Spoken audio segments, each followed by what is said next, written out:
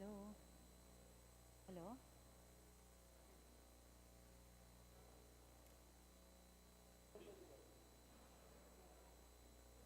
Hi!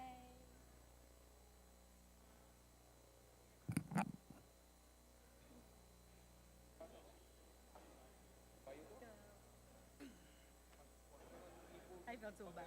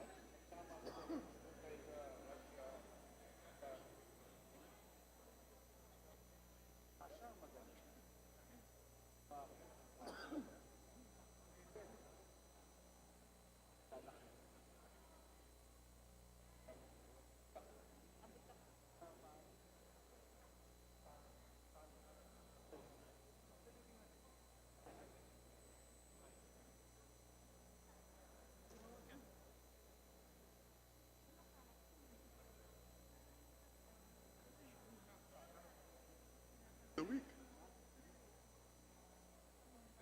Nakakalaw niyo. Basta tayo magkakasama.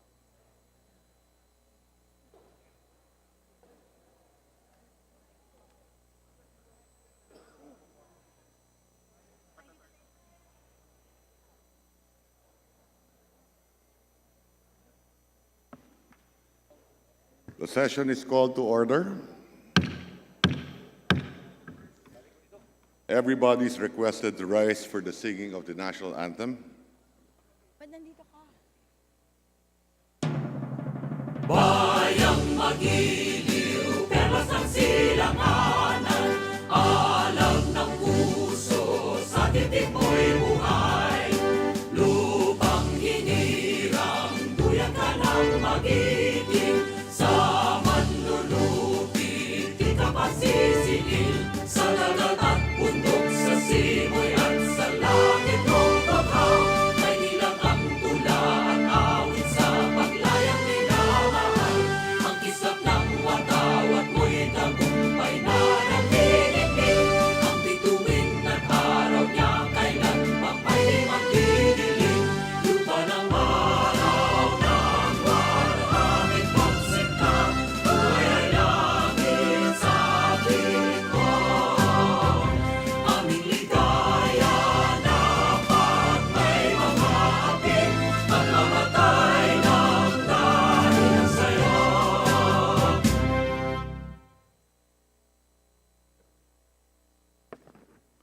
Please remain standing for the invocation to be delivered by Representative Midi Kua, Lone District of Quirino. Almighty and sovereign God, we thank you for the gift of life and the opportunity to serve the Filipino people. We humbly ask for your continued blessing and guidance as we carry on with our sworn duties to enact legislation and safeguard public coffers. Direct us so that we put the interest of the Filipino people first in our words and deeds. Enlighten us so that we make informed decisions backed by evidence and research. Most importantly, strengthen us so that we conduct ourselves with humility, grace, and integrity. These we ask in your name. Amen. Thank you, Honorable Kua. Session is suspended for a few minutes. Yeah, sure.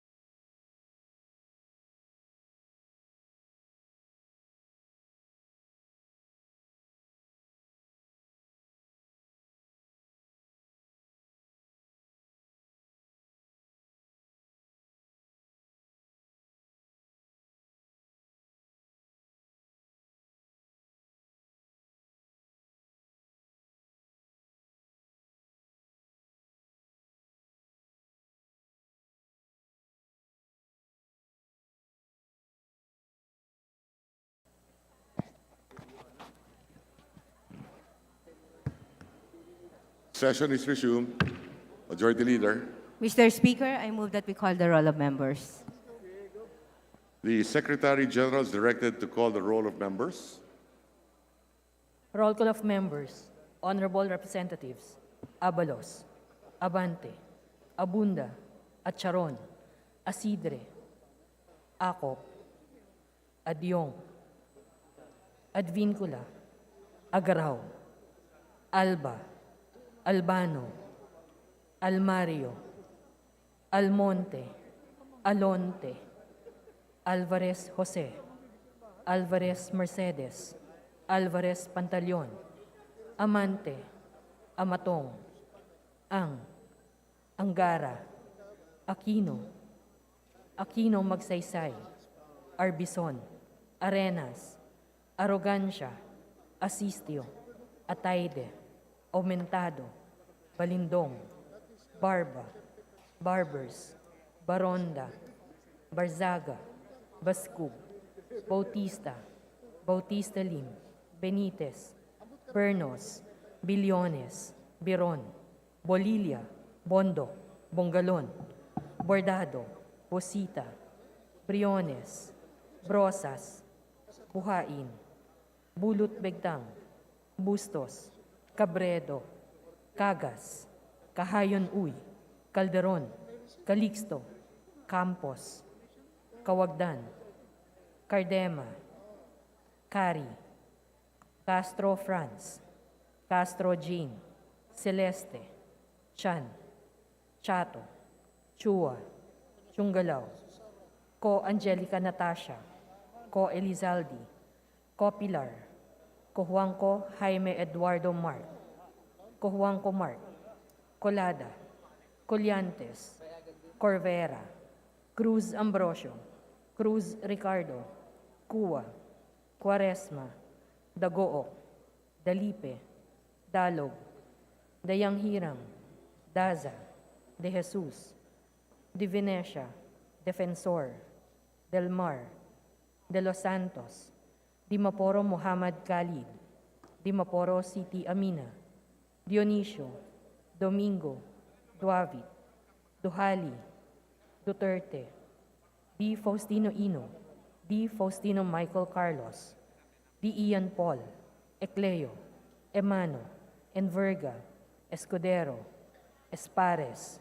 Espina, Estrella, Udela, Farinas, Fernandez, Ferrer Antonio, Ferrer Juliet Marie, Flores, Fortes, Frasco, Fresnedi, Fuentebella, Galeyos, Garcia Albert, Garcia Dante, Garcia Jose Arturo, Garcia Maria Angela, Garcia Pablo Jan, Garcia Vincent, Guardiola, Garin, Gasataya, Gato, Go Ed Christopher, Go Mark, Goles, Gomez, Gonzaga, Gonzales Aurelio Dong, Gonzales Neptali, Gonzales Sandro, Goriseta, Wico, Gintu, Gulyas, Gutierrez, Hagidorn, Haresco, Hataman, Hernandez, Herrera, Horibata, Javier, Ko Olga Ara, Ko Ricardo, Ko Wilton, Konghun, Labad-Labad, Lacson, Lacson Noel, Lagman, Lagon Daphne, Lagon Sani, Lara, Lazatin, Lee, Legarda, Libanan, Limkaychong, Loyola, Luistro, Lumayag, Makapagal Arroyo, Maceda, Madrona, Magsino, Malapitan, Mangawang, Manikis, Manuel, Maranyon, Marcoleta, Marcos, Mariano Hernandez, Marino, Marquez, Martinez, Mastura, Matibag, Matugas, Mendoza, Mercado, Mercado Revilla, Miguel, Momo, Morden, Nava, Nisay, Noel, Nograles Juan Fidel Felipe, Nograles Margarita, Nolasco, Oaminal, Olaso, Olivares, Ongchuan, Ordanes, Ortega, Uano Dizon, Padiernos, Paduano, Paglas, Palma, Panaligan, Pancho, Panotes, Pascual, Peña, Pimentel, Plaza, Pleito, Primicia Sagabas, Pumaren, Puno, Kimbo, Rama, Recto, Regencia, Remulla, Revilla Bryan, Revilla Ramonjolo, Reyes, Rillo, Rivera, Robes, Rodriguez Eulogio, Rodriguez Rufus, Roman, Romero, Romualdez Ferdinand Martin, Romualdez Ieda Marie, Romualdo, Romulo, Roque, Sakdalan, Sagarbaria, Sakaluran, Salceda, Sali, Salimbangon, Salo, Salvame, Santos, Saulug, Silverio, Singson Richel, Singson Ronald, Singson Mihan, Solon, Suwan, Suwansing Horacio, Suwansing Micaela Angela, Suarez, Talyado, Tamayo, Tambunting, Tan Joseph, Tan Keith Micah, Tan Reynolds Michael, Tan Samir, Tan Stephen James, Tan Tambut, Tan Shai, Tan Huatco, Tariela, Teodoro, Teves, Tiangco, Tieng, Tolentino, Tulfo Erwin, Tulfo Jocelyn, Tulfo Ralph Wendell, Tupas, Tutor, T, Umali, Unabia, Ungab, Valeriano, Valmayor, Vargas, Vargas Alfonso, Velasco, Veloso Tuazon, Vergara, Verzosa, Villa, Villafuerte Luis Raymond, Villafuerte Miguel Luis, Villanueva, Villar, Villaraza Suarez, Villarica, Violago, Yamsuan, Yap Christiantel, Yap Christopherson, Yap Edvic, Yap Eric, Yu Divina Grace, Yu Jazel Victoria, Yulo, Zamora Amparo Maria, Zamora Maria Carmen, Zamora Isabel Maria, Zubiri.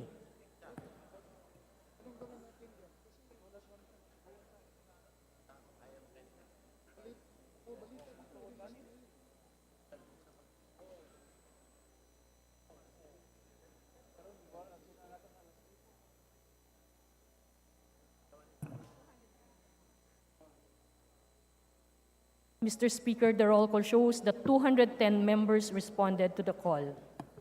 With 210 members responding to the call, the chair declares the presence of a quorum. Majority Leader. Mr. Speaker, considering that copies of Journal Number 20, dated September 12, 2023, and Journal Number 21, dated September 13, 2023, were already distributed to the members, I move to dispense with the reading of the said journals. I so move, Mr. Speaker. There is a motion to dispense with the reading of the aforementioned journals. Is there any objection? Chair hears none. The motion is approved. The reading of the said journals is dispensed with. Majority Leader. Mr. Speaker, I move that we approve Journal Number 20, dated September 12, 2023, and Journal Number 21, dated September 13, 2023. Is there any objection? Chair hears none. Motion's approved. Journal Number 20, dated September 12, 2023, and Journal Number 21, dated September 13, 2023, are hereby approved. Majority Leader, please proceed.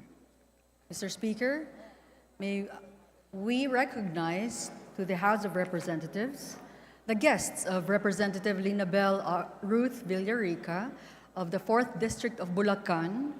The following guests. We have Mayor Henry Villarica, Vice Mayor Josefina Violago, with some members of the City Council, as well as the department heads of the City Government of Maykawayan, and Maria Teresa Avedaño, President, Sorotomist International in Maykawayan City, and its officers and members. The Chair warmly welcomes the guests of Honorable Villarica. Welcome to your house.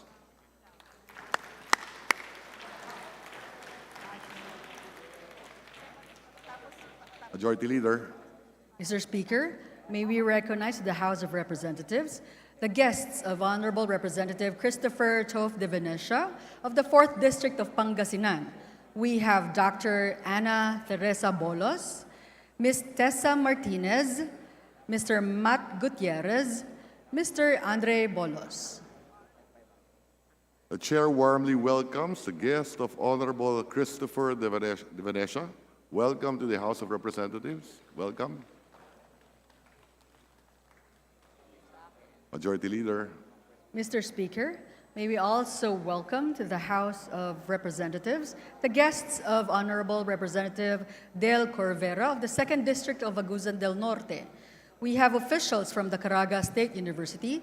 We have Dr. Rolin Dagkil, Dr. Richfield J. Mariscal, Mr. Clark Aris Ingalls, Miss Irene Grace Satore, Miss Maria Victoria Labisto, and Miss Diana Rose Calundre.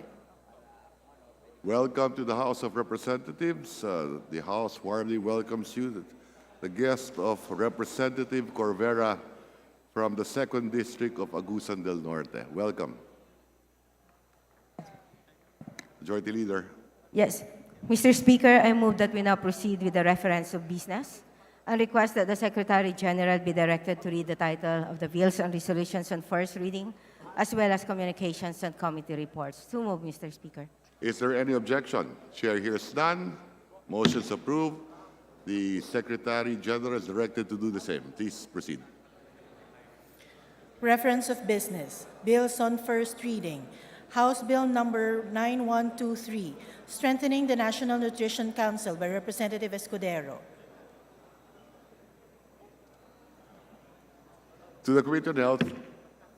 House Bill number 9124, to mandate the DPWH to procure and utilize earth balling machines per region in the conduct of road widening and other developmental projects by Representatives Gomez and Plato. To the Committee on Public Works and Highways.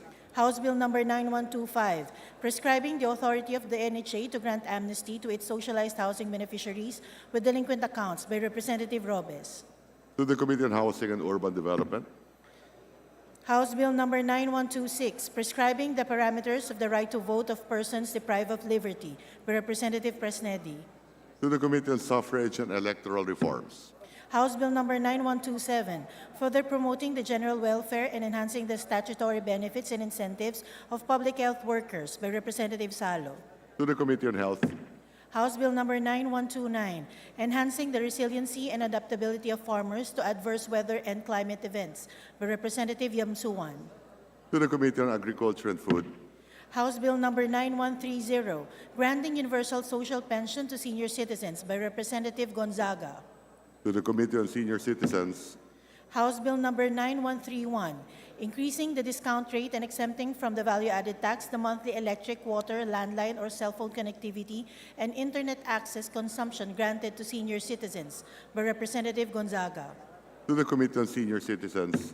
House Bill number 9132, defining and prohibiting senior citizen abuse by Representative Gonzaga. To the Committee on Senior Citizens. House Bill number 9133, establishing the National Framework for Water Resource Management and creating the Department of Water Resources and the Water Regulatory Commission by Representative Gonzaga. To the Committee on Government Reorganization, the Committee on Public Works and Highways. House Bill number 9135, mandating government agencies to allocate at least 10% of their budget for furniture and fixtures for products using engineered bamboo and other bamboo-based commodities as part of the country's campaign towards the use and production of sustainable materials by Representatives Alba and Veloso Tuazon. To the Committee on Agriculture and Food. House Bill number 9136, establishing a LTFRB office in Olongapo, Zambales by Representative Konghoon. To the Committee on Transportation. House Bill number 9137, mandating the establishment of a rehabilitation center for illegal drugs users in Zambales by Representative Konghoon. To the Committee on Dangerous Drugs. House Bill number 9138, requiring the impounding of motor vehicles involved in a vehicular accident that resulted in the death or serious physical injury of a pedestrian, commuter, or bystander unless a cash band is posted by Representative Konghoon. To the Committee on Revision of Laws. House Bill number 9139, granting hazard pay to regional trial court judges during their incumbency by Representative Konghoon. To the Committee on Justice. House Bill number 9140, penalizing acts of road rage by Representative Gonzaga. To the Committee on Transportation. House Bill Number 9141, criminalizing the creation and dissemination of fake news by Representative Gonzaga. To the Committee on Information and Communication Technology. House Bill Number 9142, defining and penalizing fraudulent activities involving bank accounts, e-wallets, and other financial accounts by Representative Gonzaga. To the Committee on Banks and Financial Intermediaries. House Bill Number 9143, rewarding and recognizing public school teachers in the Philippines by Representative Luistro. To the Committee on Basic Education and Culture. House Bill Number 9144, integrating bamboo as a sustainable material for the built environment by Representative Alba. To the Committee on Agriculture and Food. House Bill Number 9145, providing for the new Omnibus Election Code of 2023 by Representative Gomez. To the Committee on Suffrage and Electoral Reforms. House Bill Number 9146, institutionalizing the Assistance to Individuals in Crisis Situation Program by Representative Olivares. To the Committee on Social Services. Resolutions. House Resolution 1280, commending the San Francisco Growth Enhancement Multipurpose Cooperative for its outstanding contributions to cooperative development and remarkable achievements in economic growth, sustainable development, and community and nation building by Representative Espares. To the Committee on Cooperatives Development. House Resolution 1281, congratulating and commending the Jesus is Lord Church worldwide for 45 remarkable years of successful transformational ministry in Luzon, Visayas, Mindanao, and in more than 70 nations around the world by Representative Robes. To the Committee on Rules. House Resolution 1283, urging the Committee on Appropriations to restore the fiscal year 2024 proposed subsidy from the national government of 12.589 billion for the NEA reduced by the DBM to 1.827 billion pesos by Representatives Dagook and De Jesus. To the Committee on Appropriations. House Resolution 1284, extending profound congratulations and highest commendations to the University of San Carlos mooting team for their outstanding performance in the 15th Nelson Mandela World Human Rights Moot Court Competition by Representative Rama. To the Committee on Higher and Technical Education. House Resolution 1286, commending and congratulating National Master Oscar Joseph O.J. Cantela for winning the gold medal in the Open 16 Under Division at the 12th Dato Tan Chin Nam Foundation Open Rapid Age Group Chess Championship in Kuala Lumpur, Malaysia on August 27, 2023 by Representatives Mercado Revilla, Revilla Bryan, and Revilla Ramon Jolo.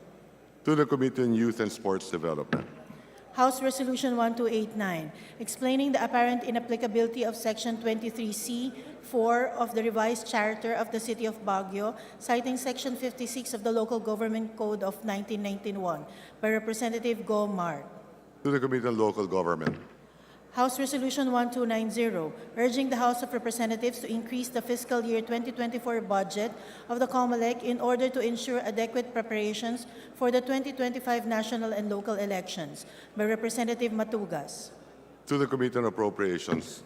House Resolution 1291, congratulating and commending Moira and Naila Malimban for winning the gold medal at the 26th World Championships of Performing Arts by Representative Luistro.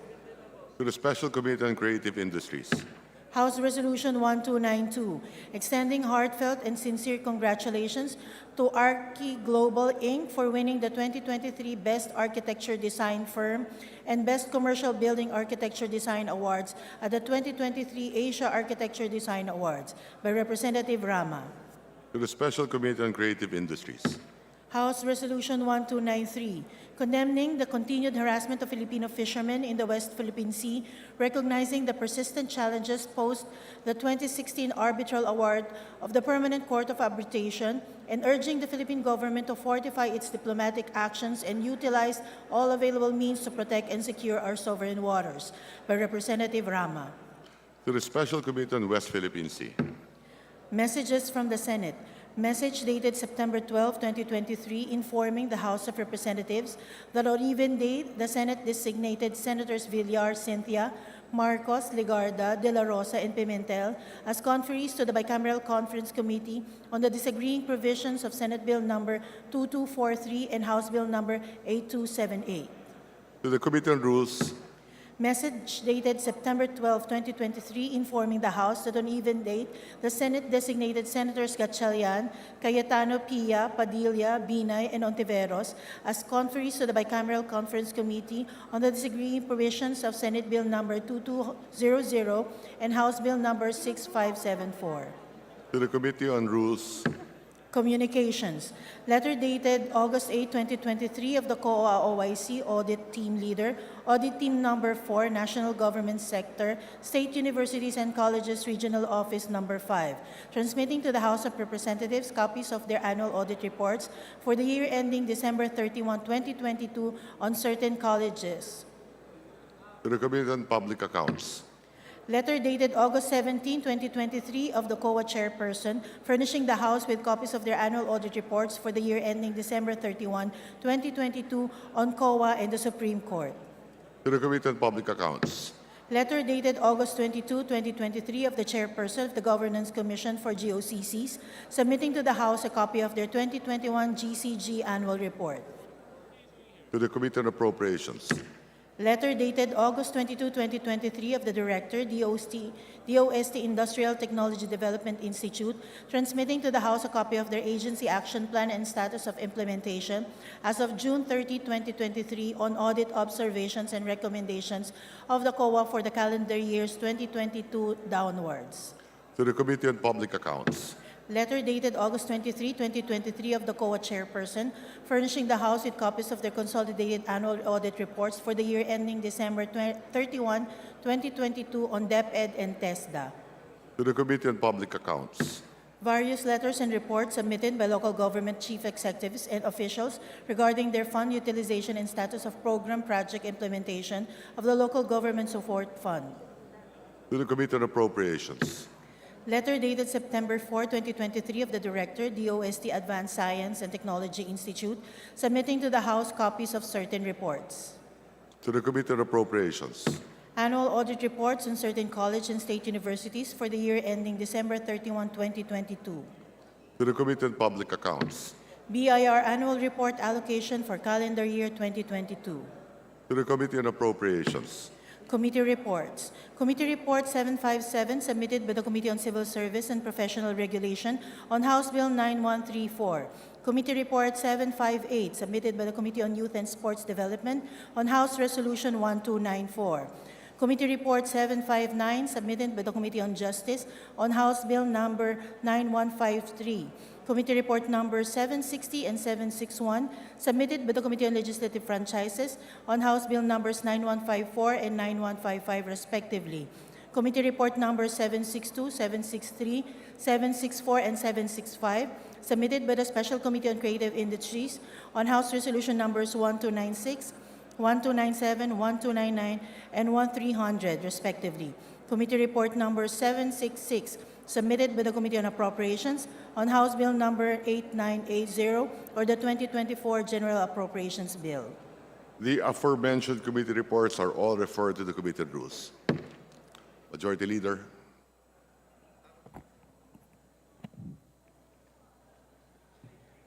Mr. Speaker, under the calendar of unfinished business, I move that we resume consideration of House Bill number 8937 as contained in the committee report number 720 submitted by the Committee on Ways and Means.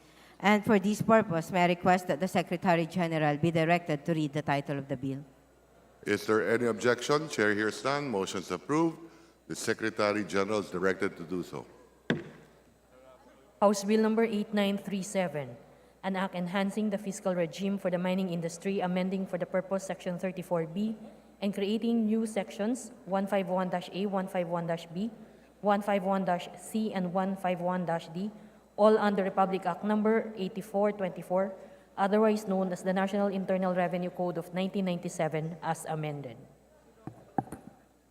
Mr. Speaker, the parliamentary status of the bill is that we have already terminated the period of amendments.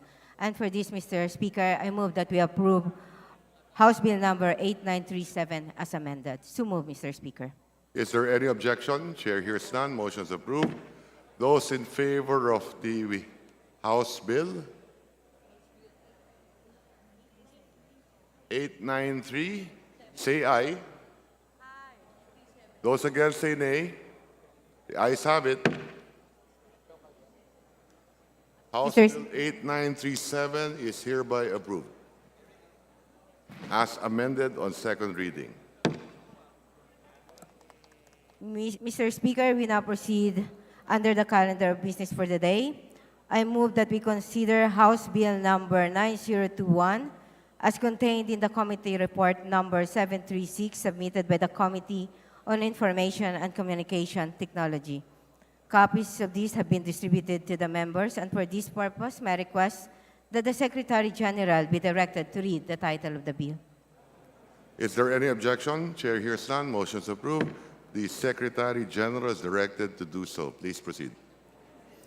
House Bill number 8969, an act creating a sustainable fiscal framework for the pension system of the military and uniformed personnel, providing mechanisms for the disposition of government assets for the purpose and appropriating funds therefore. Those in favor of the measure say aye. Majority Leader, please proceed. Mr. Speaker, I move that we open the period of the sponsorship and debate. Okay. Is there any objection? Chair hears none. Motion's approved. Mr. Speaker, I move that the explanatory note of House Bill number 4659 on refund for Internet and Telecommunications Services, Outages and Disruptions Act be adopted as the sponsorship remarks of the Honorable Chairperson Tobias Toby Tiangco. I so move, Mr. Speaker. Is there any objection? Chair hears none. Motion's approved. Likewise, Mr. Speaker, as one of the principal authors of House Bill 9021, I move that we recognize the Honorable Franz Castro to sponsor the measure. The Honorable Franz Castro is recognized to sponsor the measure. Maraming salamat, Ginoong Speaker, at sa ating Majority Leader. Magandang hapon, Ginoong Speaker at kamambabatas. Isa sa pinakamabagal at pinaka-unreliable na internet sa buong Asia at ang pinakamahal ay ang ating bansa. Noong kasagsagan ng pandemya at unang pinatupad ang blended learning, na biktima nito ang buong public and private education sector. Umalingaw-ngaw ang mga reklamong, "Ma'am, buffering po. Sir, choppy kayo." Kakarampot na nga ang bilang ng mga estudyanteng may cellphone o computer na ginamit sa online classes, may mga ganito pang lalong nagtanggal sa access nila sa education. At ang teacher, naubos na ang load at oras. Di pa tapos ang mga teaching at iba pang mga tasks dahil makailang ulit na naglalag. Ang masaklap pa, sila kasama ang lahat ng Pilipinong gumagamit ng internet at call and text services ay nagbabayad para sa serbisyong hindi nila nagagamit at na-enjoy. Mahal na nga ang subscription and base rates na isa sa pinakamataas sa buong rehiyon, pinagbabayad pa sila para sa signal na nawala, sa videong di gumagalaw at sa audyong di naririnig. Nagsimula ito sa hands-off policy ng National Telecommunications Commission o NTC. Bunga ng deregulation at privatisasyon na minandato ng Republic Act 7925. Walang pangil at di kumikilos ang NTC upang solusyonan ang mga reklamo ng end users ng telecom giants. Sa ilalim ng deregulated and privatized regime, hanggang lip service lamang ang mga garantiya sa Section 20 ng RA 7925 na nagsasabing may karapatan ang mga end users sa maasahang utility service at karapatan sa wastong billing. Bunga ng mga karaingang ito ng mamamayan, hinain ng representasyong ito ang House Bill 6290 o ang Refund for Internet and Telecommunication Service, Outages and Disruption Act. Konsolidado ito sa House Bill 9021 kasama ang House Bill 4659, 4942, 6290, 8238, 8480, at 8651 na pinanukala ng marami sa ating mga kasamahan at inaprubahan ng Komite ng Information and Communications Technology. Ilan sa probisyon ng House Bill 9021 ay ang mandatong magbigay. Ang Public Telecommunication Entities o yung PTEs at Internet Service Providers at or ISPs ng refund credit sa end users sa prorated basis o di kaya i-adjust ang bill ng consumer sa nakararanas ng internet service outage o service disruption na tumagal ng aggregate period na hindi bababa sa 24 hours sa loob ng isang buwan. Maliban lang sa ilang sitwasyon at kondisyones na istriktong susundin ng mga PTE at ISP. Bibigyan din ng kapangyarihan ang NTC na suspindihin o tanggalin ang license, registration o franchise ng repeated violators na PTEs at ISPs. Hinihiling namin ang agarang pagpasa nito sa ikalawa at ikatlong pagbasa upang wala nang muling magbayad para sa mga intermittent, non-existent signal, frozen video at garbled audio. Magandang hapon, Mr. Speaker at kamambabatas, at hinihiling natin na sana po ay maaprubahan na ito. Maraming salamat po. Thank you, Majority Leader. Mr. Speaker, there being no member who wishes to interpolate, I move that we terminate the period of sponsorship and debate. Is there any objection? Chair hears none. Motion's approved. Mr. Speaker, I move that we open the period of amendments. Is there any objection? Chair hears none. Motion's approved. Mr. Speaker, there being no individual nor committee amendments, I move that we terminate the period of amendments. Is there any objection? Chair hears none. Motion's approved. Mr. Speaker, I move that we vote on second reading House Bill number 9021. Is there any objection? Chair hears none. Motion's approved. Those in favor of House Bill 9021, please say aye. Those against, please say nay. The ayes have it. House Bill number 9021 is approved on second reading.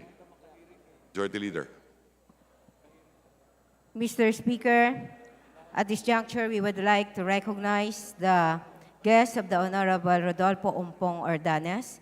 They are the Nueva Ecija Federation of Senior Citizens, Nueva Ecija Provincial League of OSCA, and Antipolo City Senior Citizens. The guests of Honorable Ordanes are warmly welcome to the House of Representatives. Welcome to your house.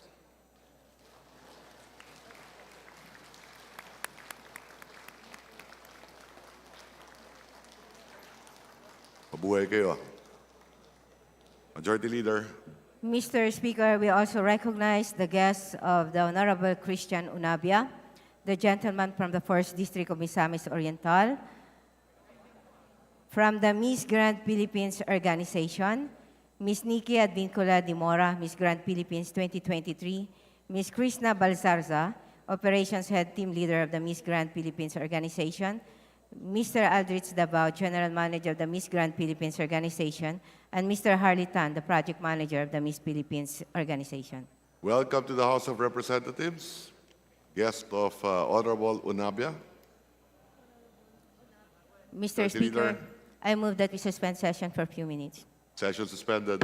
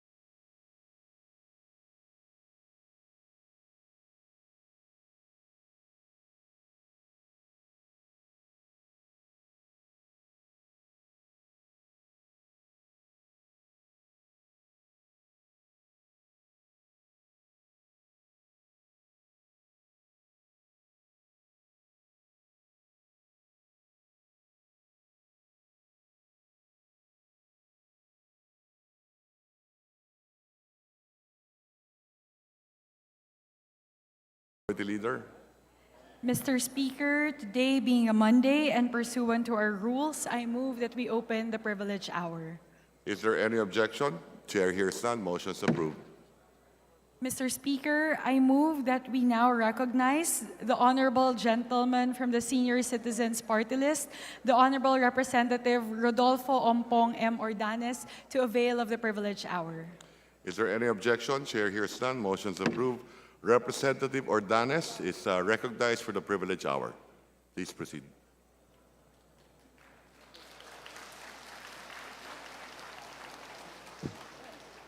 Maraming salamat po, Mr. Speaker.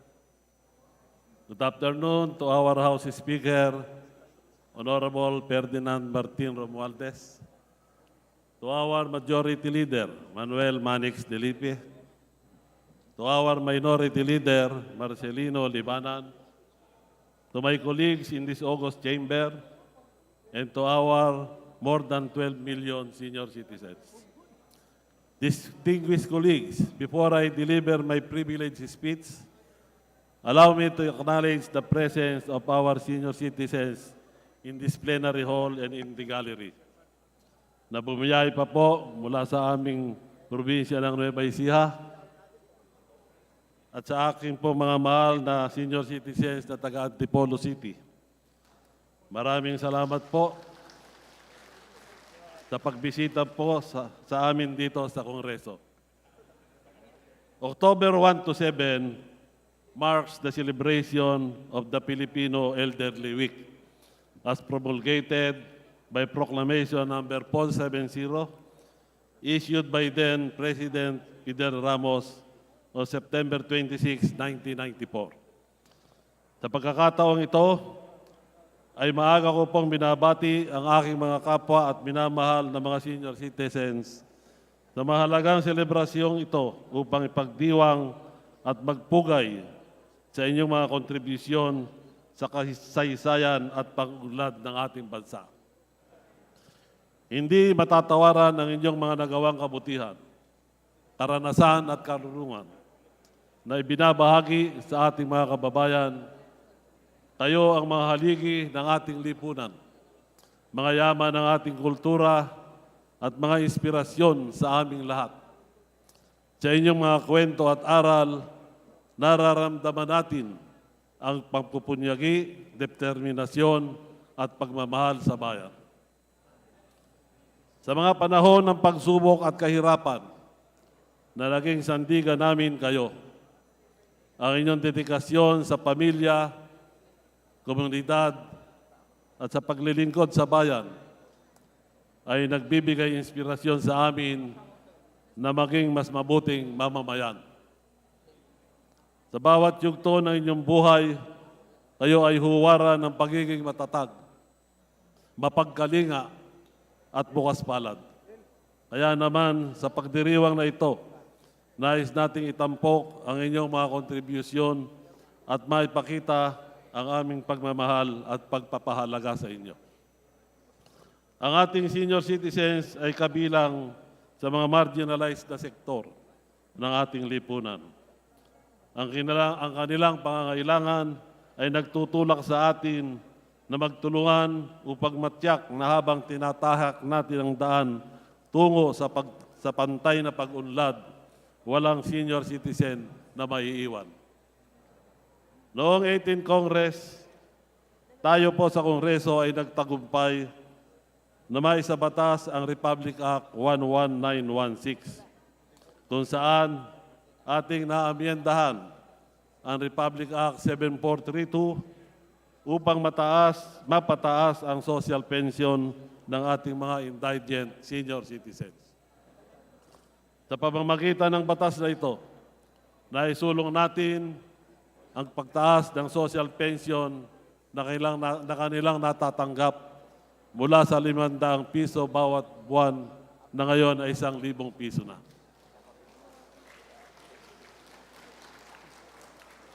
Ito rin ay isang malaking tagumpay na nagpapakita ng pag-aalala at pagkakaisa ng Senior Citizens Party List at iba pang mga mambabatas para sa kapakanan ng mga senior citizens.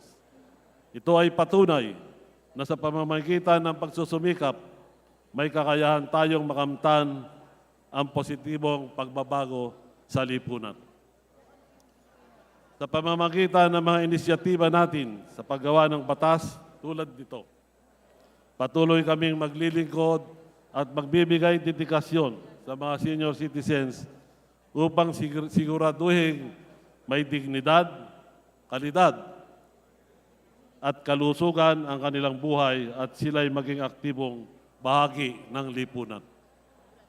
Mr. Speaker, my dear colleagues, during this elderly Filipino celebration, I would like to highlight in behalf of our senior citizen sector in the country our warmest gratitude to His Excellency President Ferdinand Marcos Jr. for leading our government in the implementation of programs and policies that truly benefit the vulnerable and marginalized sectors in our society, especially the senior citizens. To my colleagues here in the House of Representatives, led by House Speaker Ferdinand Martin Romualdez, and our fellow legislators in the Senate, for continuously pushing for the passage of legislative measures for the general welfare of our senior citizens. To the various government agencies that are instrumental in the delivery of the programs and projects to ease the daily financial burden of our senior citizens and their families, such as, but not limited to, the provision of social pension, medical and healthcare services, financial assistance, livelihood programs, and capacity building trainings, among others. To our local government units and local councils, who are partners of our national government in making sure that our government's budget allocations for our senior citizens are rightfully spent to improve their well-being. And finally, to our senior citizen organizations and associations, and to our more than 12 million senior citizens all over the country, maraming salamat po sa inyong walang humpay na tiwala at suporta. Ang inyong lingkod din po ay nagpapasalamat sa ating liderato at mga kasamahan sa Kongreso. At malugod ko pong binabalita na ang dating Special Committee on Senior Citizens ay ganap ng isang regular at standing committee ng House of Representatives. Ito po ay patunay na kinikilala ng ating gobyerno ang mga karapatan at kapakanan ng bawat senior citizen sa ating bansa. Dahil sa ganitong paraan ay mas matututukan ng ating Kongreso ang pagtalakay at pagpapasa ng mga panukalang batas para sa kapakanan ng ating mga senior citizen. Sa ating pakikipagtulungan sa ating mahal na Pangulong Ferdinand Marcos Jr., sa ating administrasyon at sa ating mga kasamahan sa Kongreso, naway maging pagkakataon ang pagdiriwang natin upang kilalanin ang mga kontribusyon ng ating mga senior citizens sa pagunlad ng ating lipunan bilang mga pinuno at mamamayang huwaran ng kahusayan, integridad at pananagutan. Sa pagtatapos po, Mr. Speaker, allow me to urge our colleagues to continuously support legislative measures, policies, and programs that are responsive to the needs and promote the welfare of the elderly in our country. Let us work together with all the stakeholders to ensure each and every senior citizen becomes an active and effective force development and nation building. Muli, maraming salamat po. Maligayang pagdiriwang ng Elderly Filipino Week. Mabuhay po ang ating mga senior citizens. Mabuhay po tayong lahat.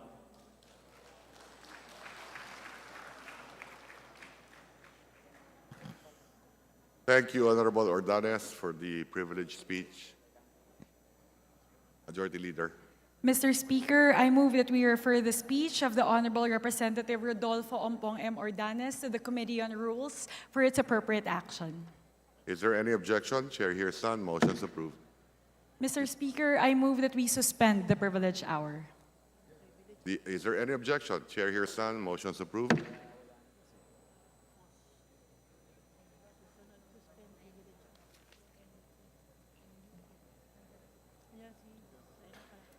Mr. Speaker, under the calendar of unfinished business, I move that we resume consideration of House Bill number 8969 under Committee Report number 728, submitted by the Ad Hoc Committee on Military and Uniformed Personnel Pension System. And for this purpose, may I request that the Secretary General be directed to read the title of the bill. Is there any objection? Chair hears none. Motion's approved. The Secretary General is directed to read the title of the measure. Please proceed.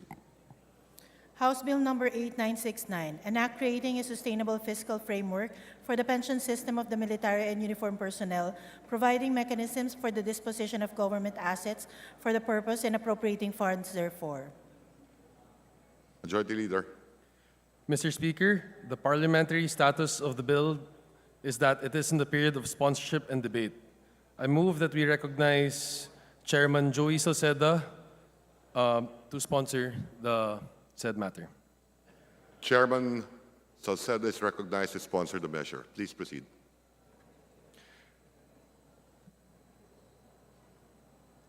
Mr. Speaker, I move that we recognize the gentleman from Kabataan Party List, Representative Raul Manuel, for his interpellation. The Honorable Manuel is recognized to interpolate the sponsor of the measure. Please proceed. Thank you, Mr. Speaker. Mr. Speaker, will the good sponsor yield to some questions? Yes. Yes, Your Honor. Thank you, Mr. Speaker. Mr. Speaker, nais ko lang pong i-confirm kung yung nabanggit nung nagdaang mga interpellation na yung trust funds ay self-sustaining by 2058, no? Taong 2058. Yan ba ay based sa current na version ng bill wherein mag-aambag ang mga active na military and uniformed personnel? Pwedeng pakiulit? Kasi Mr. Speaker, nung mga interpellations last time, I heard na self-sustaining ang trust funds by 2058. So I'd like to confirm kung yan ba ay based sa current version ng bill na mag-aambag pa rin po yung mga active na MUP. Actually, Your Honor, may mga pagbabago po na iahahin at appropriate time kung saan yung mga new entrants lang po ang magbabayad. Which means that the pension system will be sustainable from the start.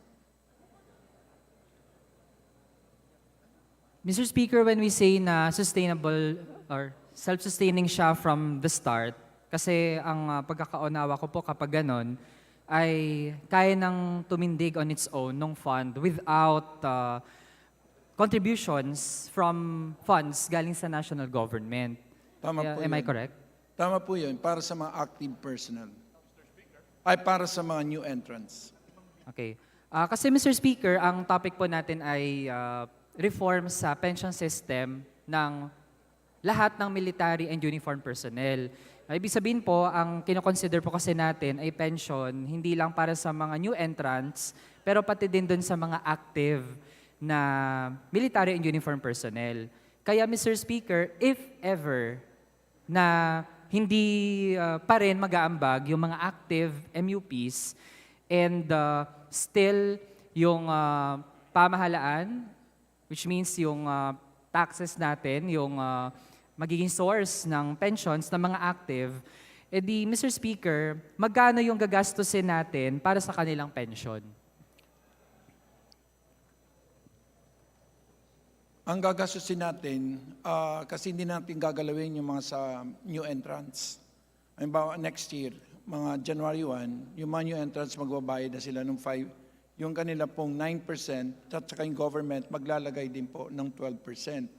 So for next year, at least mga 132 billion po ang babayaran ng gobyerno dahil hindi naman ho natin gagalawin yung kontribusyon.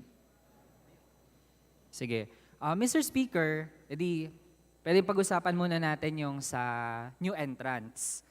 Kailan po natin maaasahan yung trust fund na kaya niya nang maging self-sustaining para sa pension ng mga new entrants muna? Based po sa ating pong pag-aaral, yung 21%, kasi nga po, unang-una, hindi na rin magbabayad na sila ng kontribusyon.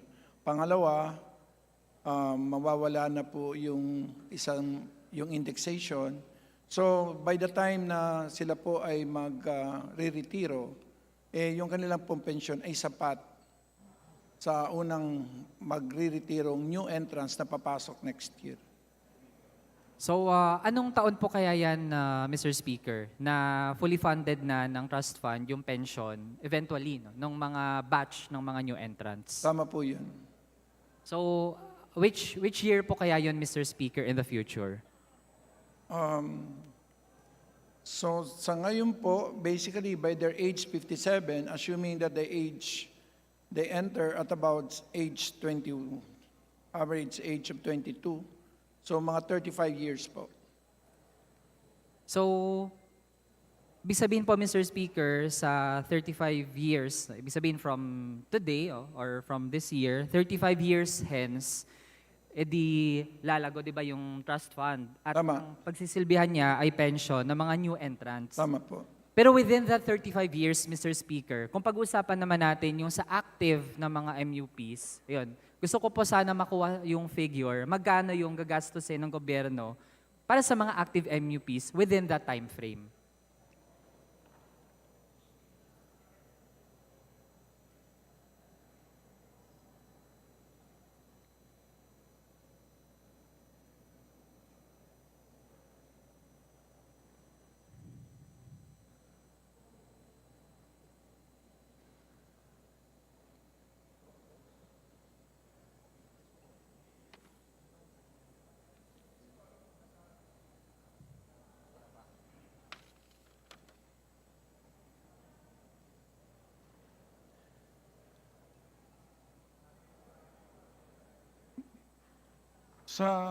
Kung babasehan lang po sa by year 2033, 187 billion po ang pensyon na kailangan bayaran po.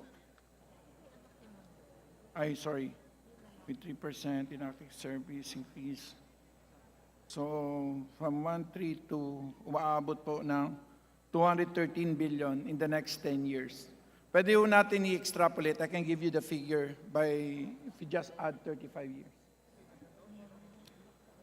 Bale, Mr. Speaker, from 2023 hanggang 2033, magkano po ayon? 213 billion. 213 billion po. Base po dito sa panukala. 213 billion. Opo. So, kaya po ba nating makompute, Mr. Speaker? Ito po ay 10 years. So, kung i-compute po natin ay pang 35 years. Bibigay ko po, ma'am, later on. Kasi po, ito pong kabuuan po, ang logical framework po, parang ini-slow down lang po natin. Kaya ito po nakabase sa 3% per year increase sa salary and therefore 3% increase in pension dahil po minimaintain natin yung indexation para po sa mga retirado na yung mga active personnel sa ngayon. But I can give you the numbers, Your Honor. Ibig sabihin po niyan, Mr. Speaker, assuming na constant, halimbawa, yung sahod, at kung gagamitin lang po natin ay basic na ratio and proportion, para lang po makapag-estimate po tayo. Kasi kung 213 billion po yung para sa 10 years, then for a 35-year time span, ibig sabihin, Mr. Speaker, ang gagastusin ay nasa 745.5 billion. Is that a realistic estimate, Mr. Speaker?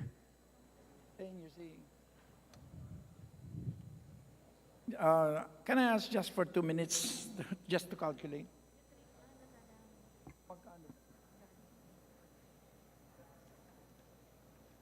Session suspended for 2 minutes.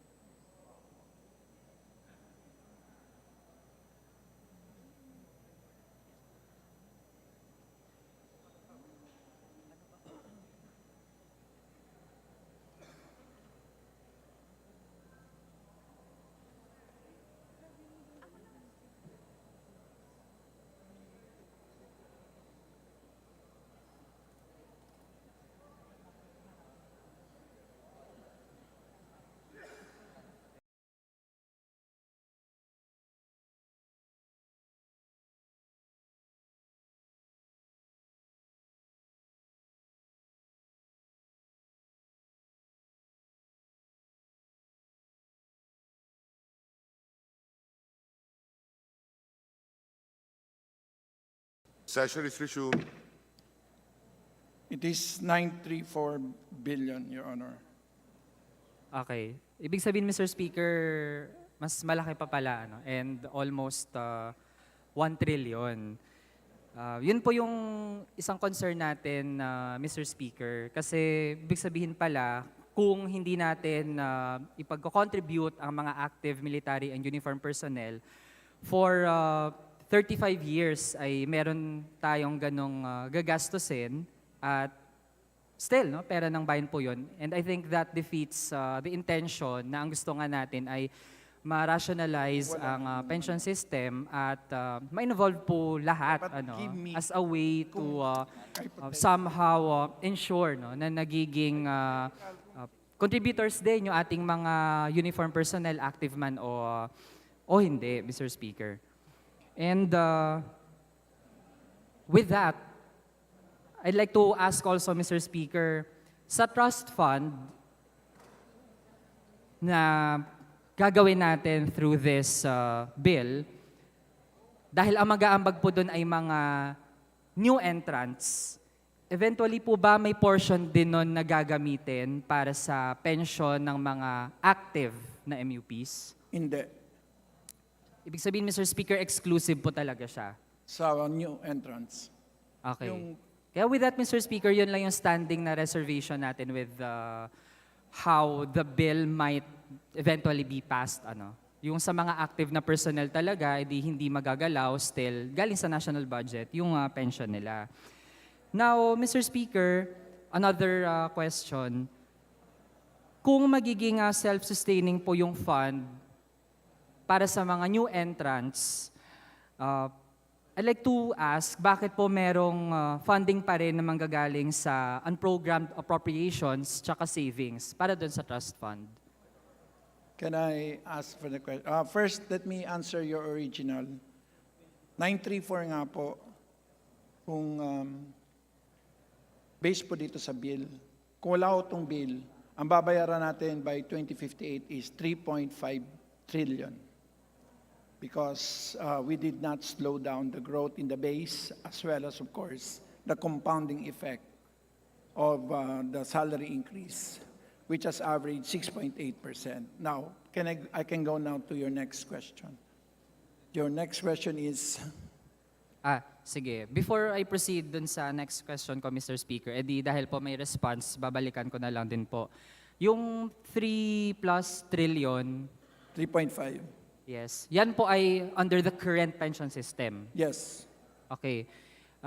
Which means, ang assumption po nun ay yung mga active, pati ang mga new entrants, lahat po ng pension nila ay national government yung mag-shoulder. Tama po ba? Hindi po. It already assumes the bill. The bill, yung 3.5 trillion, kung wala yung bill, for the active, excluding new entrants, it will be 934.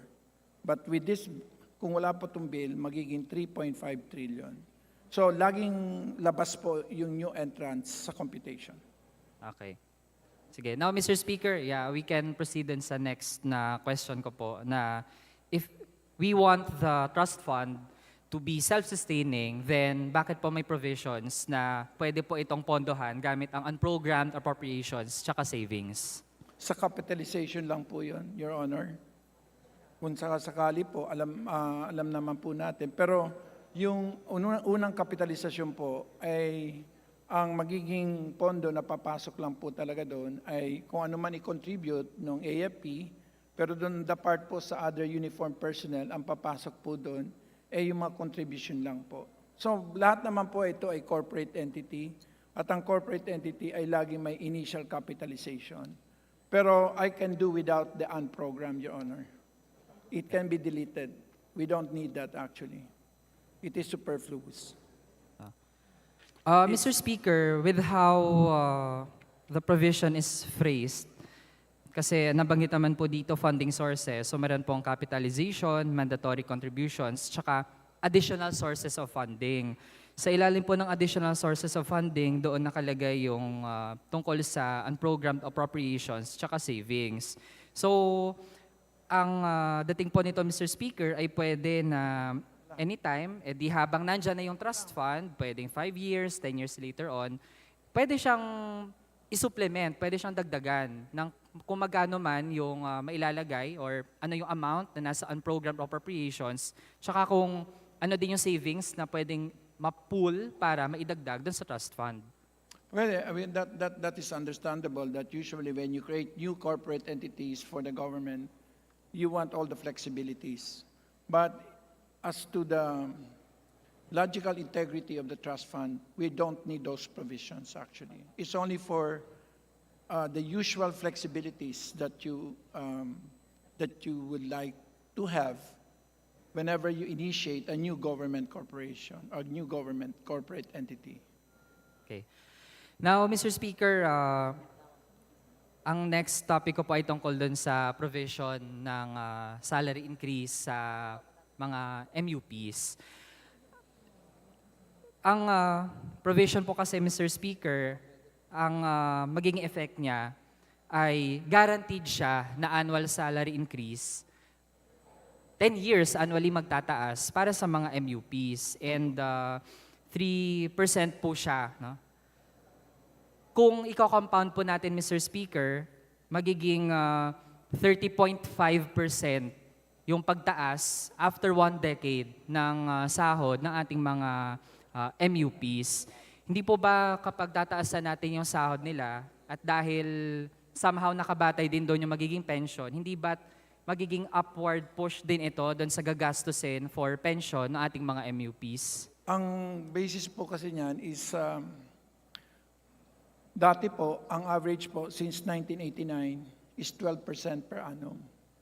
Base po dun sa computation, yung naririnig mo, that would have come out with 14 trillion in actuarial reserve deficiency. Ngayon po, dahil yung average po na simula po year 2000 hanggang from year 2000 up to 2020, kung saan po nagsimula tayo ng MUP reform, ay umaabot po ng about 8.7% o kinupute po na halos aabot po ng 9.7 trillion. Ngayon po, simula po ng 2020, wala po tayong increase at wala hong sudden increase na tulad po ng nangyayari pag may bagong presidente, katulad ni President Duterte, tinaas po niya ng 89%. Ngayon po, 1 year na po si Presidente Marcos, pero wala hong 89% increase o pagdodoble ng ano. So sa ngayon po, naibaba po natin ng 5.5 trillion yung actuarial reserve deficiency. So between 12%, 9.8, almost 10%, at sa 6.8% na magkakaroon ng 5.5 trillion, ibinababa po natin sa under 3% scenario to 3.4 trillion ang actuarial reserve deficiency. Yan po ang bottom line ng bill na ito. Mr. Speaker, yung nabanggit na 12% na dating pagtaas ng salaries ng ating MUPs, ano po ang time span nito? Kasi I'm not sure if From this is 1989 to 2020. To 2020. Kasi nagsimula po yung ad hoc committee on MUP no May 2021. So, inabutan lang po tayo ng pagbabago ng Kongreso. So, yung basehan po nun ay simula EDSA Revolution, basically, hanggang sa pinaka-latest. So, dahil nga po, may marami naman pong, kumbaga, you can use different timelines. But the timeline from 89 to year 2000 is 12%. And the timeline between year 2000 up to 2020 is about around 10%. And the timeline between then and because unto 2023, since we already here, is about 6.8%. And then now, this bill is 3%. So there are 4 timelines basically. Yung naririnig nyo po na ginamit ni Secretary Jokno is the one that essentially assumes about slightly below 10% increase. And that increase is basically from year 2000 to 2020, Your Honor. So that you get 9.7 trillion in actuarial reserve deficiency. Yeah. Mr. Speaker, again, yung 12% 1989 up to 2020. year 2020. Kasi nung umupo kami sa ad hoc committee on MUP, di naman namin pwedeng gamitin yung 2021. So kinuha namin yung entire, kumbaga, it was a disruptive phase in our history. So we used 1989 up to year 2020. Yeah.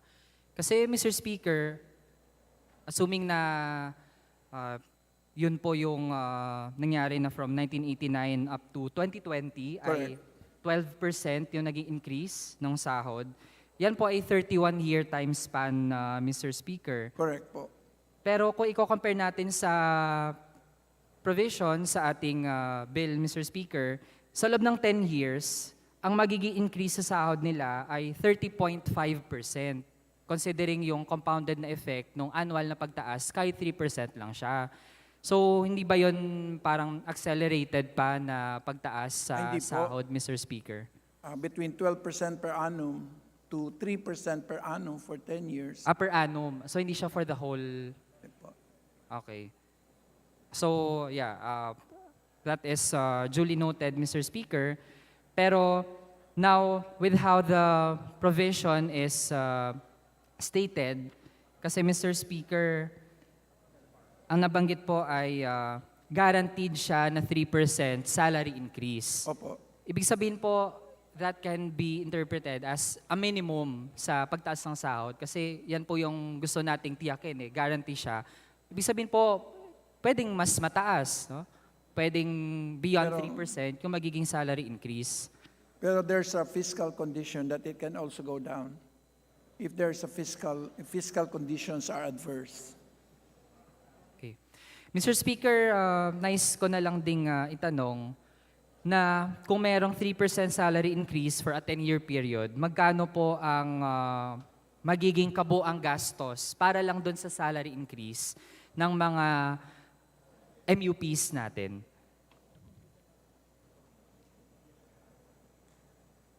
Asan na ba yung maliit na papel?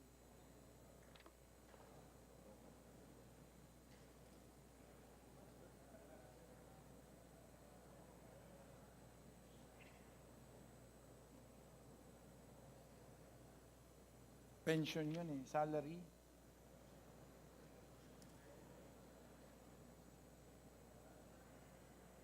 Third column from the left.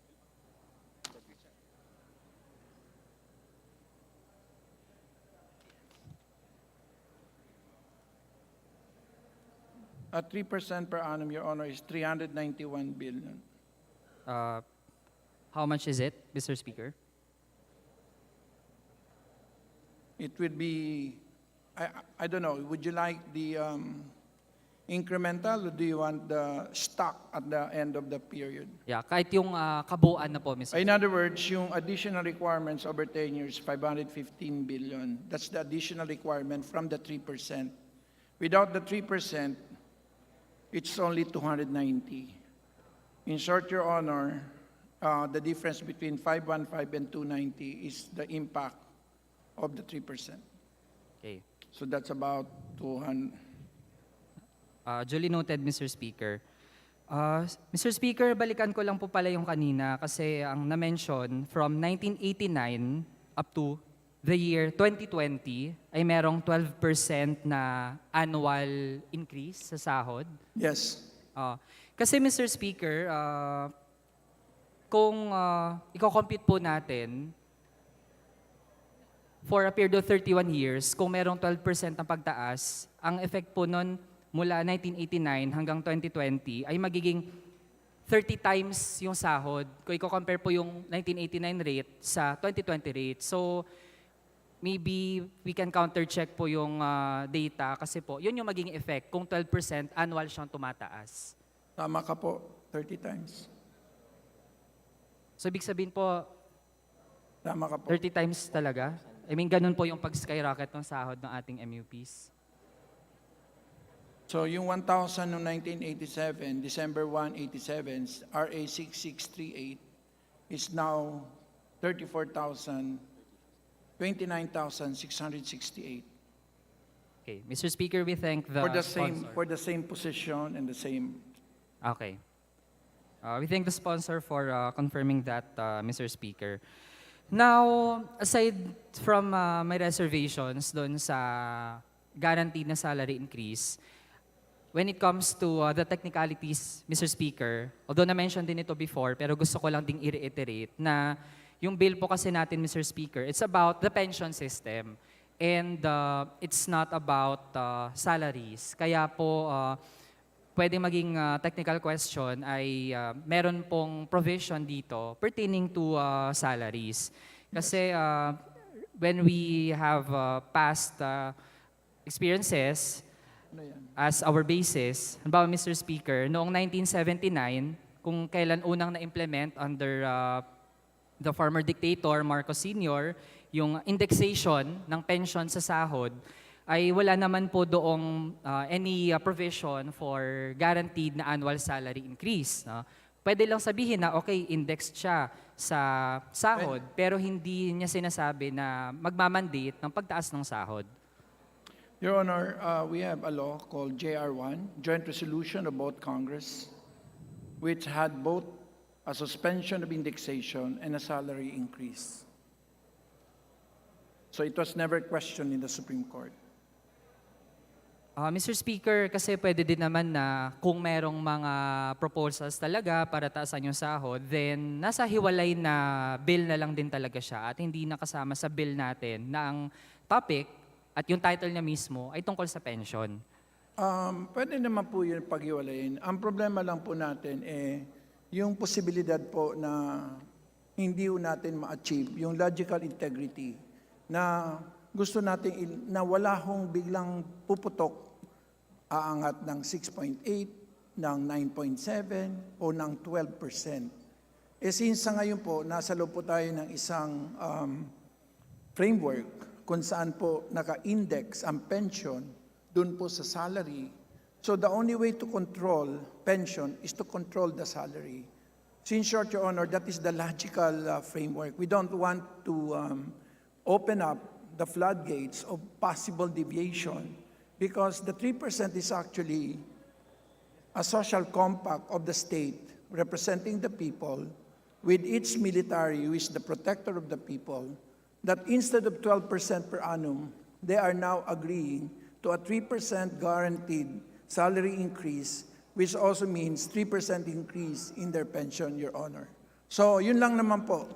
We are all free to go to the Supreme Court and question, but Your Honor, there's already an incumbent legislation called JR-1, Joint Resolution-1, which suspended indexation, at the same time gave salary increase. Mr. Speaker, some final questions. Ito po ay data na nirequest din ng ating kapwa mambabatas.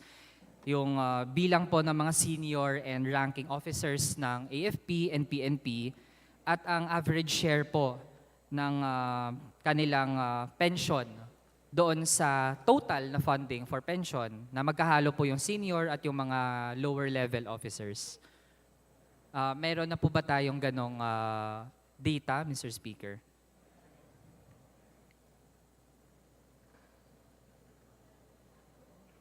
Ngayon na. Pero yung AFP.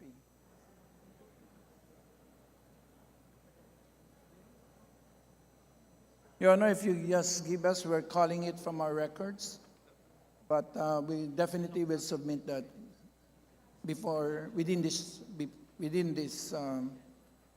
period, Your Honor. Okay, Mr. Speaker, finally, tungkol po sa... Do you want it written or do you just want it verbally spoken, Your Honor? I think you would appreciate if it's written and printed so that I think at the appropriate time. Mr. Speaker, while we would appreciate written or printed copies of the data requested, I think it would also help in our deliberations kung mabanggit po yung ganong mga information. Since, yun nga po, yung mga senior and higher ranking officers talaga, malaki yung nakuha nilang pension kumpara dun sa mga hindi pa napopromote hanggang sa pinakamataas na mga rangko.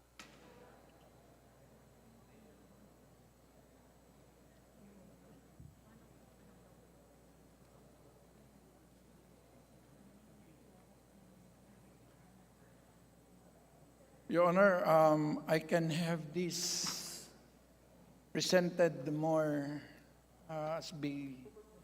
with due respect to your background, but I can give this to you in plain and raw data, but we can also analyze this by having general versus the rest, Your Honor. But we have the data for both AFP and PNP basically. And generally, for example, for PNP, the top rank accounts for only 3% of the total MUP budget of the 132 we are approving for 2024. Magkano po, Mr. Speaker? 3%. Okay. Mr. Speaker, we request na may forward sa ating opisina yung datos. And on a final topic, Mr. Speaker, this is about the retirement and separation benefit system o yung RSBS na as reported, meron pa pong natitirang assets na 44 billion pesos ang halaga.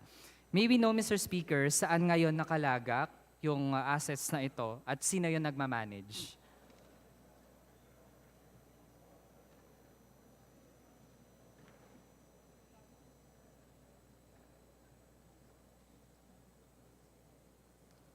There is, Your Honor, is under the management of an RSBS Board of Liquidators or BOL.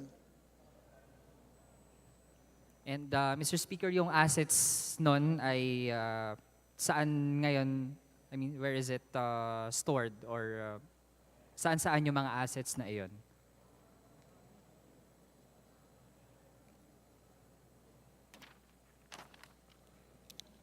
Your Honor, money market placements is 1.382 billion.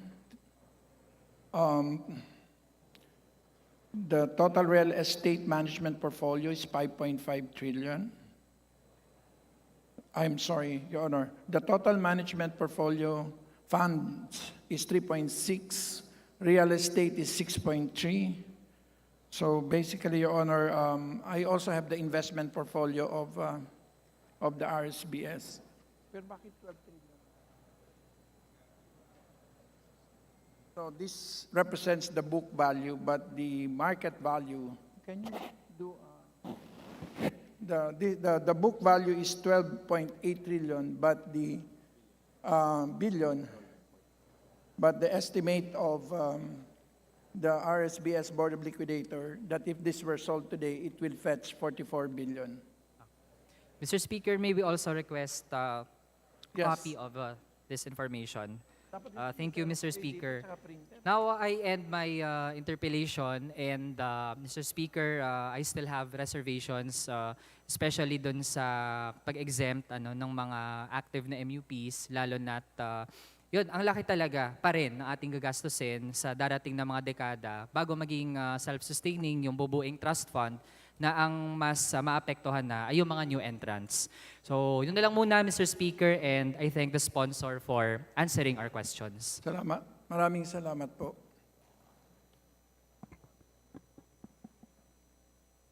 Majority Leader. Mr. Speaker, I move that we recognize the gentleman from Albay, the Honorable Edsel Lagman, for his interpellation. The Honorable Lagman is recognized to interpolate the sponsor of the measure. Please proceed. Thank you, Mr. Speaker. Will the sponsor yield? Yes, Your Honor. Mr. Speaker, does the sponsor recall that after he was elected chair of the ad hoc committee on the military and uniformed personnel, NUP, pension reform by the House plenary, he made a statement which was published on August 4, 2023, which reads, quote, from the press report, as contribution scheme where active NUP will contribute a portion of best pay, but where the government will pay a larger counterpart. Salsada says they are looking for patterning it after the deduction to civil servant relatives, servant salaries at 9% of the employee and 12% government share. Is the sponsor maintaining this position? No more. No more. In his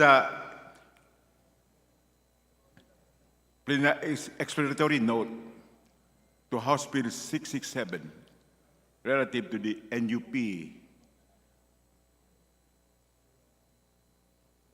Reform Pension Act, he said, to keep the pension system alive for current and future pensioners, we must address the system's most significant weaknesses.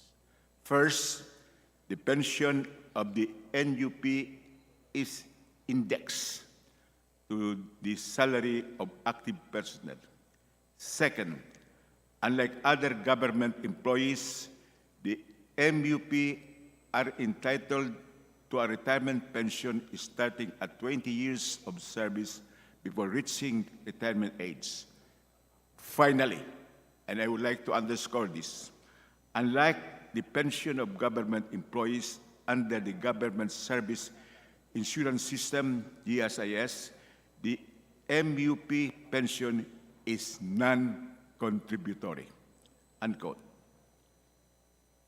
Is the distinguished gentleman abandoning this position? Adjusting, Your Honor.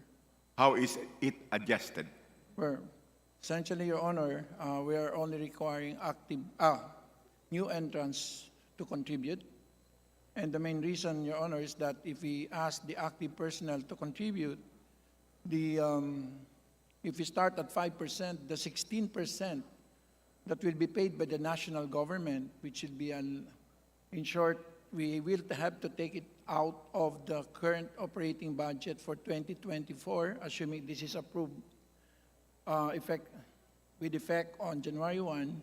This will require at least 70 billion, Your Honor, and our budget ceiling is already constitutionally determined, Your Honor.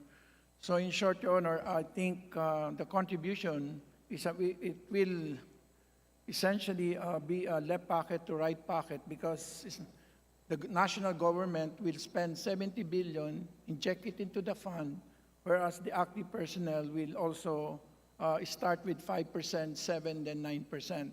So, Your Honor, it became clear to us that since this is a left pocket to right pocket operation, that will jeopardize the current operating expenditure of the national government in the next, at least in the medium term, then I think starting fresh with new entrants was the way to go. But the new entrants will no longer be indexed, Your Honor. So we are also, in a way, we are adjusting instead of initially pegging the indexation at 50%. We are now, for the active, we're maintaining 100% for active, but for new entrants, there will be no more indexation. So in short, in terms of the contribution and in terms of the indexation, Your Honor, we have adjusted. To make a long answer short, Mr. Speaker, the categorical and final decision of the sponsor with respect to not requiring MUP to contribute to their pension plan relative to those in active service will have to be legislated. Consequently, the active personnel in the military and uniformed personnel will not anymore contribute to the fund. Correct. And it will be subsidized on their behalf by the government. Correct.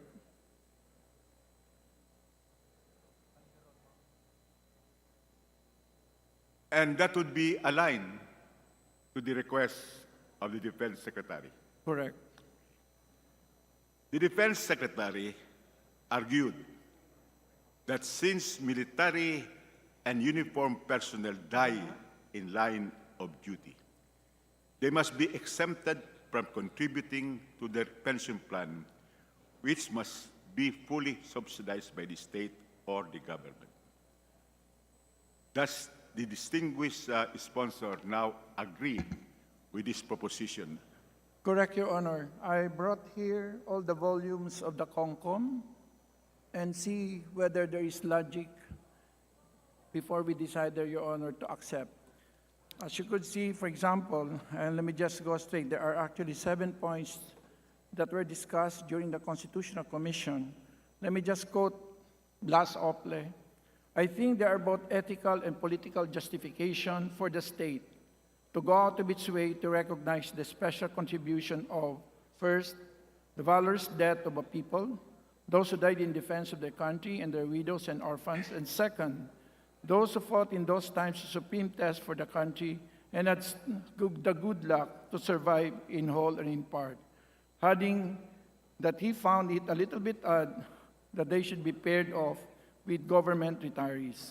Secretary Ople added that retiring from the government or the private sector is something to which many people look forward as a reward, not from the state, but from their own lifeline labors. The time having come to put down the burden and perhaps enjoy the accumulated few savings of a lifetime, if that is possible. Secretary Ople said that he would introduce an amendment that would separate the military retirees from the government retirees, and his proposal eventually was adopted under the formulation in the 1987 Constitution, which essentially defines government retirees as well as, of course, military retirees and veterans. Your Honor, in short, there is ample constitutional basis for the state, rather than savings, to fund the pensions of our military and uniformed personnel. It has 3 major constitutional provisions: Article 2, Section 4, Article 16, Section 5-3, Article 16, Section 7, Your Honor.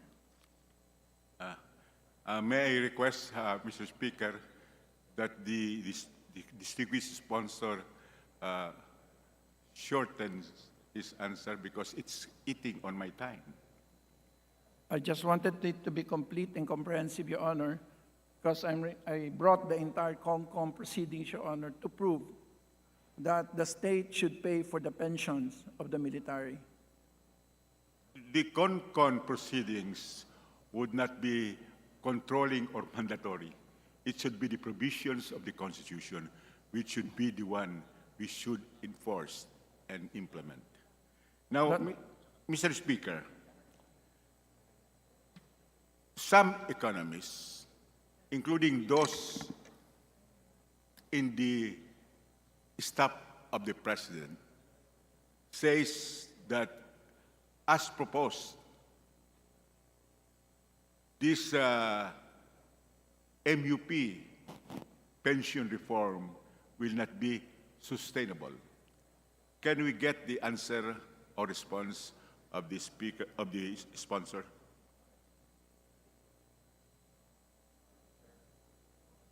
On a contrafactual basis, Your Honor, it is more sustainable. Because if we don't pass this reform, Your Honor, then the possibility of the average 12% increase in the salaries from 1989 to 2020 may suddenly pop up, especially, Your Honor, that there is, in the presidential cycle, every new president tends to increase the salaries of the military. For example, Ramos, Duterte, and that resulted in the 30-fold increase in the basic salary of the military. So by capping it to 3%, we avoid the 12%. And second, Your Honor, it is sustainable to the extent that the new entrants now must accept the sacrifice of contributing and therefore makes the military pension fully funded and for their lifetime. At the same time, Your Honor, that we are already disengaging for the new entrants the indexation of pension to the salaries of a comparable rank, Your Honor. So in short, Your Honor, it is much, much better than status quo, Your Honor. Doing nothing is definitely unsustainable. Mr. Speaker, on the average yearly, how many military and uniformed personnel are employed?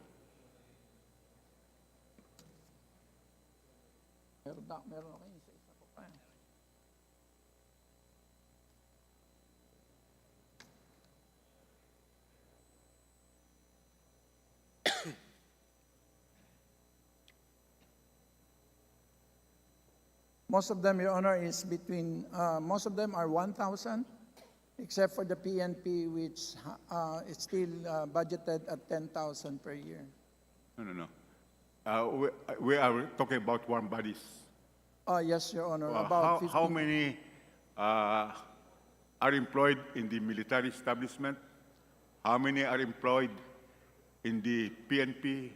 How many are employed in the Coast Guard, in the penitentiary, as well as in other uniform offices? Number of employees employed, that is the question.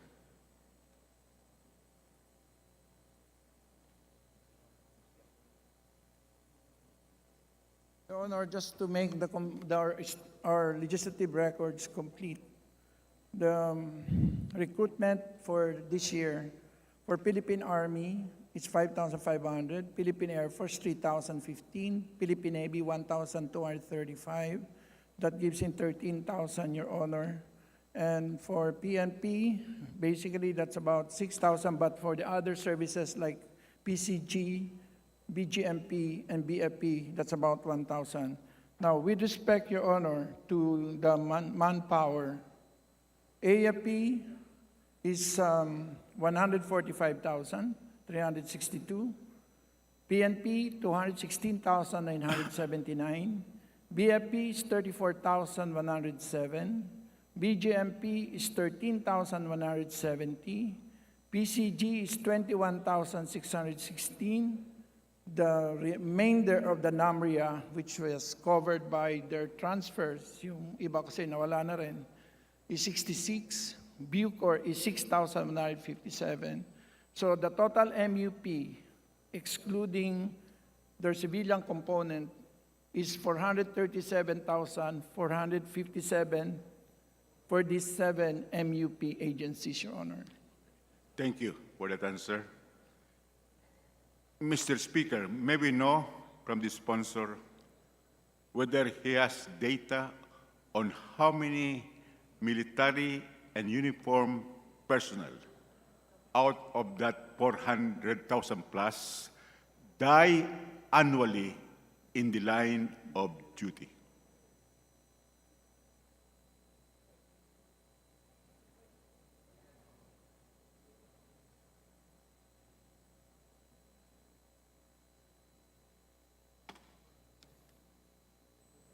In 2019, it is 301, posthumously separated. Ito yun, di ba? This is for the PNP.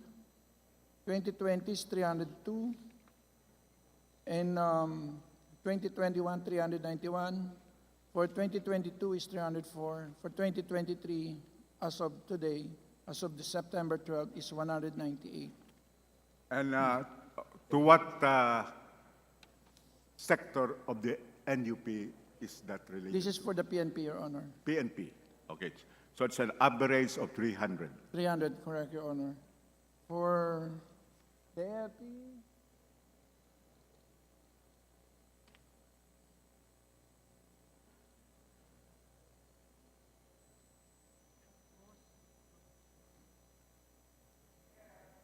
I ask for 1 minute suspension. I cannot find my AFP. Session suspended.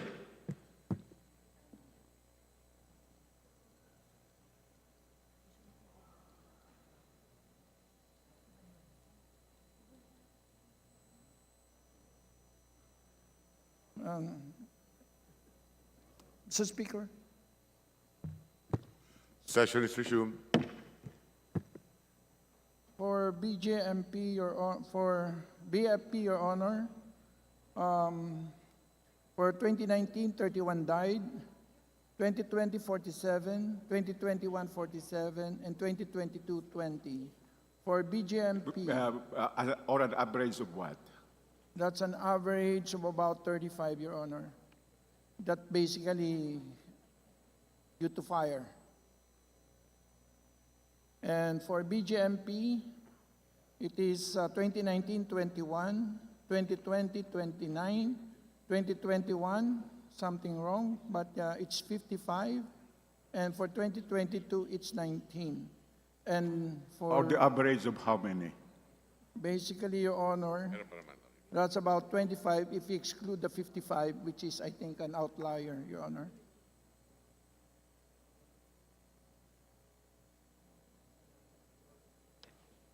For AFP, Your Honor, the average is 42 per year. 42 per year. Yes. Posthumous retirement, Okay. basically. Okay. And for the Coast Guard?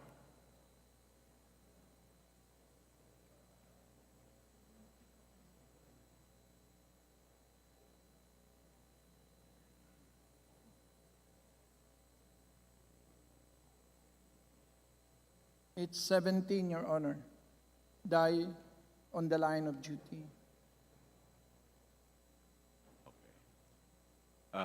With those average deaths in the MUP, Mr. Speaker, we will notice that it is rather minuscule compared to the 400,400 plus personnel in the MUP. Would the distinguished gentleman agree? Yes, Your Honor, based on the current. I'm sorry, sir. For AP, it's 127 per year, not 42. We averaged it. Yes, I will agree that it's minuscule compared to 400 437. Asan na ba yan? Compared to, asan na ba? Lagi nawawala. 400, asan na yung 400,000? Total? I recall it's 400,000, 400 plus. 462,000? Anyway, it's on record. 468,000. Mr. Speaker, is it not that the military and uniformed personnel receive higher salary and emoluments compared to the civilian employees precisely because of their hazardous service? Your Honor, but if you look at, for example, from Teacher 1 up to ES3, it's almost comparable to Colonel, which is confirmed by the Commission on Appointments. Their salaries from Teacher 1 or from the lowest military up to Colonel, and ES3, Education Supervisor 3, it is comparable. The basic major difference, Your Honor, really is in the pension because of two things. One, because of the rapid increases that were done since '89, and number two, simply because of the indexation, Your Honor. So the main difference between civilian and military is really in the pension, Your Honor. So what this bill does is to slow down the growth from 12% to only 3%, at the same time cut the umbilical cord of indexation to the new entrants. Well, that is subject to verification with respect to the salary grade of military and uniformed personnel compared to civilian employees. Your Honor, may I ask the page to please submit to my honorable colleague from Albay the basis for that comparison?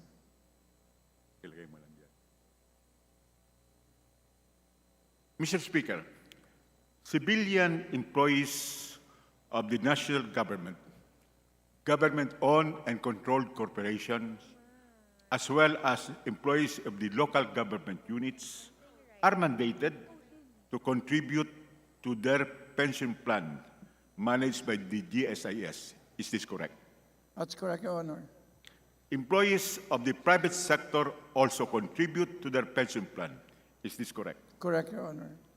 Mr. Speaker, does the sponsor have the data on how many civilian personnel of the government die due to work-related causes? May I ask for 1 minute suspension, Your Honor? Because we have the GSIS actuary actually to support this deliberation. Session suspended.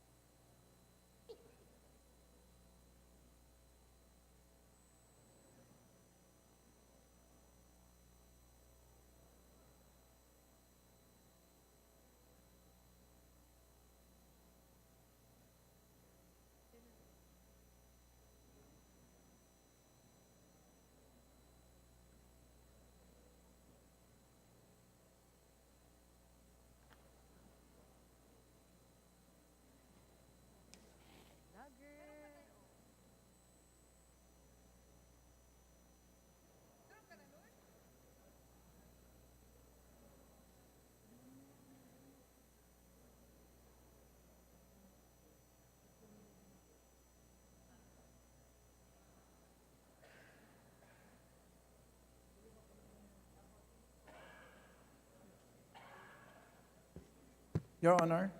Session is resumed. Work-related, including travel to work, 291, Your Honor, out of the 2 million members of GSIS. Can you please repeat that? 291, Your Honor, 221. out of 2 million. Is that the average? That's the actual. Is that with respect to civilian employees of the government? Correct. The entire GSIS, Your Honor. And how about the deaths in the private enterprise of workers or employees due to work-related causes? I'm sorry, Your Honor. You don't have that. I don't have that data, but certainly, if given the proper time, Your Honor, we will look for it, Your Honor. But definitely, within this gallery behind me, that data does not. We do not have that data Okay. for Eh, SSS. Yes, because those are important to justify the difference between the NUP and the civilian and private sector employees. I hope we could get that data, Your Honor.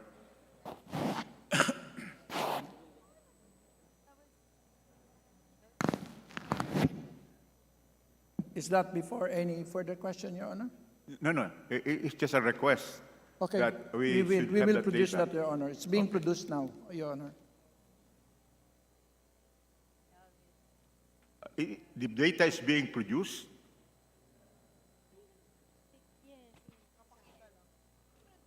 Is the data being produced? No, it's being produced, being culled, Your Oh, Honor. because we don't produce data. We Otherwise, we that be generate- suspect. Anyway, Your Honor, I You don't can want... generate the data, but not produce it. In other words, Your Honor, we will come out with the data. We will submit the data, Your Honor. These work-related causes in private and civilian government employment would include stress, accidents in the workplace, exposure to chemicals and other hazardous materials, transportation incidents in going to the workplace, exposure to hazardous materials, and other related causes. Would the distinguished agree? I think, Your Honor, it's work-related, and therefore, Okay. there is a definition before you are given benefits, and that will determine whether it's work-related or not. Okay. In other words, if the MUP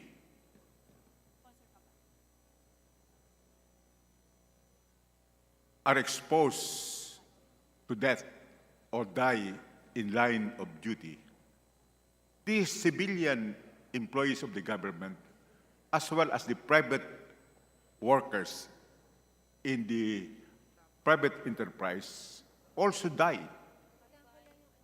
because of work-related causes. Consequently, there appears no difference between the MUP and the government civilian and private workers with respect to exposing their lives to threats which could lead to death and other permanent disabilities. Now, during the martial law regime, where the military and uniformed personnel had ascendancy in the government and in other sectors, was there a pension plan? Yung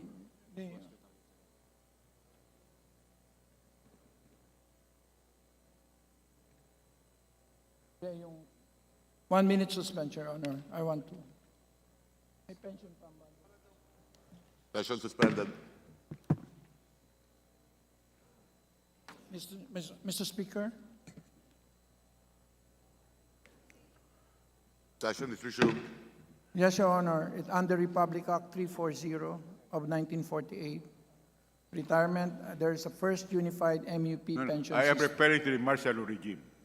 So in other words, Your Honor, it follows that unless it was amended by a PD, then this was the incumbent pension system. Meron bang? But there were specific PDs issued by the late President Marcos Sr. with respect to the pension plan of NUP. And let me cite PD 361, PD 1638, and PD 1656. Is the gentleman aware of Yes, these Your PDs? Honor. Yes. We just wanted to have the chronology, Your Honor, Okay. properly, but that is the creation of the RSBS, Your Honor. Under these PDs were contributions required from the MUP? Yes, Your Honor, 5%. No. 4%, sorry. PD 361 and PD 1638, the mandatory contribution was 4%. Correct.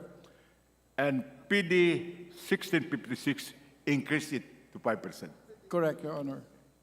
So during the time of martial law, there were contributions required from the NUP.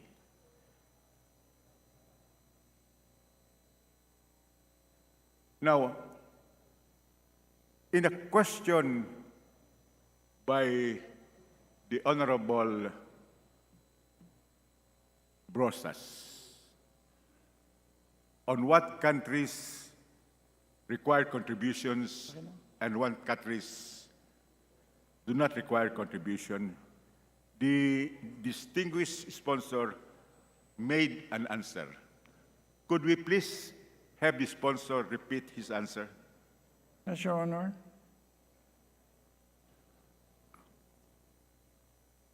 Indonesia, defined contribution. Malaysia, defined contribution. Myanmar, defined contribution. Singapore, defined contribution. I'm sorry. Bakit may workers here? For Thailand, it's mixed. Bakit itong pension system? Defined. I'm sorry, sir. The worker share. Sorry. In Indonesia, it varies.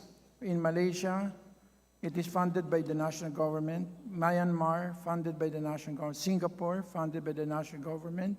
Thailand, government share is 3%. Vietnam, it's 8% for the worker, 14% for the government. Brunei, no worker share, funded by NG. Cambodia, no worker share, funded by NG. Laos, 8% worker share, 8.5% for NG. China, no worker share, funded by NG. India, none, funded by NG.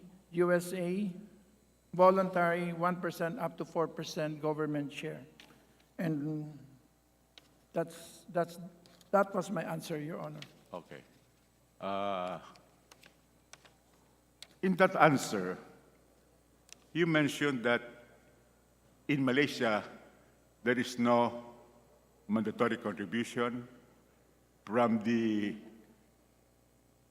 counterpart of what we know here as MUP. Correct, Your Honor. That's Malaysia. yes, Your Honor. Based on the record submitted by the Department of Finance. But based on my research, and I hope you could have this validated, Malaysian, and I quote, Malaysian military personnel also make contributions to their pensions. In Malaysia, military personnel are covered under the Armed Forces Fund Board, which provides retirement benefits and pensions. Military personnel contribute a portion of their salary to the LTAT, that's the board, throughout their service. The contribution rates vary based on rank and length of service, and these funds are used to support their pensions and other retirement benefits, unquote. Given that factual research, would the distinguished gentleman still insist that in Malaysia there is no contribution from the military and uniformed personnel?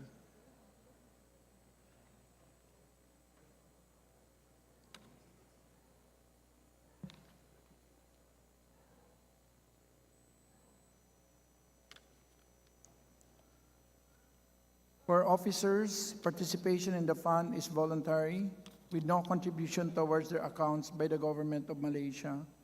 Armed Forces members of other ranks are required to contribute a portion of their monthly salary to the LTAT, with the government contributing as employer. I stand corrected, Your Honor. Thank But- you for that candid answer.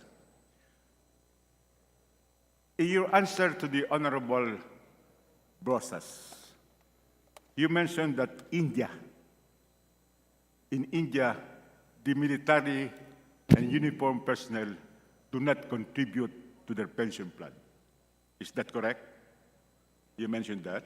Yes, Your Honor, and not that I am putting up an alibi. These are documents provided by the Department of Finance, but certainly, Your Honor, I think it's only proper that we are now verifying whether the answer based on the documents I have is none, but we are now verifying, Your Honor. Yeah. Can I have 1 minute suspension, Your Honor? Okay. Session suspended.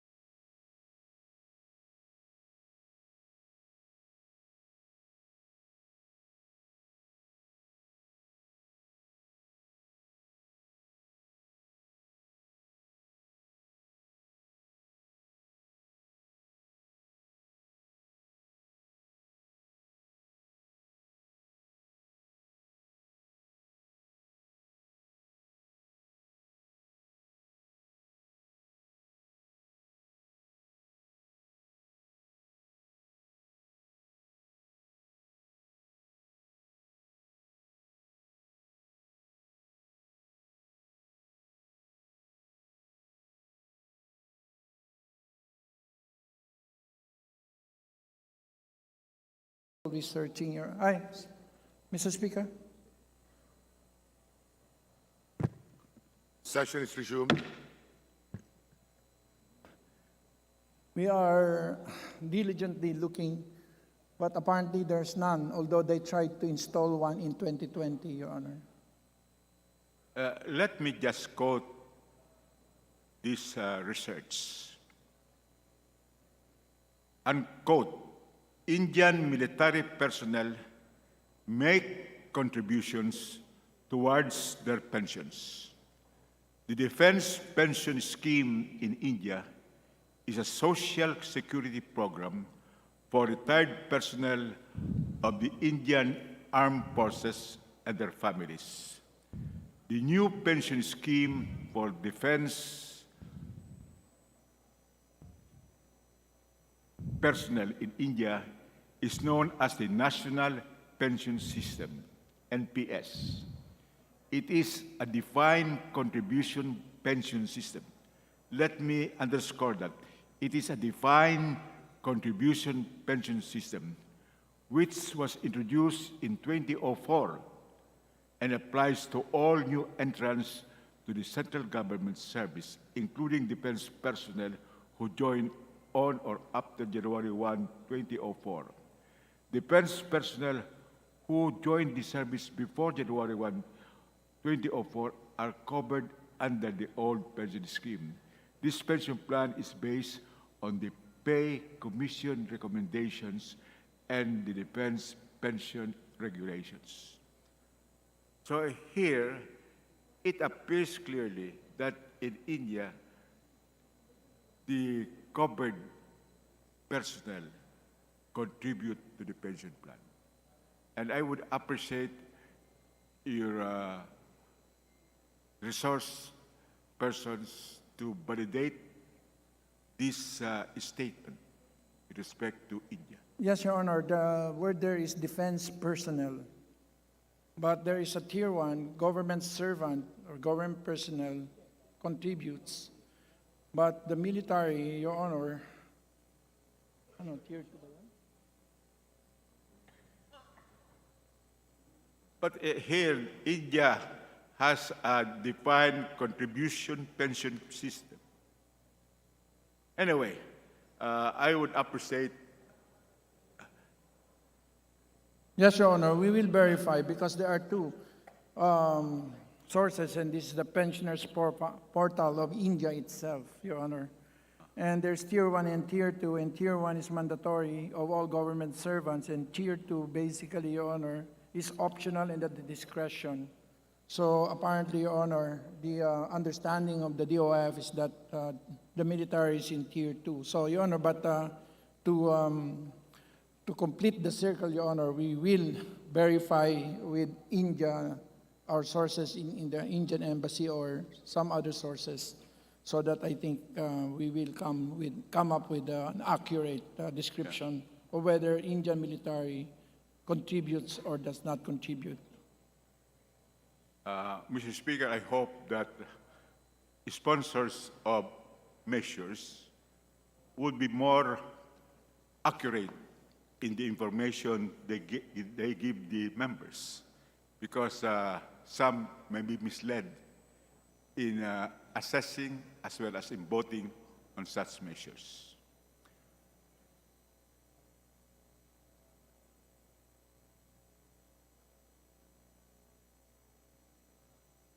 In the United States, Great Britain, Canada, and China, the military and uniformed personnel do not contribute to their pension plan because these countries are super economies or superior economies that they can well afford to fully subsidize the pension plan of military and uniformed personnel. Is this correct?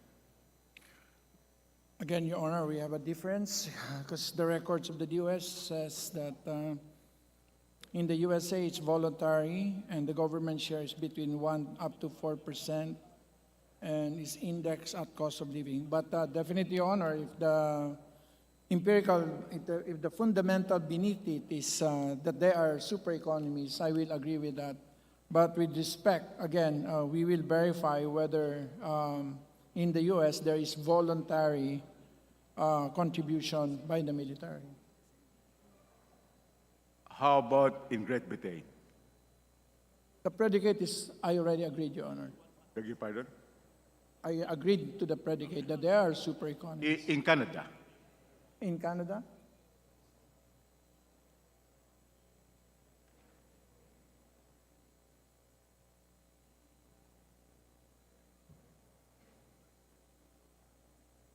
One minute suspension.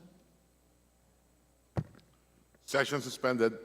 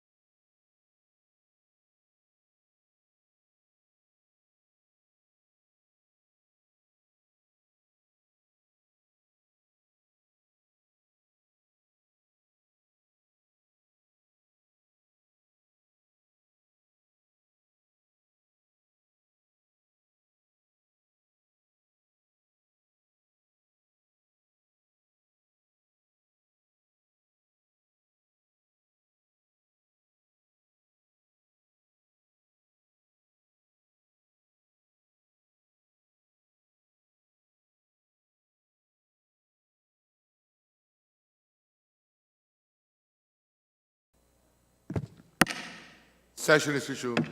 Directly from the Canadian Treasury Board, on earnings up to maximum covered by Canadian pension plan, the military personnel contributes 9.83. On earnings over the maximum covered by the Canada Pension Plan is 12.26%, Your Honor.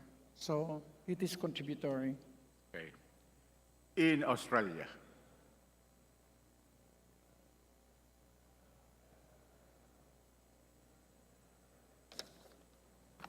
1 minute suspension, Your Honor. Session is suspended.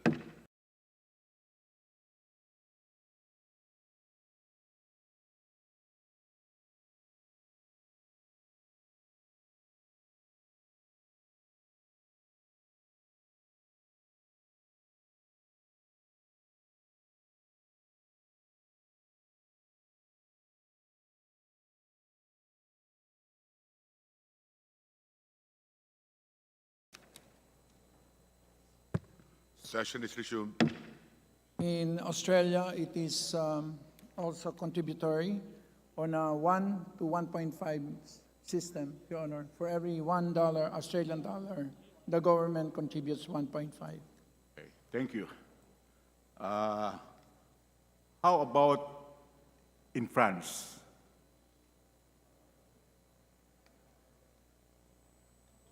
Mr. Speaker, 1 minute suspension. Session is suspended.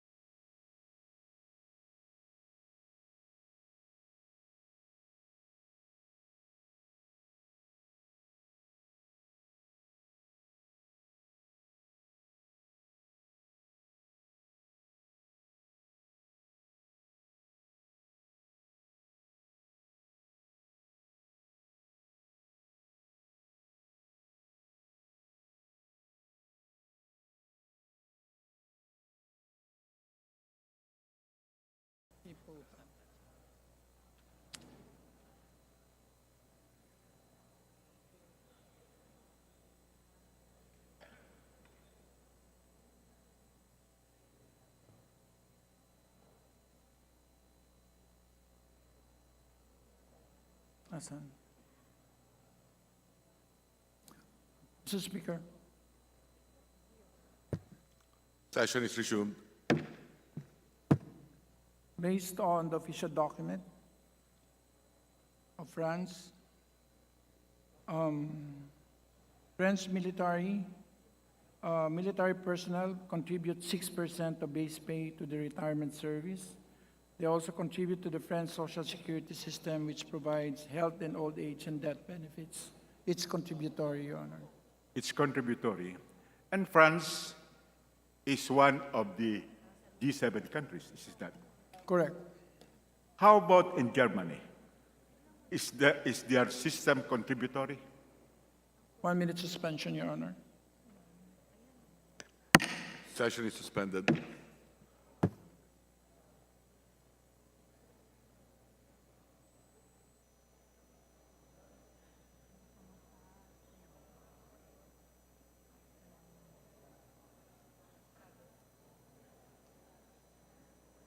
Mr. Speaker,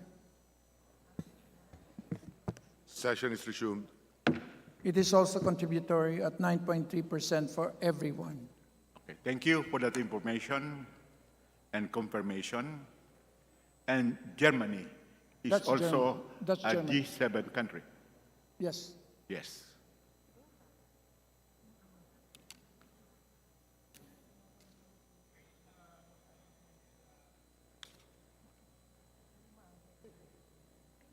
How about Spain? What is the nature of their contributory or non-contributory system? 1 minute suspension, Your Honor.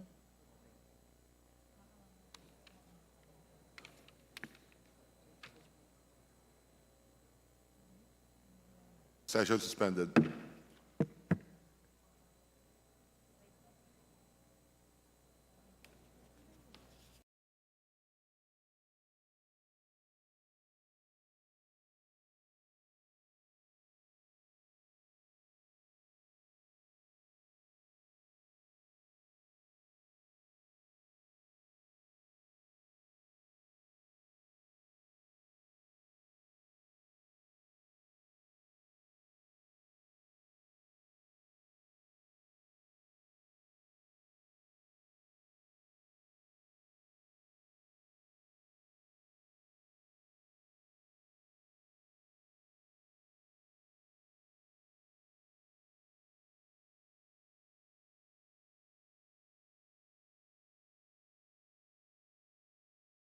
Session is resumed.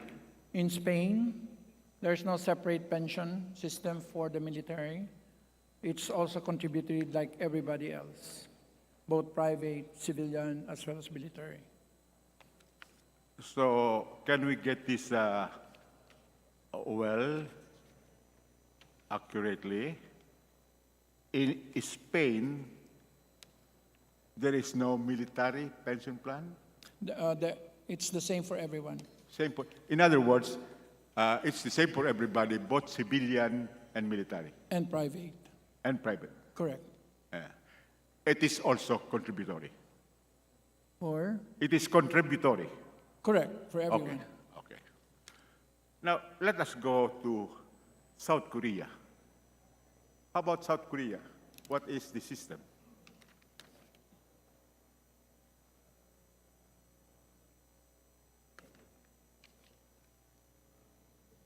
One minute suspension, Your Honor.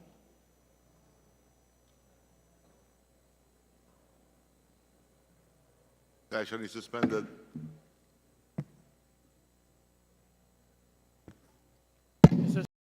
Session is resumed. It is contributory with both the national government paying 12 and the military personnel paying 12. How about in Japan? What is the system?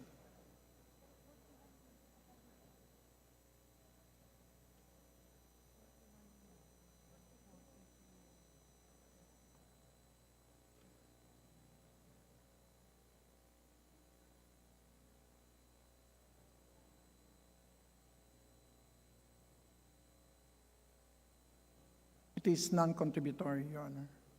In Japan, it's not Yes, correct. contributory. Let me just read this research which I have made. Japanese military personnel also make contributions to their pension. In Japan, military personnel are covered by the employees' pension insurance system, similar to other public employees.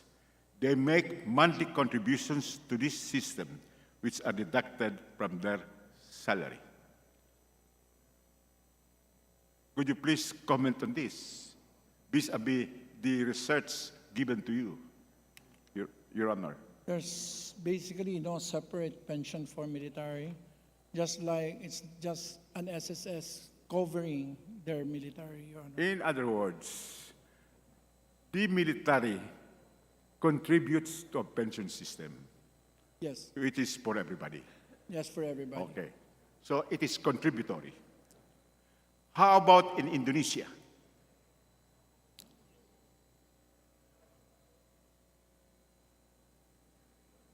It is contributory, Your Honor. Yes, With a share, it is a defined contribution with the worker share at 4.75, and the government share essentially varies. And it is also contributory in Vietnam. By 8%, Your Honor, and government 14%. Okay. Mr. Speaker, I ask these questions because it would be shown that there are more countries where the military and uniformed personnel contribute to their pension plan. It is only in the highly developed countries like the United States, Great Britain, Canada, Australia, and China, where it is non-contributory and the government subsidizes the pension. That's why, Your Honor, we need... Even some G7 countries like Germany and France, Correct, the system is contributory. correct. So we are not in the league of the super and superior economies. We are in the league of those countries where basically the pension system is contributory. That's correct, Your Honor. That's why we are having this reform, wherein the new entrants will be contributing, and essentially, Your Honor, they will contribute 9%, and the government will pay 12% for them. But that is not a reform, considering that the vast majority of the employees under the MUP who are in active service are exempted from contributing to the pension plan. That's correct, Your Honor. There were two reasons considered by the committee. One, because of the huge fiscal cost to the current operating budget. If the government will pay 16% for active personnel as contribution, that will amount to almost 75 billion. And that should grow as provided for, and could without this reform could actually be much higher, and therefore it will take away funding for other services. And the second, Your Honor, is the fact that, as I've already mentioned, there are strong constitutional issues that actually will find where you can find basis why.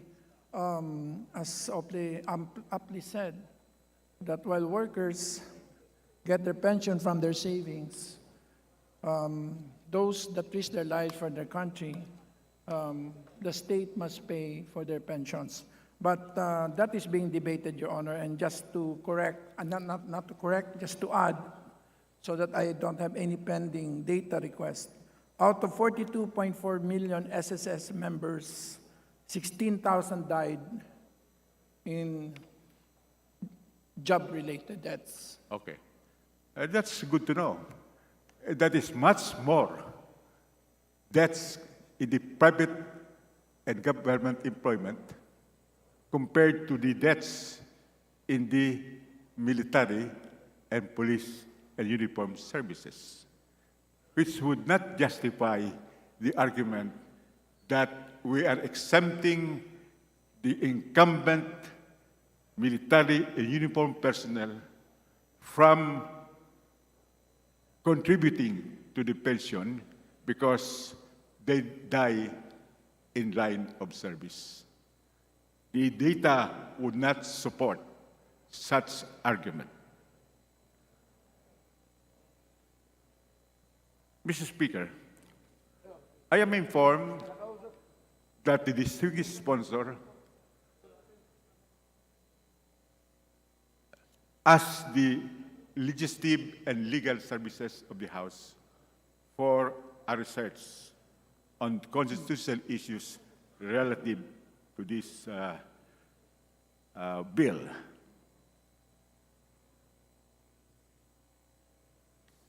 That's correct, Your Honor.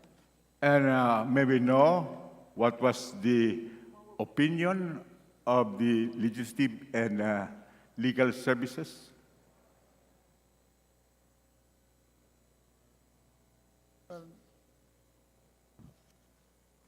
Your Honor, it's really on 3, the due process clause, the non-impairment of contract clause, and the principle of non-diminution of benefits clause. Okay.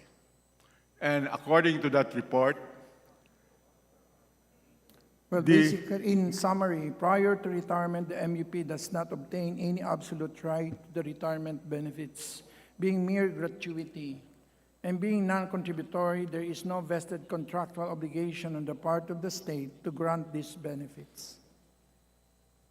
the Legal Affairs Department of the House, in essence, said that the provisions in the original bills with respect to contributions from the active members of the military and uniformed services are constitutional because they do not infringe on the due process clause, they do not violate the sanctity of contracts, and they are not in violation of the principle of non-diminution of salaries and benefits of employees.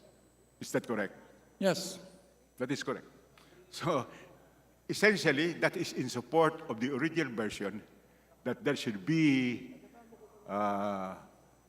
contributions from the military and uniformed services or personnel, because such provision or provisions are constitutional and do not violate the due process clause, the sanctity of contract, and the non-diminution of salaries. I just made that question to make it clear what was the essence of the opinion of the Legal Affairs Department of the House of Representatives.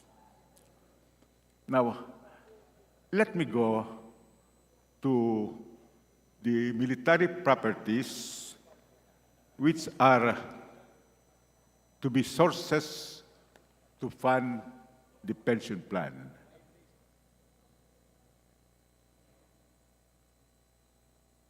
May we know what are these military properties which could be used to fund the program, the fund?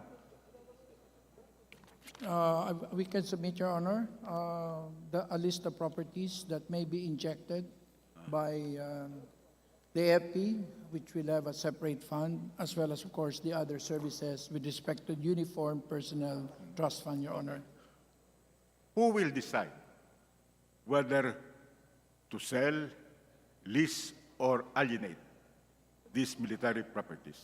I think, Your Honor, there's a consensus between, of course, at the executive, obviously, Your Honor, will make the decision. The president, being not just being commander-in-chief, but as being the chief executive.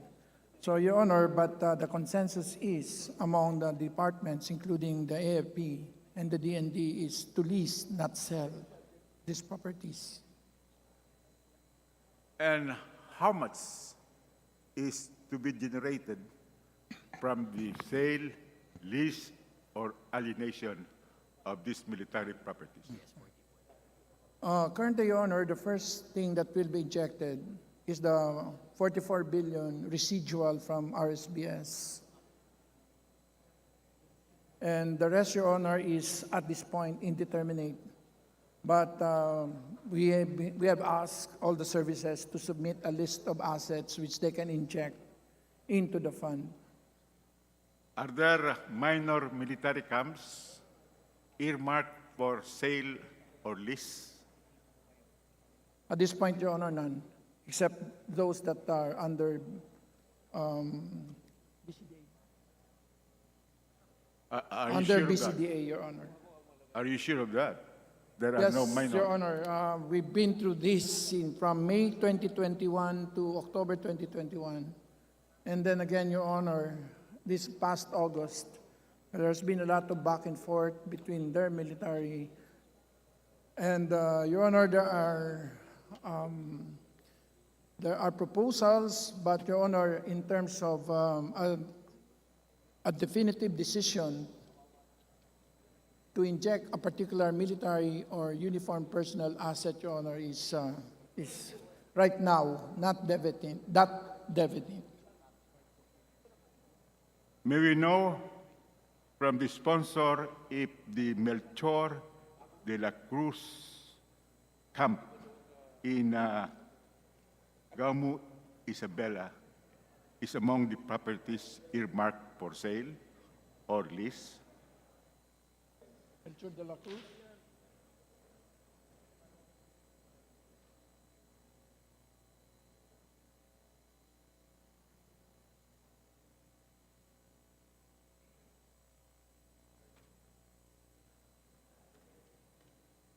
Your Honor, based on the PNP, they're still compiling the list of this asset. AFP, they're still compiling the list.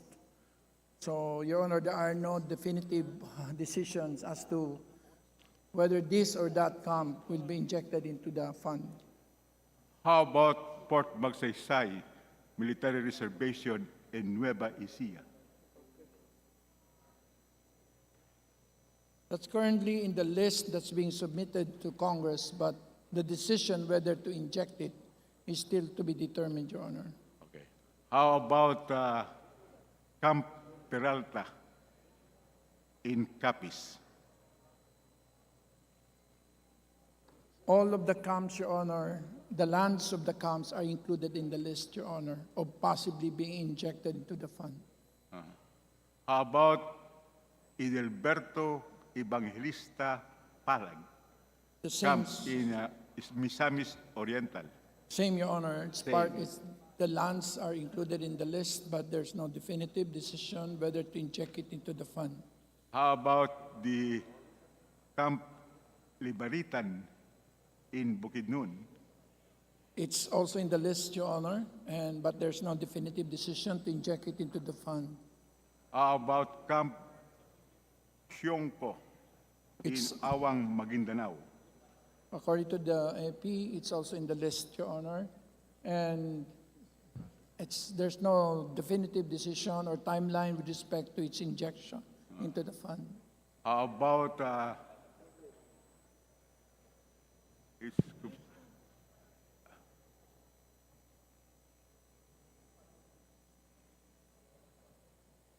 is this Brigadier General Binias in Lapu-Lapu City, Cebu? It's also part of the list, Your Honor, that's being submitted to Congress. It's in the list. It's in the list. It's in the list. And MR Tinagilan, Puerto Princesa, Palawan. It's also in the list. It's also in the list for prospective sale or lease. Is that correct? More like list, Your Honor. How about Camp Allen in Baguio City?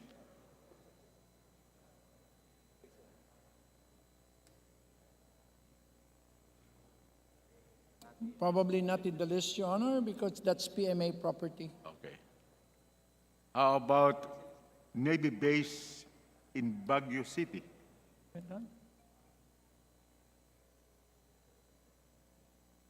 Yes, Your Honor, it's in the list.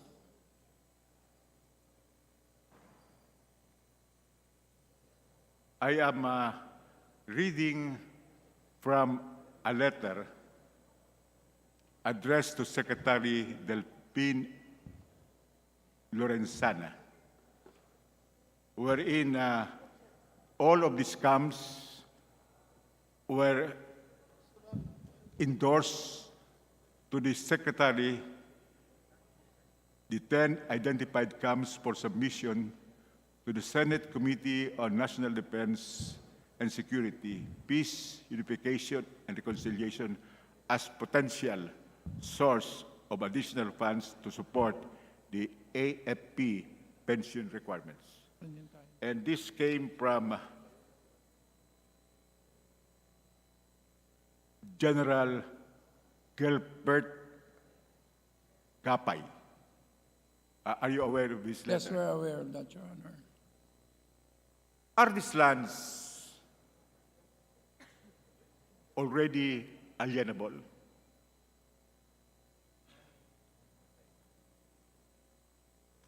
All of them?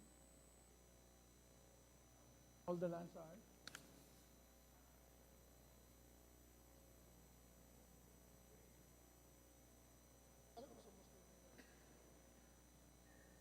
All of them are undergoing a process, Your Honor, whether they can be alienated, Your Honor. If there are no legal impediments to their being alienable, Your Honor. Is it not true that in order to be a land to be alienable, there is need for an act of Congress?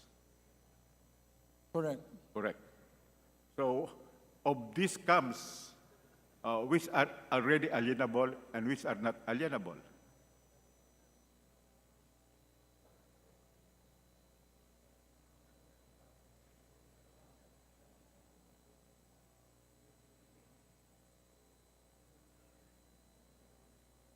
Yes, Your Honor. Beg your pardon? May I know the question? The question is, which of these lands identified in that letter, which are military camps, are already alienable and which are not alienable, which would need the act of Congress?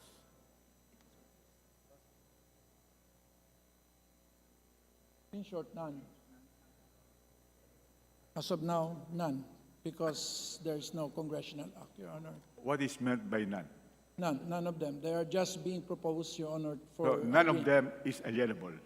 Yes, Your Honor, because they will be submitted to Congress in another bill, Your Honor, or Okay. for them to be alienable. Okay, because it is only Congress which can declare a land Correct. alienable. Now, how about the golf courses of the military? Are they listed among the properties of AFP which could be alienated, sold, or leased?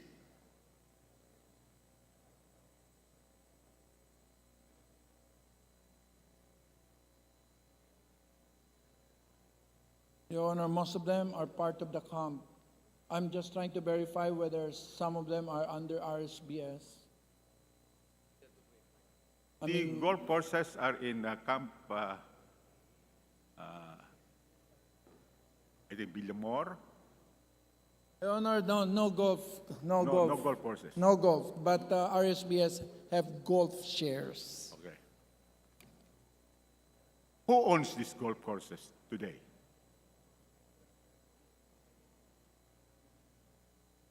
As far as I know, Your Honor, these are Republic of the Philippines. They are not owned by the armed forces of the Philippines. Well, they are assigned to the armed forces of the Philippines. And they are not earmarked for sale or alienation. In short, Your Honor, they can be titled, if it's the decision of Congress, Your Honor, to title them under their particular service, but they certainly belong to the Republic of the Philippines. Okay. Now, there is a provision in the proposed bill which guarantees an annual 3% increase in the salary of incumbent Correct. military and armed forces personnel and uniformed personnel. That is correct. Correct, Your Honor. Is the bill not preempting future Congresses to make a decision whether or not to grant wage increases to the MUP? Your Honor, future Congresses can amend it, Your Honor. But I think, Your Honor, this is a determined effort on the part of this Congress, at least by if other Congresses so find themselves in different circumstances, But as far as we're concerned, Your Honor, is because we're starting from a 14 trillion actuarial reserve deficiency. If the annual salary growth from 1989 to 2020 is 12%, and between year 2000 to 2020, it's about 8.7%, has an actuarial reserve deficiency of 9.7 trillion, and between 2000 and 2023, the actual reserve, the growth is 6.8%. The actual reserve deficiency is 5.5 trillion. And this bill, at least as far as it is respected, Your Honor, will reduce the actual reserve deficiency from 14 trillion to only 3.4 trillion, Your Honor. So, but we do admit, Your Honor, that's why originally this bill was called a social compact between the Congress representing the people and the military establishment being the protector of the people, in order to, in the spirit of contributing to nation building, of at least addressing one source of fiscal risk, which is, of course, the 14 trillion in actuarial reserve deficiency. If future president suddenly doubles the salary, or if the annual salary increases is 7%, wherein it will be 5.5 trillion. So 6.8%, wherein it will be 5.5 trillion. Your Honor, in short, Your Honor, it is legal for this Congress, and whether it is binding on the next Congress, I think, at least to the extent, Your Honor, that it sends a strong signal that the basis, the fundamental basis for the guaranteed 3% is to avoid any 12%, any 9%, any 6.8%, and therefore, Your Honor, that will create fiscal space in the future for other vital social services and, of course, capital outlays for economic growth, Your Honor. So, in short, Your Honor, it is the 3% has been talked about with the military services, and it is a way of correcting the 12% from 1989 to year 2020, and therefore the 3% sort of brings them back in line with the economy, Your Honor. In short, this bill, with respect to the guaranteed 3% wage increase annually, will not preclude subsequent Congresses to make a determination on the frequency and amount of salary increase for the MUP. Is that correct? That's correct, Your Honor. There's no invincibility, so to speak, to the 3%. But the signal is strong enough and robust that the desire of Congress is to create fiscal space for the national government so that we will not have another 12% average per annum in salary increase, no more 8.7% increase, no more 6.8% increase, and no more. In short, Your Honor, I think it shows the intent of the 19th Congress to resolve one of the pestering issues that jeopardizes our credit standing, as well as, of course, if we don't do this, Your Honor, at least the records will show, and future Congresses will be as responsible if, for example, by 2030, instead of 579 billion, then we will only pay 356 billion because of this bill, Your Honor, and that is only with respect to salaries, not pensions, Your Honor. On my last question, Mr. Speaker, this bill is principally and mainly for the MUP pension reform. Is that correct? Principally, both for salary, Your Honor, and pension, Your Honor, because not just because it is indexed, but because the salary increase has been rising by 12%. So it pertains to both the military salaries as well as the military pension, and it's only because of some act of Congress that they have been indexed, and therefore, if you touch one, you touch the other, Your Honor, until we find that we have this bill that essentially cuts the umbilical cord between pension and salary, at the same time brings down the 12% to only 3%, at the same time compel our military to contribute to nation building through contribution to their own pensions. Thank you for those motherhood statements. But if we refer to the Constitution provides that a bill should only contain one subject matter, which shall be presented in the title of the bill. But in this particular bill, there are two subject matters: the pension and the guaranteed salary. I am asking this question because there might be some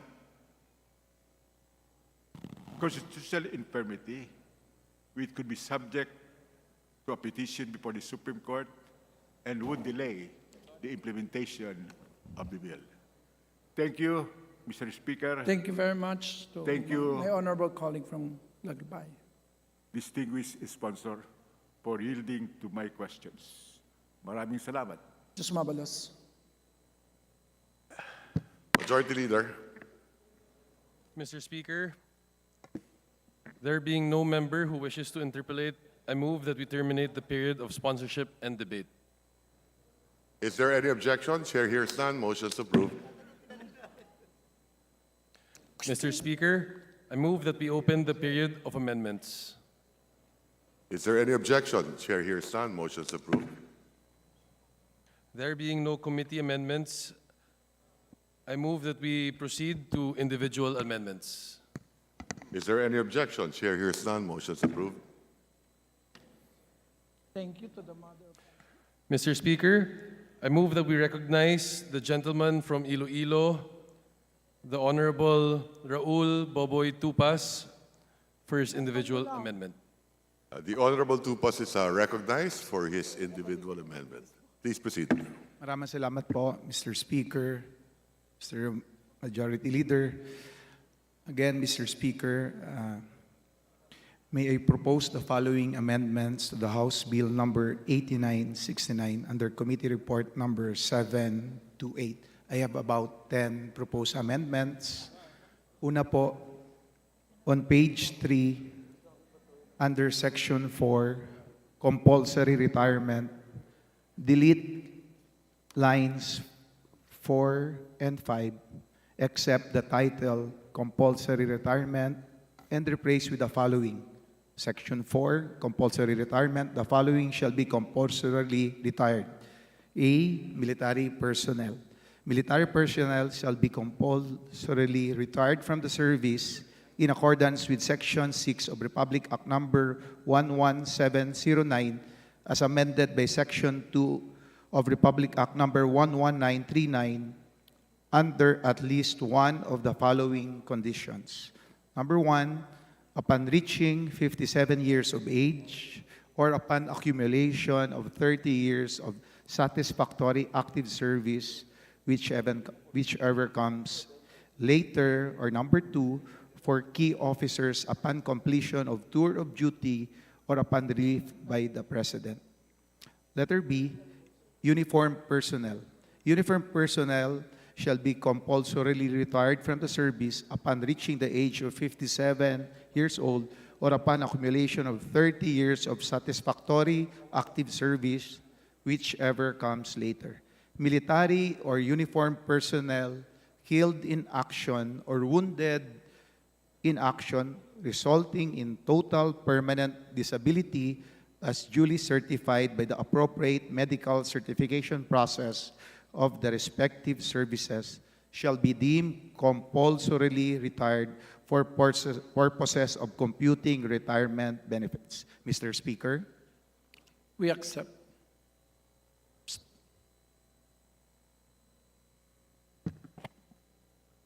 Is there any objection? Chair hears none. Motion is approved.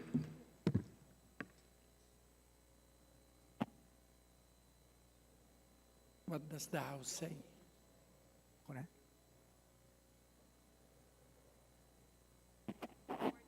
Majority Leader. Mr. Speaker, I move that we approve the amendment of the representative to pass. Is there any objection? Chair hears none. Motion is approved. Mr. Speaker, on page 3, after line 8, insert a new section 6 entitled Harmonization of Total Permanent Disability Benefits. Said section shall now read as follows. Section 6, Harmonization of Total Permanent Disability Benefits. Military and uniformed personnel with total permanent disability as a result of injury suffered or sickness contracted in the performance of duty as duly certified by the appropriate medical certification process of the respective services, that the extent of the disability or sickness renders such personnel unfit or unable to further perform the duties of his position shall be compulsory retired. The succeeding sections will be numbered accordingly. Mr. Speaker.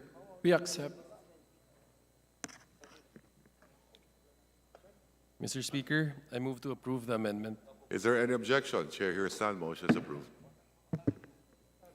On page 3, section 7, retirement pay, line 25, add the phrase, for those who entered the active service prior to the effectivity of this act, at the start of the paragraph.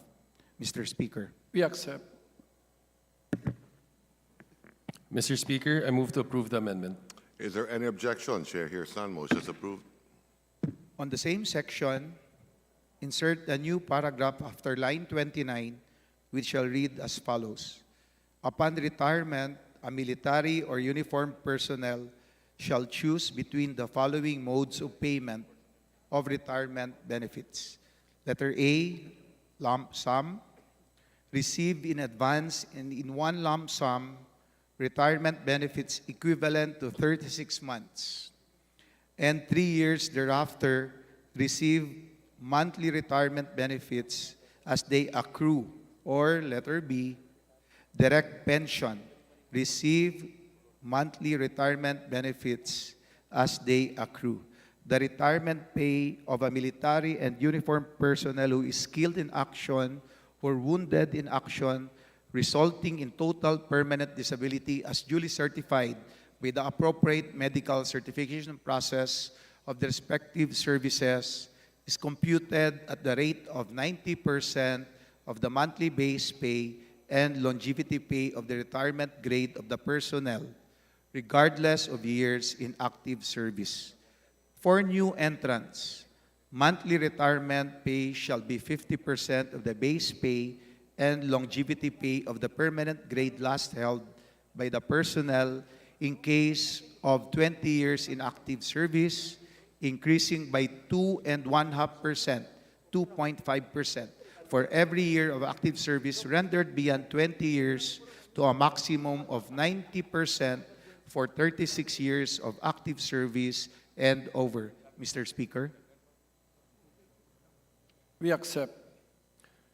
Mr. Speaker, I move to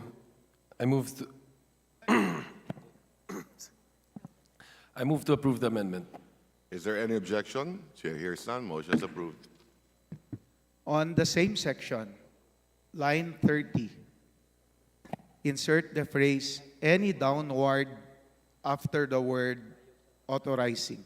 Section 7 shall now read as follows. Section 7, retirement pay.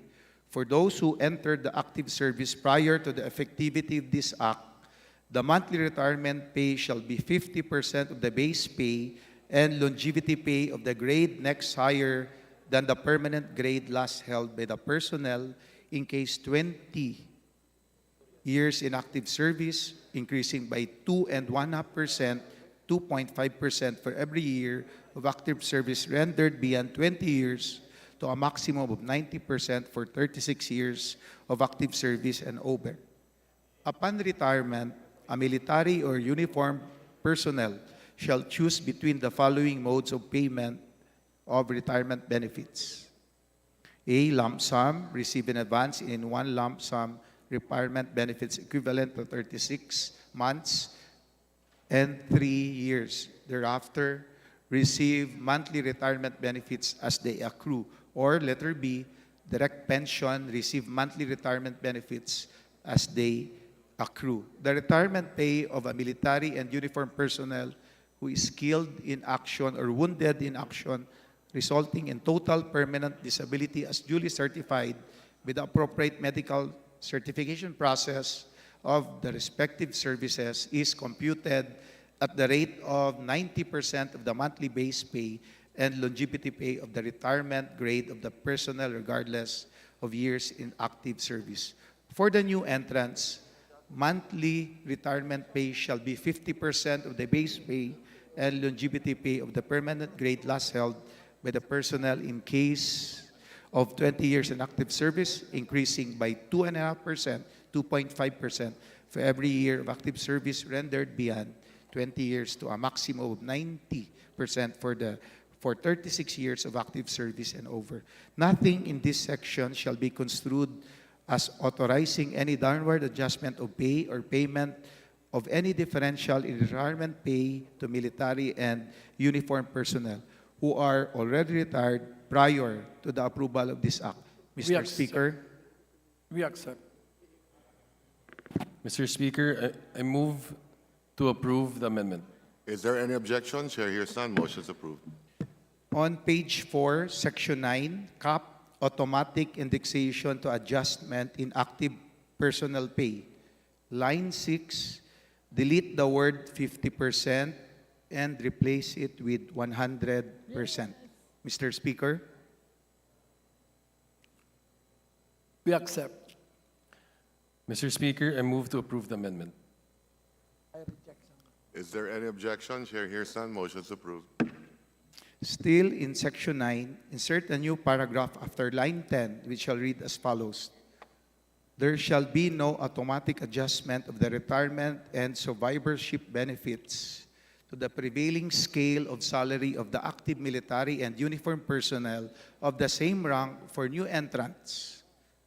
The Military and Uniformed Personnel Trust Fund Committee, created under Section 11 of this Act, may increase the retirement benefits therein provided by not more than 1.5%, 1.5% of the retirement benefit within a given year, when the financial sustainability of such increase is supported by an actuarial study.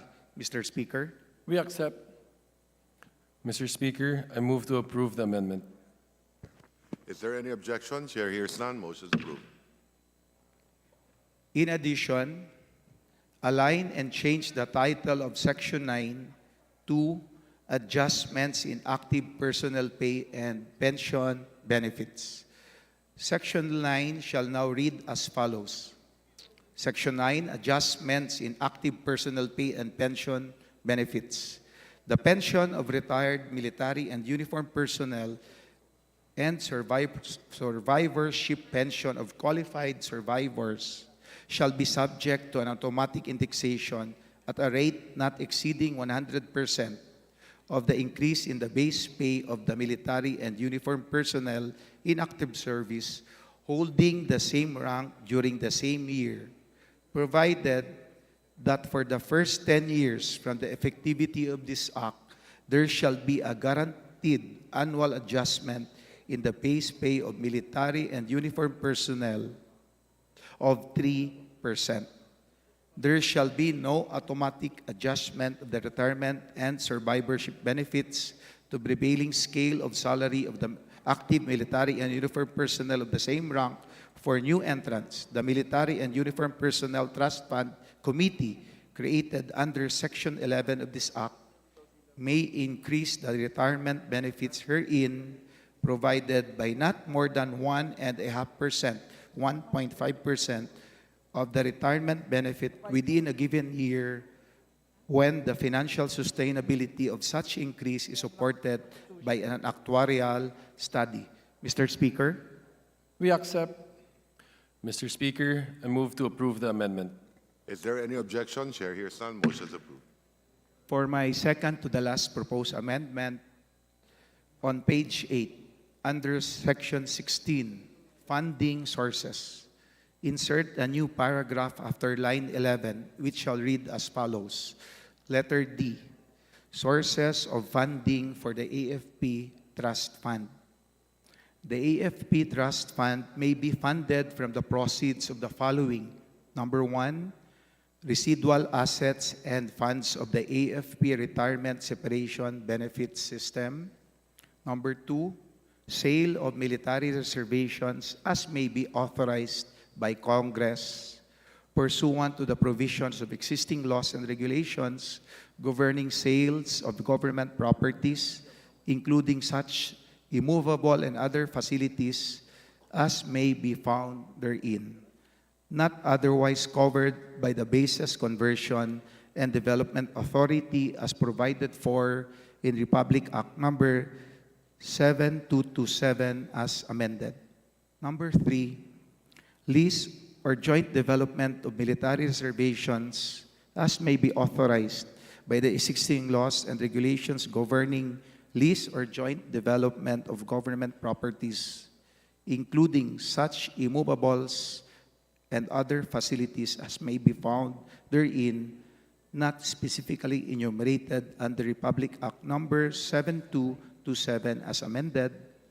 Number 4, shares of the AFP from the sale of military camps provided for under Republic Act Number 7227 as amended, and at least 50% of the proceeds net of direct expenses authorized to be deducted from such proceeds from the lease and or joint venture agreements and such other disposition pertaining to the same camps in accordance with applicable and or existing orders, rules, regulations, and issuances. Number 5, income derived from public-private partnerships entered into by the Department of National Defense or the AFP as may be authorized by the President pursuant to the provisions of existing laws and regulations. And number 6, non-strategic real estate assets of the DND or the AFP as determined by the Secretary of National Defense. Mr. Speaker, We accept. Majority Leader. Mr. Speaker, I move to approve the amendment. Is there any objection? Chair hears none. Motion is approved. Mr. Speaker, for my last proposed amendment, on the same section, page 12, lines 27 and 28, delete item subsection H. Said section shall now read as follows. Letter G. Sections 4 and 5 of Republic Act Number 9040, otherwise known as the AFP Tax Exemption for Pay and Allowances Act of 2001. We Mr. accept. Speaker, We accept, Mr. Speaker. Mr. Speaker, I move to approve the amendment. Is there any objection? Chair hears none. Motion is approved. Mr. Speaker, this representation has no further amendments.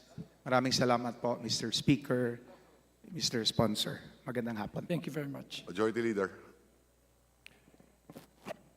Mr. Speaker, I move that we recognize the gentleman from Santa Rosa City, the Honorable Dan Fernandez, first individual amendments.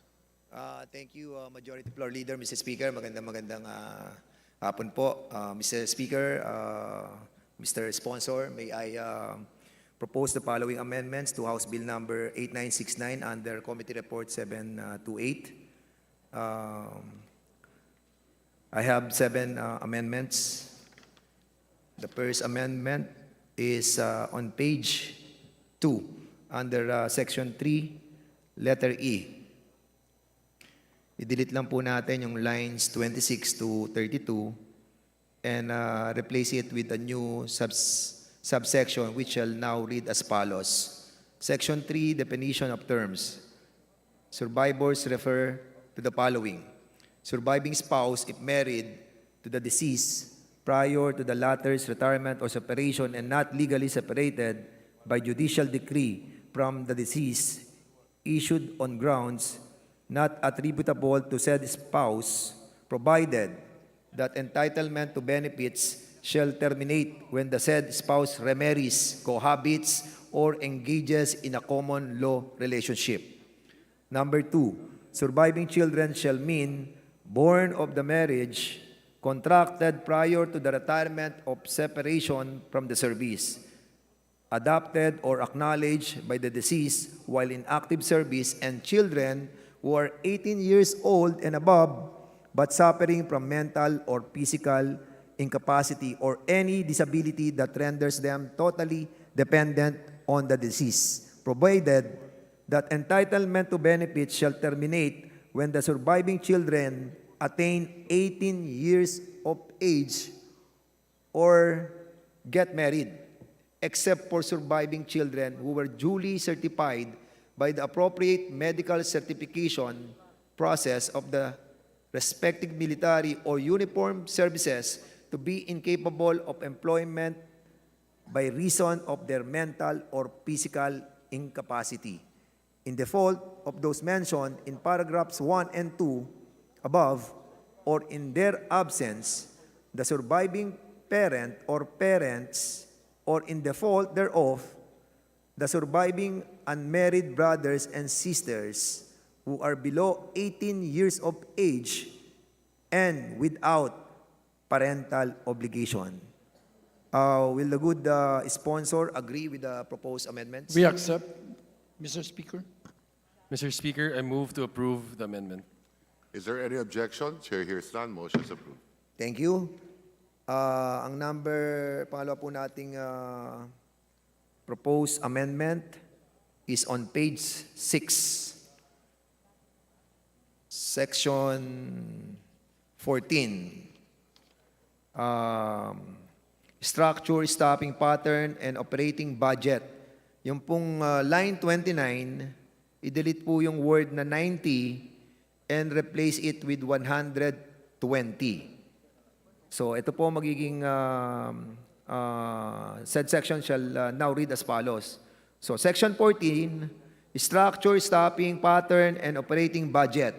The organizational structure and stopping pattern for the management of the MUP trust funds within the government service insurance system and for the creation of the MUP trust fund secretariat within the Bureau of the Treasury shall be approved by the committee within 120 days from the effectivity of this act, provided that appointees to various positions shall comply with the qualifications standards approved by the Civil Service Commission, provided further that the government service insurance system shall be entitled to management fees to be charged against the MUP trust funds.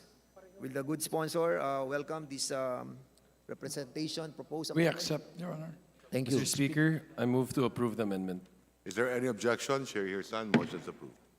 Number 3 proposed amendment is on page 7.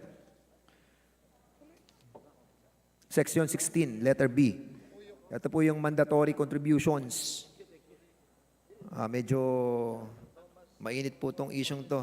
So we have to delete yung pong lines sa page 7, lines 12 to 33. Delete po ang lines 12 to 33, except the title, mandatory contributions, and replace with the following. Letter B, mandatory contributions. New entrants shall contribute 9% of their monthly compensation as personal share, and the national government shall provide 12% as its share. Will the good sponsor accept this proposed amendment? We accept. Thank you. Majority floor. Mr. Speaker, I move to approve the amendment. Is there any objection? Chair hears none. Motion is approved. There is an objection, Mr. Speaker. Oh, sorry. There is an objection. Those in favor, Majority Leader, what is the pleasure of the Majority Leader? Before we decide to divide the House, Mr. Speaker, the cooling system in this House is becoming much cooler because of the absence of warm bodies. And possibly we could not resolve this issue without a quorum. Session suspended.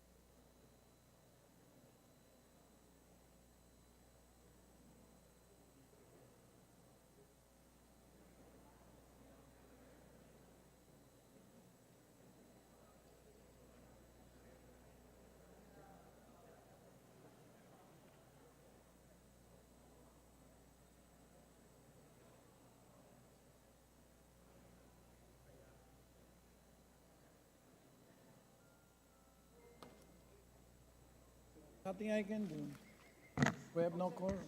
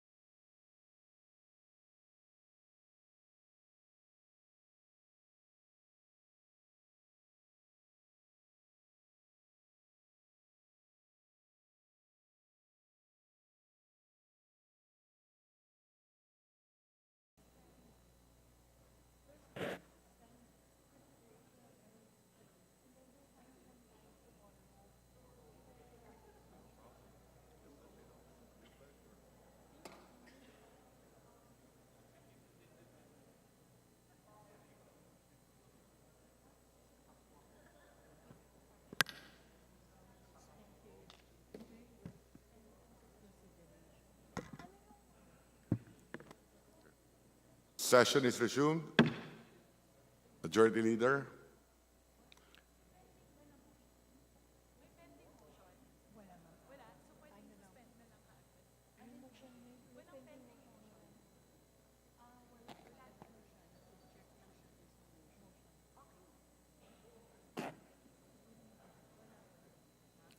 Yes, Majority Leader. Mr. Speaker, I move to suspend consideration of House Bill number 8969. Is there any objection? Mr. Speaker, Please proceed. after Gentleman the from Albay. motion to suspend, may I know whether that motion is approved so that I could make a proper motion? Yes, the distinguished gentleman from Albay, I would have asked the plenary, the body, if there would be any objections to the motion of the Majority Leader. Are you objecting to No, the no. suspension? I am not. And therefore, is there any objection to the motion of the Majority Leader to suspend consideration of this particular measure? There being none, motion is approved. A gentleman from Albay is now With the suspension recognized, yes. of the consideration of House Bill 8969, that effectively resolves my motion questioning the quorum. Consequently, I will withdraw that motion so that the House can proceed to reopening the period for other matters in the schedule of the House. Thank you. Mr. Thank you. Speaker. Honorable Lagman. Majority Leader, please proceed. Mr. Speaker, before we proceed, may we recognize the guests of the Honorable Linabel Ruth Villarica from the 4th District of Bulacan. They are from the Schools Division Office, City of Maykawayan, Bulacan, headed by Ms. Merlina P. Cruz, PhD, CESO 5. Welcome to the House of Representatives, guest of Honorable Villarica. Most welcome.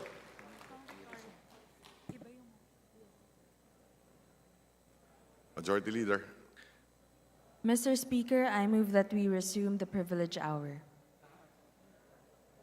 Is there any objection? Chair hears none. Motion is approved. Mr. Speaker, I move that we recognize the Honorable Representative Linabel Ruth Villarica from the 4th District of Bulacan for her privileged speech. The Honorable Villarica from Bulacan is recognized for the privilege hour.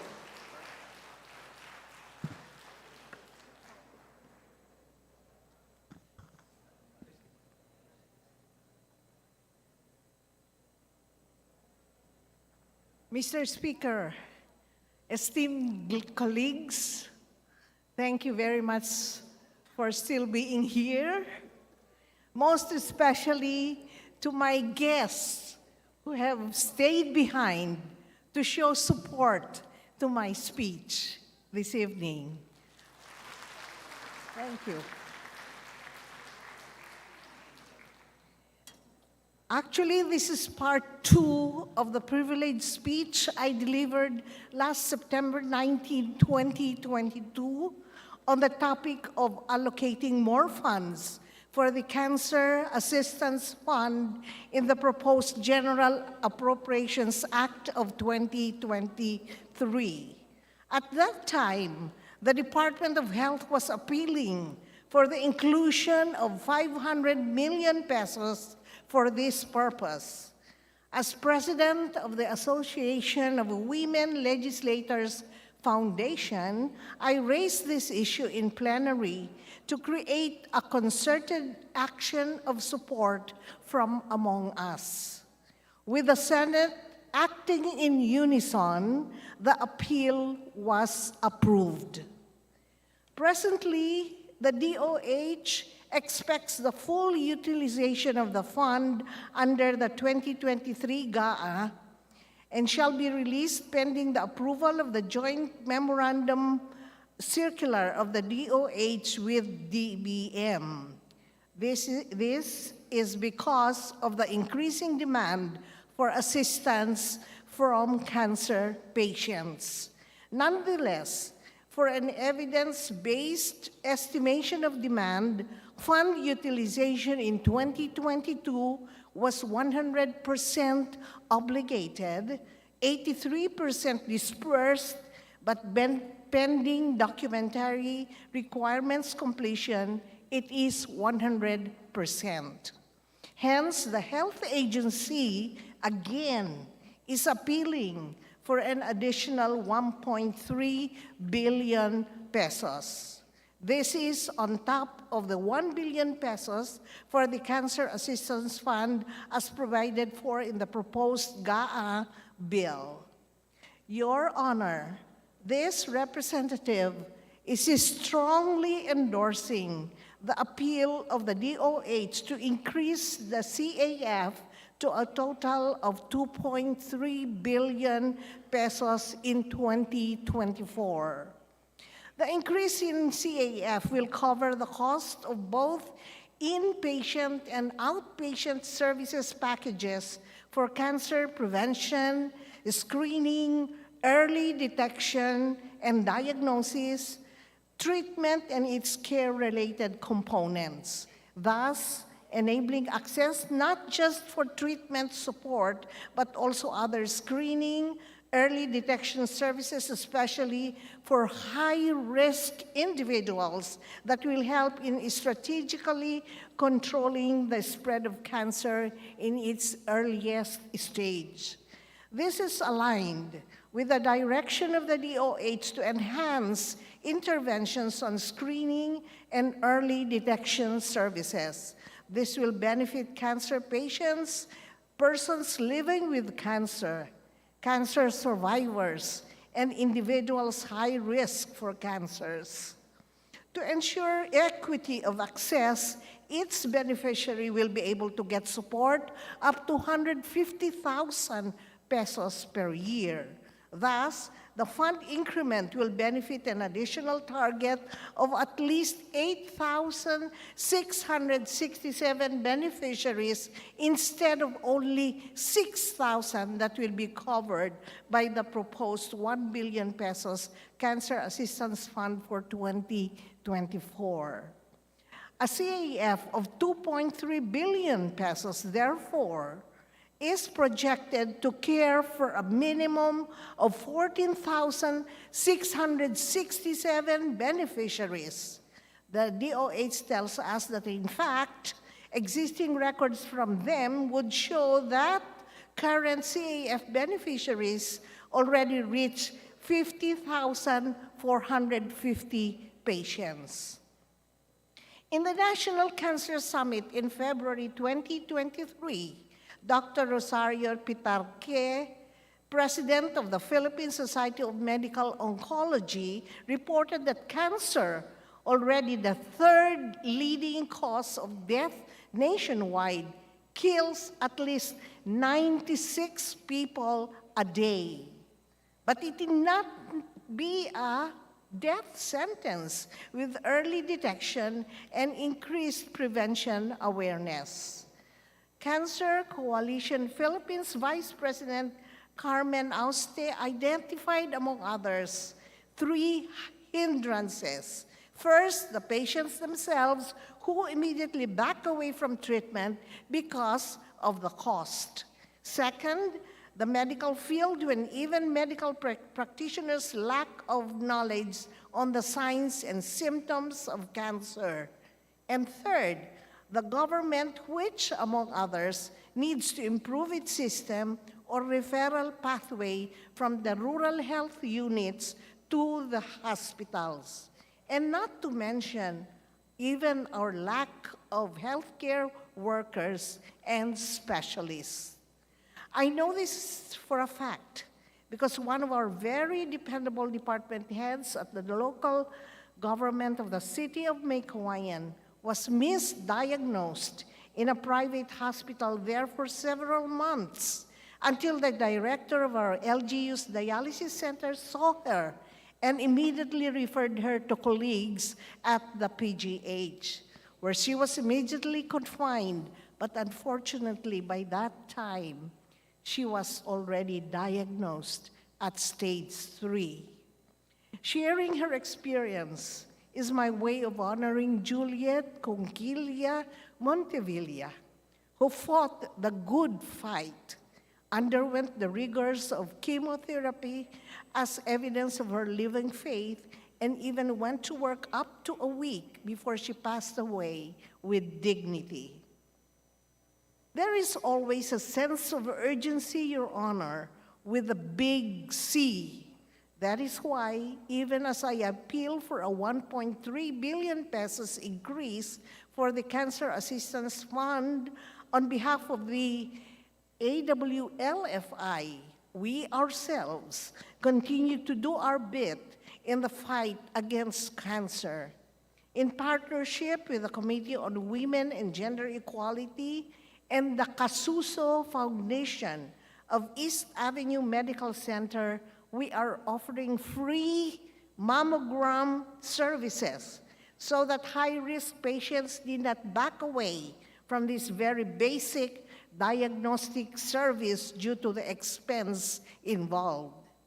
You heard it right. We are offering it for free to every woman with a doctor's prescription all year round, as we are committed to funding this public service. We are just steps away, and we shall put up notices indicating the phone numbers to call. The Association of Women Legislators Foundation Incorporated does it bit in partnership with members of the civil society. In the pink October of 2022, around 150 house staff and employees were given free breast and cervical screening after a seminar on breast and cervix health in partnership with Surreptitious International of Ortigas and the Environs, Philippine Cancer Society, and the assistance of the Committee on Women and Gender Equality, HREP God Focal Point, and HREP Medical and Dental Services. Furthermore, AWLFI makes it a point to donate annually to the Philippine General Hospital's Pediatric Cancer Ward, which we even included a Christmas treat last year for them. Cancer is no respecter of gender or age, but the lack of treatment is felt most severely by the economically vulnerable. Hence my appeal. It need not be a death sentence, but the word needs to get out on where and how affordable treatment may be had through active cancer awareness promotion, prevention, screening, treatment, and even palliative care. Your Honor and esteemed colleagues, let us increase the Cancer Assistance Fund to 2.3 billion pesos in 2024 for the sake of at least 14,000 more lives. More than patients, they are persons treasured by their families. Let us give them a fighting chance to fight the good fight and triumph over cancer. Mr. Speaker, thank you and good evening.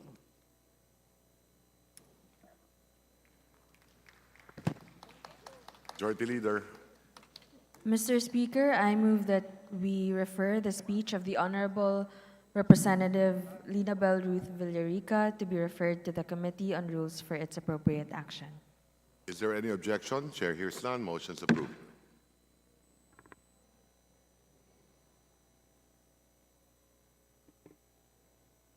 Majority Leader. Mr. Speaker, I move that we recognize the Honorable J.C. Abalos of Four-Piece Party List to avail of the privilege hour. The Honorable Abalos of the Party List 4Ps is recognized to avail of the privilege hour. Mr. Speaker, sa aking mga kasamahan dito sa Kongreso, sa ating mga panauhin at sa lahat ng kababayan natin, magandang gabi po. Cancer, an insidious adversary that claims nearly 10 million lives worldwide each year, continues to be one of the leading causes of death in the Philippines. Preliminary data from the Philippine Statistics Authority for the year 2022 reveal that cancer ranked as the third leading cause of death among Filipinos from January to May. One of the most common forms of cancer in our country is thyroid cancer. According to the World Health Organization's data from 2020, thyroid cancer ranked 7th among all cancer types in the Philippines. It is, in fact, the most common endocrine malignancy globally and has had the fastest increase in incidence of any cancer in recent years. However, a glimmer of hope shines through this somber information. Nearly 90% of thyroid cancers in the Philippines are well-differentiated carcinomas, which are highly amenable to cure through appropriate surgery and with proper handling and diligent medical checkups. Thyroid cancer patients can achieve an impressive 5-year survival rate of 98%. However, despite its high curability and low mortality rate, and has often been termed as the good cancer, it is still a formidable foe. It often lurks silently, with only subtle warning signs usually, rendering early detection a challenging feat. Some patients may endure symptoms such as pain, difficulty swallowing, enlarged lymph nodes, or voice changes. Mr. Speaker, I share this information not merely as a dry statistics, but as a living testament to the urgency of our cause, one that is profoundly personal. As a survivor of thyroid cancer, I am here to bring to mind that in the last week of this month, we will commemorate National Thyroid Cancer Awareness Week. This upcoming event carries a deep emotional significance for me, as it marks not just a date on the calendar, but a reminder of the experiences I and countless others have faced and continue to face. My journey with thyroid cancer began in 2016 when I first noticed a subtle symptom, a lump on my neck. Initially, I never suspected that it could be a symptom of cancer. It was not until 2018, when more pronounced symptoms surfaced, that I received the life-altering diagnosis of thyroid cancer and was in need of surgery right away. Had I not sought medical attention, my condition might have advanced to a more critical stage. During and after my surgery, my life was upended. The medication regimen, the worry that the cancer might return, and the challenges of adapting to my new reality compelled me to alter my way of life. I was introduced to the concept of medical maintenance and confronted the constant presence of anxiety. And because I have to focus on my health, I had to give up other opportunities I had during that time. Ang aking karanasan sa thyroid cancer ay nagdulot ng isa sa mga pinakamahirap na pangyayari sa aking buhay. At lubos akong nagpapasalamat sa walang sawang suporta ng aking pamilya at mga kaibigan noong aking linalaban ito. Gayunman, ang aking kwento ay isa lamang sa marami. Bawat survivor ng thyroid cancer ay may kanya-kanyang natatanging karanasan at may mga ilan na maaaring mas higit pa ang hinarap na pagsubok sa sakit na ito. We must recognize that the battle against cancer transcends the medical sphere and often touches every aspect of a person's life. Following the surgery, individuals may experience neck pain and a hoarse or weak voice, usually temporary but sometimes caused by permanent damage to the vocal cords due to the surgical procedure. The adjustment period post-surgery can be demanding, both physically and emotionally. A longitudinal study in low and middle-income countries, including the Philippines, revealed that 37% of cancer survivors experienced anxiety, 46% grappled with depression. The aftermath of cancer treatment, including the lingering side effects, serves as a constant reminder of the battle fought and the fear of a possible resurgence of the disease. As we observe National Thyroid Cancer Awareness Week, let us commit ourselves to several critical actions. First, let us actively promote regular thyroid checkups, as early detection is our best defense. Second, let us collectively raise public awareness about the risk factors, symptoms, and available treatments for thyroid cancer. I commend the collaborative efforts of the Department of Health, Philippine Thyroid Association, the Philippine Thyroid Cancer Survivors for organizing webinars and seminars focused on thyroid cancer, as these educational initiatives aim to enhance disease awareness and understanding within the public sphere. Third, let us also prioritize providing emotional and psychological support to thyroid cancer patients, recognizing that their mental health well-being is just as crucial as their physical health. Lastly, we must create support programs drawing inspiration from initiatives like the Thyro Mobile Medical Missions, which bring crucial information and thyroid health services to communities in need. Together, we can make a significant impact and offer hope to those affected by this disease, especially those who are in dire need of treatments. Mr. Speaker, esteemed colleagues, I urge this august body to attend to bills and to resolutions concerning cancer, as they can significantly support Filipinos in their battle against this disease.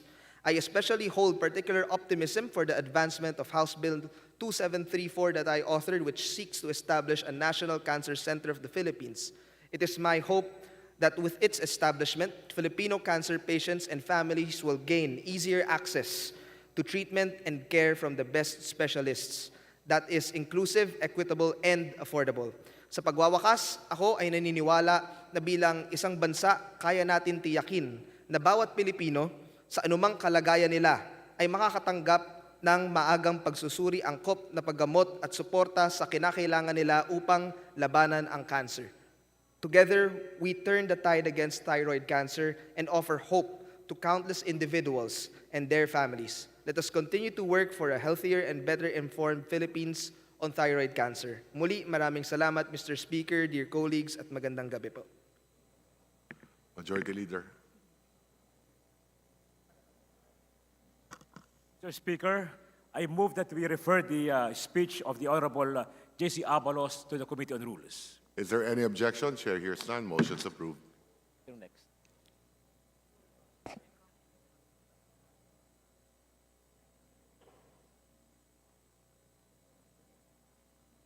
Mr. Speaker, I move that we recognize the Honorable Peter B. Miguel of the 2nd District of South Cotabato to avail of the privilege hour.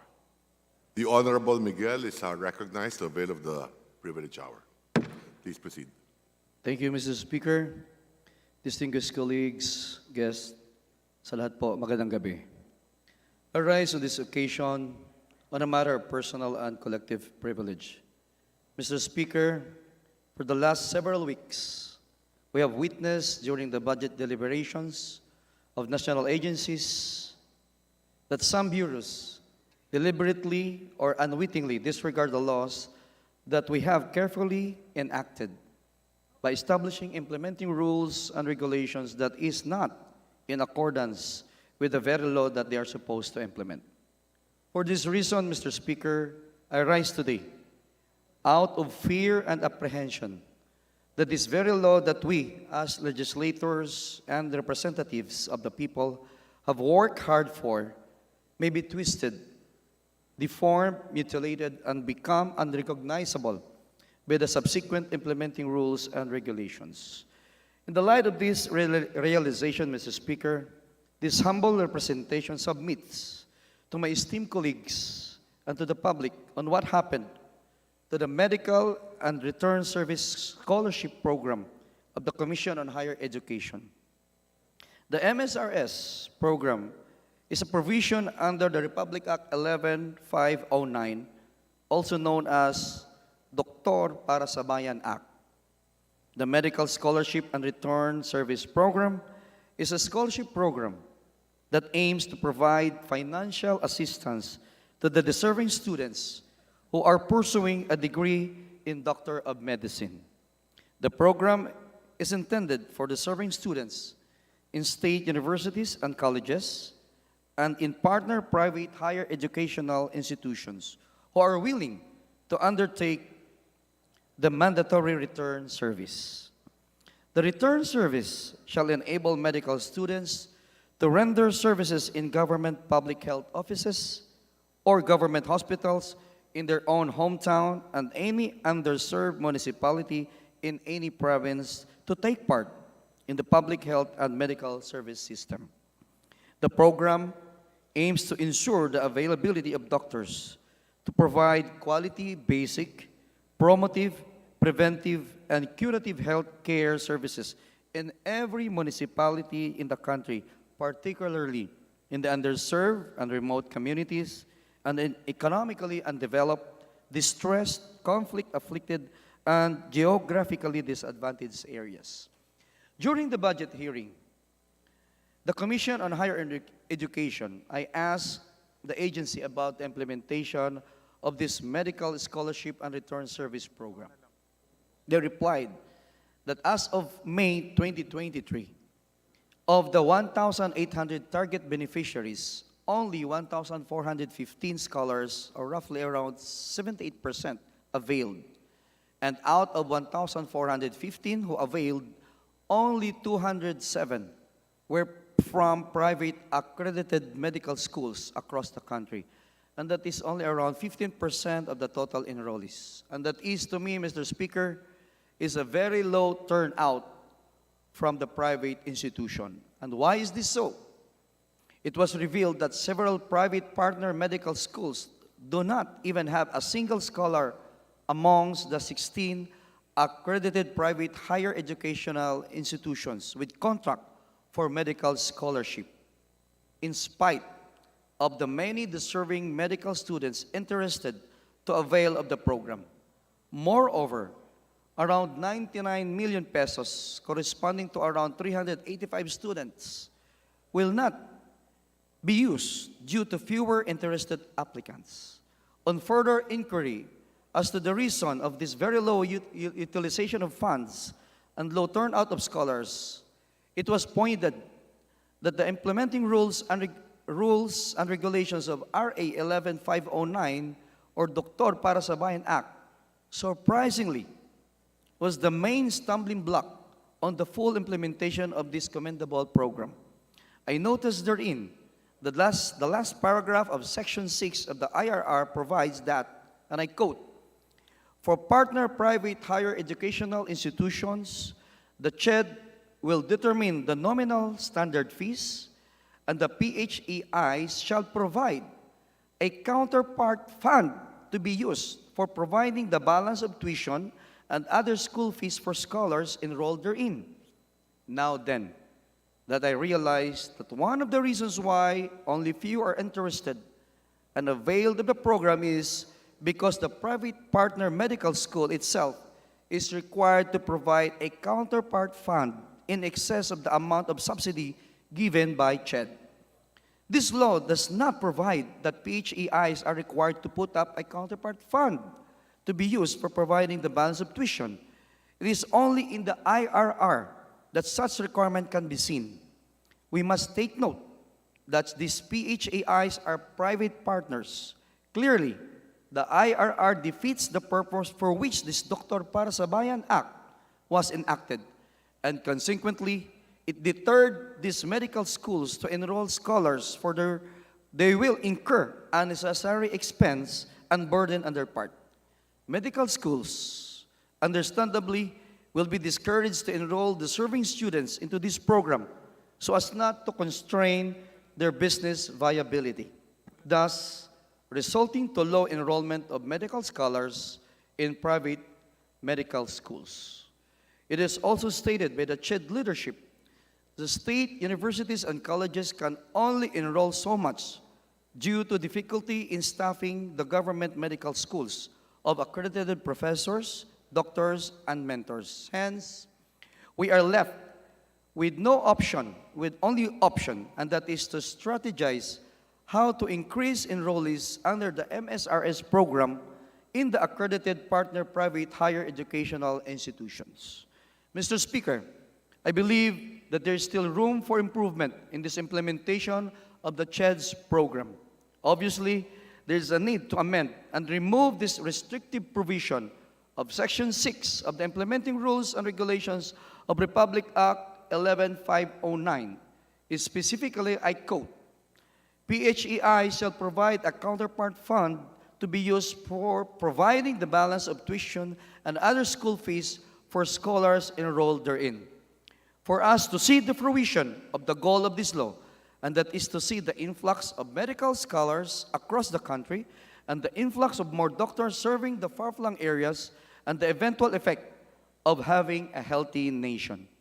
To this end, Mr. Speaker, may I call upon the leadership of Commission on Higher Education to take action to amend Section 6 of the IRR of Republic Act 11509 to make Doktor Para sa Bayan Act be more responsive and accessible to medical students studying in private medical schools in accordance with the very law that the CHED is implementing. May I therefore further propose, Mr. Speaker, that there should be a mechanism wherein IRRs emanating from a law be submitted to an oversight committee with the task to study the subsequent IRRs for any incongruencies against the spirit of the law it emanated from, and to harmonize the IRRs to the true intent of the law without any authority to revoke or disapprove the same. Thank you very much, Mr. Speaker. Magandang gabi po ulit sa lahat. Majority Leader. Mr. Speaker, I move that we refer the speech of the Honorable Peter B. Miguel to the Committee on Rules for its appropriate action. Is there any objection? Chair hears none. Motion is approved. Mr. Speaker, I now move that we recognize the Honorable Representative Franz L. Castro of the ACT Teachers Party List to avail of the privilege hour. The Honorable Castro is recognized to avail of the privilege hour. Maraming salamat, Ginoong Speaker. Mr. Speaker, sa aking mga kapwa mambabatas, sa taong bayan, magandang araw po. Gusto ko pong ipahayag ang aking mga saloobin ukol sa mga mapanlinlang na pahayag ni Vice Presidente Sara Duterte. Sa isang aktibidad sa Davao, nag-insinuate siya na ang 2 milyon na pagbaba sa enrollment ng ating mga estudyante sa panuruan 2023 to 2024 ay dahil daw sa mga rally at ako ang nagdadala sa mga bata sa mga rally. Sa pagtatangkang iwasiwas ang lehitimong issue ng napakalaking dropout rate at enrollment na pinaputok natin sa kagawaran ng edukasyon, pinapartangan ako in so many words ng Vice Presidente na ako ang dahilan na nawawalang mga bata at dahil ito di umano sa nagdadala ako ng mga bata sa mga rally. Sa halip na maging mapagmalasakit at maghanap ng solusyon sa mga suliraning kinakaharap ng ating sistema ng edukasyon, pinipili pa ng Vice Presidente na magpasa ng sisi, magpakalat ng disinformasyon at kasinungalingan at isantabi ang mga isyong nakapaloob sa kanyang mga mandato. Una, nais kong ipunto na ang mga rally at pagkilos ng mamamayan ay kabahagi ng demokratikong proseso ng isang bansa. Ito ang boses ng mga taong nais magpahayag ng kanilang mga saloobin at labanan ang mga hindi makatarungang polisiya ng pamahalaan. Ang pagkilos na ito ay isang pagsasabuhay ng ating karapatan sa malayang pamamahayag at pakikibaka para sa tunay na reforma. Hindi ito dapat minamasama, nilalagyan ng hindi magandang kulay at dinidemonize. Pangalawa, hindi ang mga rally ang dapat sisihin sa pagbaba ng bilang ng mga mag-aaral na nag-e-enroll. Ang tunay na dahilan ay ang mga sistematikong problema sa ating edukasyon tulad ng kawalan ng sapat na mga paaralan, kakulangan ng mga guro, kakulangan ng mga aklat at iba pang mga kagamitan, at ang kahirapan ng ating pamilyang Pilipino na nagpapatuloy, na makapagpatuloy sa pag-aaral kanilang mga anak. Ang pagsisi sa mga rally ay isang panlilinlang lamang at pagtatanggi sa mga konkretong sitwasyong kinakaharap ng mga guro, estudyante at mga magulang. Ito ay pagpapabaya sa mga napakabigat na suliranin ng ating mga mamamayan. Ikatlo, her statements are utter lies, totally absurd and malicious. Wala akong kasong kidnapping at child trafficking. Sa ganito bang mga paratang napupunta ang 150 million na confidential fund ng DepEd ngayong 2023. Sa ganitong kasinungalingan ba nauuwi ang spy funds na napunta sa kanya?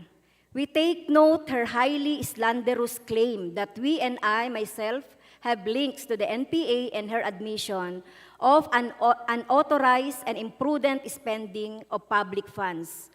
Alam nila na ginagamit, and I quote, ang sabi pa niya, alam nila na ginagamit namin ang pera para hanapin yung koneksyon nila sa NPA. Matagal nang pinasubalian ng COMELEC ang kasinungalingang ito at hanggang ngayon ay walang ebidensyang tatayo sa korte na ipapakita ang mga red taggers at terrorist labelers sa amin. Sayang lang ang pera ng bayan sa ganitong pagwawaldas. Ipinatayo na lang sana natin ang 150 million confidential fund sa DepEd. Isama na natin ang 500 million na nasa OVP ng mga classrooms. Malaking dagdag na sana ang funds na ito sa mga MOOE na mga public schools para tumaas ang kapasidad nila para ma-admit ang lahat ng mga batang gustong pumasok sa public schools. O di kaya, ipandagdag na lang natin sa lump sum para sa promotion and benefits ng mga teachers. Total, National Teachers Day ngayon, National Teachers Month ngayon, at kailangan nating totohanin ang happy sa Happy Teachers Month. Bilang mga aktivista at tagapagtanggol ng karapatan ng mga mag-aaral, mahalaga na hindi tayo magpalinlang sa mga ganitong pahayag. Sa halip, kailangan nating manindigan para sa katwiran at ipaglaban ang karapatan ng bawat mamamayang Pilipino na magkaroon ng dekalidad na libreng edukasyon. Sa panahon ngayon, kailangan nating magkaisa upang harapin ang tunay na suliranin sa ating sistema ng edukasyon. Hindi tayo dapat magpalinlang sa mga pahayag na naglalayon lamang magtangkang takpan ang mga problema na dapat bigyang solusyon. As public officers na may respeto sa demokrasya at mamamayan, ang mga rally at pagkilos ng mamamayan ay hindi dapat ituring na banta, kundi malaking bahagi ng pagbabago at pag-unlad ng ating bansa. At sa huli, Ginoong Speaker, tandaan natin na ang mga pahayag ng mga opisyal ng pamahalaan ay dapat maging totoo at may batayan. Hindi dapat gamitin ang mga ito upang linlangin ang mga mamamayan, magpaligoy-ligoy ng mga usapin at magtakda ng mga mapanlinlang na pananagutan. Ang tunay na solusyon ay nasa pagkilos ng mga mamamayan, pagtulak sa reforma at pagtitiyak na ang boses ng mga mag-aaral ang laging maririnig at pinapansin. Yan lang po, Mr. Speaker. Muli, magandang gabi sa ating lahat. Majority Leader. Mr. Speaker, I move that we refer the speech of the Honorable Castro to the Committee on Rules for its appropriate action. Is there any objection? Chair hears none. Motion is approved. Majority Leader. Mr. Speaker, I move that we recognize the Honorable Representative Raul Daniel A. Manuel of the Kabataan Party List to avail of the privilege hour. Is there any objection? Chair hears none. Motion is approved. The Honorable Manuel of the Party List Kabataan is recognized. Please proceed. Thank you, Mr. Speaker. Mapagpalayang gabi. Karaniwang expression, lalo sa mga kabataan ngayon, ang sana all. Kahit saan na lang ito naririnig ngayon. Sana all may jowa. Sana all may oras matulog. Sana all may Netflix. Hanggang sa mga damdaming mas dikit sa sikmura. Sana all may trabaho, sana all nakakapag-aral, sana all nakakatuntong ng kolehiyo. Di lang ito simpleng pauso. Sa katotohanan, sinasalamin din ito ang realidad ng hindi pagkakapantay-pantay sa ating lipunan. Na merong mga bagay na dapat natatamasa ng lahat para mabuhay ng may dignidad. Dahil nga, bahagi ito ng mga karapatan bilang tao. Pero hindi pa rin abot kamay para sa bawat Pilipino. Alam to ng mga kabataan. Pagdating sa edukasyon, tingin natin, there's no such thing as an undeserving student. Ano man ang katayuan sa buhay, mayaman man o mahirap, o middle class. Ang hindi natin deserve ay ang pagtingin ng edukasyon ay pribilehiyo na para lang sa iilan o di kaya'y produkto na dapat ipamigay na lamang doon sa mga may kayang bumili nito. Nakakadismaya na ganito ang paninindigan ni Finance Secretary Jokno, isa sa economic managers ng bansa at bahagi ng pagbalangkas ng budget taon-taon. Nabanggit naman sa SONA na nais nating tugunan ang learning crisis at gusto nating magkaroon ng learning recovery at ibinida pa nga sa SONA ang libreng edukasyon. Kung nais natin ito at ang kabuang pag-unlad ng mga kabataan, non-negotiable po ang pagiging karapatan ng edukasyon. Kaya naman tayo ay naninindigan na ang libreng edukasyon sa kolehiyo ay dapat palawakin pa, imbes na limitahan.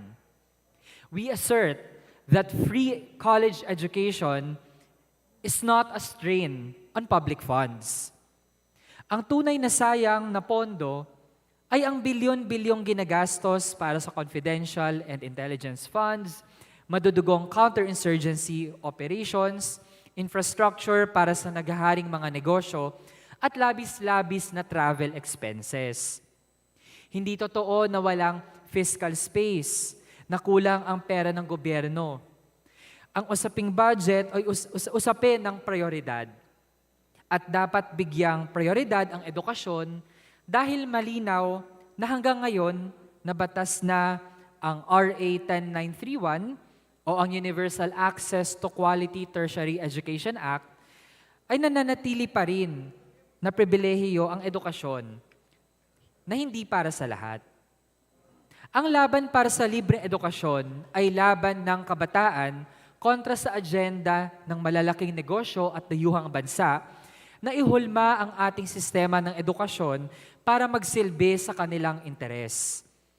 Para sa tubo at para sa dagdag na mura at supil na lakas paggawa. Naipapatupad ang ganong agenda sa pamamagitan ng mga tinatawag na neoliberal na patakaran ng Estado. Sa isang banda, totoong magandang hakbang na ang pagsabatas ng RA 10931. Pero alam din ng kabataang Pilipino na hindi ito ang lunas sa lahat ng problema sa edukasyon habang nananatili sa esensya na kolonyal o makadayuhan, komersyalisado at represibo ang ating sistema ng edukasyon. Para sa kapwa ko kabataan, malinaw ang hamon sa atin. Hindi pa tapos ang ating laban at lalong hindi dapat nating hayaan na bawiin pa ang nalunan natin na programa sa libreng edukasyon. Ako po mismo, noong nag-aaral ako sa UP Visayas, ay dumaan din ako sa problema ng pagbabayad ng matrikula na napakamahal bago magkaroon ng scholarship. Kahit di na ako nakinabang sa RA 10931, natutuwa ako na maraming estudyante ang nakapag-aral dahil dito. Sa mga kapwa ko mambabatas, magtulungan po tayo. Hindi natin dapat na iwan sa diskarte na lamang ng mga individual ang mga problema na systematic at dapat baguhin. Kung anong naranasan nating paghihirap noong tayo ay nag-aaral, kung anumang unnecessary burden o barrier na nariyan pa para tiyakin ang karapatan ng susunod na henerasyon, alisin na po natin iyan. Kaya, oo, sana all talaga libre ang kolehiyo. Pag sinabi nating sana all, pagsasalarawan ito ng pag-aasam natin ng mabuting bagay para sa ating sarili at sa lahat ng tao. Pag-aasam ito sa isang lipunang may pagkakapantay-pantay. Sa dulo, lalo sa usapin ng edukasyon, wag na lang din sana tayong maiwan sa pag-aasam ng ating hangarin. Ipaglaban po natin ito para hindi na lang sana all, pero dapat all. Yan lang po, Mr. Speaker. Maraming salamat. Majority Leader. Mr. Speaker, I move that we refer the speech of the Honorable Manuel to the Committee on Rules for its appropriate action. Is there any objection? Chair hears none. Motion is approved. Mr. Speaker, there being no member who wishes to avail of the privilege hour, I move that we terminate the privilege hour. Is there any objection? Chair hears none. Motion is approved. Mr. Speaker, I move for the consideration and third reading of House Bill number 4641. For this purpose, may I request that the Secretary General be directed to read the title of the bill and thereafter call the roll for nominal voting. Is there any objection? Chair hears none. Motion is approved. The Secretary General is directed to read the title of the bills for consideration. Please proceed. House Bill number 4641, an act declaring the city of General Santos as the tuna capital of the Philippines. Roll call of members in consideration on third reading of House Bill number 4641. Abalos, Abante, Abunda, Charon, Sidre, Acop, Adyong, Advincula, Agaraw, Alba, Albano, Almario, Almonte, Alonte, Alvarez Jose, Alvarez Mercedes, Alvarez Pantaleon, Amante, Amatong, Angara, Aquino, Magsaysay, Arbison, Arenas, Arrogancia, Asistio, Taidea, Aumentado, Balindong, Barba, Barbers, Barona, Barzaga, Bascog, Bautista, Lim, Benitez, Bernos, Billones, Biron, Bolilla, Bondok, Bongalon, Bordado, Bosita, Briones, Brosas, Buhain, Bulot, Begtang, Bustos, Cabredo, Cagas, Kahayan Uy, Calderon, Calixto, Campos, Cawagdan, Cardema, Cari, Castor Franz, Castor Jane, Celeste, Chan, Chato, Chua, Chongalao, Co Angelica Natasha, Co Elizalde, Co Pilar, Co Juanco Jaime Eduardo Mark, Co Juanco Mark, Colada, Coliantes Corvera, Cruz Ambrosio, Cruz Ricardo, Cuwa, Quaresma, Dagok, Dalipe, Dalog, Dayanghirang, Daza, De Jesus, De Venecia, Defensor, Del Mar, De Los Santos, De Maporo Muhammad Kadib, De Maporo City Amina, Dionisio, Domingo, Duavid, Duhali, Duterte, D. Faustino Ino, D. Faustino Michael Carlos, D. Ian Paul, Ecleo, Emano, Enverga, Escudero, Espares, Espina, Estrella, Yudela, Fariñas, Fernandez, Ferrer Antonio, Ferrer Juliet Marie, Flores, Fortes, Frasco, Fresnedi, Fentibella, Galeos, Garcia Albert, Garcia Dante, Garcia Jose Arturo, Garcia Maria Angela, Garcia Pablo John, Garcia Vincent, Guardiola, Garin, Gasataya, Gato, Go Ed Christopher, Go Mark, Goles, Gomez, Gonzaga, Gonzales Aurelio Dong, Gonzales Neptali, Gonzales Sandro, Gorizeta, Gico, Ginto, Gulias, Gutierrez, Hagedorn, Haresco, Hataman, Hernandez, Herrera, Horibata, Javier, Ko Olga Ara, Ko Ricardo, Ko Wilton, Konghun, Labad-Labad, Lacson, Noel, Lagman, Lagon Daphne, Lagon Sonny, Lara, Lazatin, Lee, Legarda, Libanan, Lingkaichong, Loyola, Luiser, Lumayag, Makapagalaroya, Maceda, Madrona, Magsino, Malapitan, Mangawa, Maniquis, Manuel, Marañon, Marcoleta, Marcos, Mariano Hernandez, Marino, Marquez, Martinez, Mastura, Matibag, Matugas, Mendoza, Mercado, Revilla, Miguel, Moma, Morden, Nava, Nisay, Noel, Nograles, Juan Fidel Felipe, Nograles, Margarita, Nolasco, Aminal, Olaso, Olivares, Ongchuan, Ordanes, Ortega, Oano Dizon, Padiernos, Paduano, Paglas, Palma, Panaligan, Pancho, Panotes, Pascual, Peña, Pimentel Plaza, Plato, Primicia Sagabas, Pumaren, Puno, Kimbo, Rama, Recto, Rehencia, Remulia, Revilla Brian, Revilla Ramon Jolo, Reyes, Trillo, Rivera, Robes, Rodriguez, Eulogio, Rodriguez Rufus, Roman Romero, Romualdez Ferdinand Martin, Romualdez Yeda Marie, Romualdo Romulo, Roque Sacdalan, Sagabaria, Sacaluran, Salceda, Sali, Salimbangon, Salo, Salvame, Santos, Saulog, Silverio, Singson Rochelle, Singson Ronald, Singson Mihan, Solon, Suwan, Swansing Horacio, Swansing Michael Angela, Suarez, Talyado, Tamayo, Tambunting, Tan Joseph, Tan Keith Micah, Tan Reynolds Michael, Tan Samir, Tan Stephen James, Tan Tambut, Tan Chay, Tan Watco, Tariela, Todoro, Teves, Tiangco, Tieng, Tolentino, Tulfo Erwin, Tulfo Jocelyn, Tulfo Ralph Wendell, Tupas, Tutor, T. Umali, Unabia, Ungab, Valeriano, Valmayor, Vargas, Vargas Alfonso, Velasco, Veloso Tuazon, Vercara, Versosa, Villa, Villafuerte, Luis Raymond, Villafuerte, Miguel Luis, Villanueva, Villar, Villarasa Suarez, Villarica, Violago, Yamsuan, Yap Christian Tel, Yap Christopherson, Yap Edvic, Yap Eric, Yu Divina Grace, Yu Jazel Victoria, Yulo, Zamora Amparo Maria, Zamora Maria Carmen, Zamora Isabel Maria, Zubiri.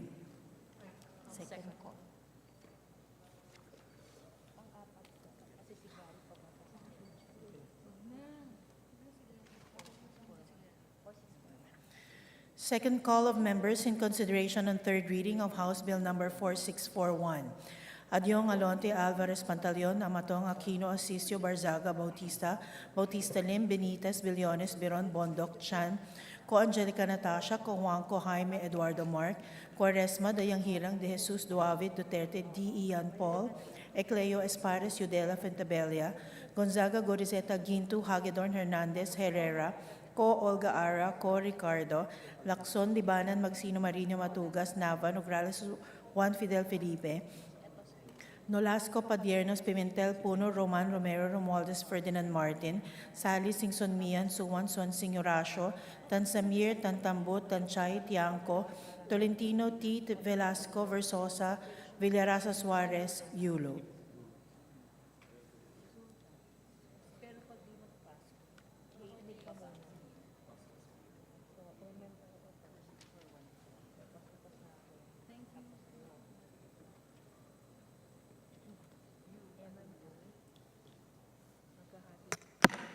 With 248 members voting in the affirmative, 0 in the negative, and 0 abstentions, House Bill Number 4641 is hereby approved on third and final reading.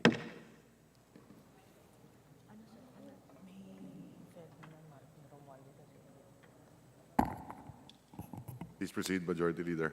Mr. Speaker, I move for the consideration and third reading of House Bill Number 6933, copies of which have been distributed to the members pursuant to the rules of the House. For this purpose, may I request that the Secretary General be directed to read the title of the bill and thereafter call the roll for nominal voting. Is there any objection? Chair hears none. Motion is approved. The Secretary General is directed to do so. Please proceed. House Bill Number 6933, an act declaring the province of Pampanga as the Christmas capital of the Philippines. Roll call of members in consideration on third reading of House Bill Number 6933. Abalos, Abante, Abunda, Charona, Sidre, Acop, Adyong, Advincula, Agaraw, Alba, Albano, Almario, Almonte, Alonte, Alvarez Jose, Alvarez Mercedes, Alvarez Pantaleon, Amante, Matong, Angara, Aquino, Magsaysay, Arbison, Arenas, Arrogancia, Asistio, Atayde, Aumentada, Balindong, Barba, Barbers, Baronda, Barzaga, Bascug, Bautista Lim, Benitez, Bernos, Billones, Beron, Bodilla, Bondok, Bungalon, Bordado, Bosita, Briones, Brosas, Buhain, Bulot Begtang, Bustos, Cabredo, Cagas, Kahayon Uy, Calderon, Calixto, Campos, Cawagdan, Cardema, Cari, Castro France, Castro Jean, Celeste, Chan, Chato, Chua, Chunggalaw, Ko Angelica Natasha, Ko Elizalde, Ko Pilar, Ko Juanco Jaime Eduardo Mark, Ko Juanco Mark, Colada, Colyantes, Corvera, Cruz, Ambrosio, Cruz, Ricardo, Cuba, Quaresma, Dagok, Dalipe, Dalog, Dayang Hirang, Daza, De Jesus, De Venecia, Defensor del Mar, De Los Santos, Dimaporo, Muhammad Gali, Dimaporo, City Amina, Dionisio, Domingo, Duavit, Duhali, Duterte, Di Faustino, Ino, Di Faustino, Michael Carlos, Di Ian Paul, Ecleo, Emano, Enverga, Escudero, Espares, Espina, Estrella, Yudela, Farinas, Fernandez, Ferrer Antonio, Ferrer Juliet Marie, Flores, Fortes, Frasco, Fresnedi, Fentabella, Galeyos, Garcia Albert, Garcia Dante, Garcia Jose Arturo, Garcia Maria Angela, Garcia Pablo Jan, Garcia Vincent, Guardiola, Garin, Gasataya, Gato, Go, Ed Christopher, Go, Mark, Goles, Gomez, Gonzaga, Gonzales Aurelio Dong, Gonzales Neptali, Gonzales Sandro, Goriseta, Guico, Gintu, Gulias, Gutierrez, Hagedorn, Haresco, Hataman, Hernandez, Herrera, Horebata, Javier, Ko, Olga Ara, Ko, Ricardo, Ko, Wilton, Punghun, Labad-Labad, Lacson, Lacsonoel, Lagman, Lagon Daphne, Lagon Sani, Lara, Lazatin, Liligar, Daliban, Limcachong, Loyola, Luistro, Lumayag, Macapagal Arroyo, Maceda, Madrona, Magsino, Malapitan, Mangawang, Maniquis, Manuel, Marañon, Marcoleta, Marcos, Mariano Hernandez, Marino, Marquez, Martinez, Mastura, Matibag, Matugas, Mendoza, Mercado Revilla, Miguel Momo, Morden, Nava, Nisay, Noel, Nograles, Juan Fidel Felipe, Nograles, Margarita, Nolasco, Uaminal, Olaso, Olivares, Ongchuan, Ordanes, Ortega, Uwano, Dizon, Padiernos, Paduano, Paglas, Palma, Panaligan, Pancho, Panotes, Pascual, Peña, Pimentel Plaza, Pleito, Premisa, Sagabas, Pumaren, Puno, Kimbo, Rama, Recto, Regencia, Remulla, Revilla, Brian, Revilla, Ramonjolo, Reyes, Rillo, Rivera, Robes, Rodriguez, Elohio, Rodriguez, Rufus, Roman, Romero, Romualdez, Ferdinand Martin, Romualdez, Yada Marie, Romualdo, Romulo, Roque, Sakdalan, sa Garbaria, sa Kaluran, Salceda, Sali, Salimbangon, Salo, Salvame, Santos, Saulug, Silverio, Singson Richel, Singson Ronald, Singson Mihan, Solon, Suwan, Suwansing Horacio, Suwansing Micaela Angela, Suarez, Talyado, Tamayo, Tambunting, Tan Joseph, Tan Keith Micah, Tan Reynolds Michael, Tan Samir, Tan Stephen James, Tan Tambut, Tan Shai, Tan Huatco, Tariela, Teodoro, Teves, Tiangco, Tieng, Tolentino, Tulfo Erwin, Tulfo Jocelyn, Tulfo Ralph Wendell, Tupas, Totor, T. Umali, Unabia, Ungab, Valeriano Valmayor Vargas, Vargas Alfonso, Velasco, Veloso Tuazon, Vergara, Verzosa, Villafuerte Luis Raymond, Villafuerte Miguel Luis, Villanueva, Villar, Villaraza Suarez, Villarica, Villago, Yamsuan, Yap Christian Tel, Yap Christopherson, Yap Edvic, Yap Eric, U. Divina Grace, U. Jazel Victoria, Yulo, Zamora Amparo Maria, Zamora Maria Carmen, Zamora Isabel Maria, Zubiri. Second call of members in consideration on third reading of House Bill Number 6933. Adyong, Alonte, Alvarez Pantaleon, Amatong, Aquino Magsaysay, Asistio, Barzaga, Bautista, Bautista Lim, Benitez, Billones, Biron, Chan, Ko Angelica Natasha, Ko Juanco, Jaime Eduardo Mark, Quaresma, Dayang Hirang, De Jesus, Duavit, Duterte, D. Ian Paul, Ecleo, Espares, Yudela, Puentebella, Gonzaga, Goriseta, Gintu, Hagedorn, Hernandez, Herrera, Ko Olga Ara, Ko Ricardo, Lacson, Libanan, Magsino, Marino, Matugas, Nava, Nograles Juan Fidel Felipe, Nolasco, Padiernos, Pimentel, Puno, Roman, Romero, Sally, Singson Mihan, Suwan, Swansing Horacio, Tan Samir, Tan Tambut, Tan Chait, Tiangco, Tolentino, T. Velasco, Verzosa, Villaraza Suarez, Yulo.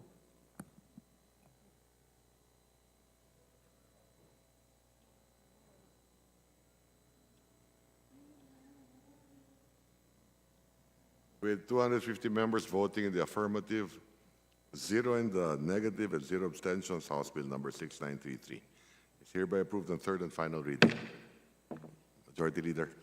Mr. Speaker, I move for the consideration on third reading of House Bill Number 9015, copies of which were distributed to the members pursuant to the rules of the House. For this purpose, may I request that the Secretary General be directed to read the title of the bill and thereafter call the roll for nominal voting. Is there any objection? Chair hears none. Motion's approved. The Secretary General is directed to do so. Please proceed. House Bill 90115, an act institutionalizing the expanded tertiary education equivalency and accreditation program and appropriating funds therefore.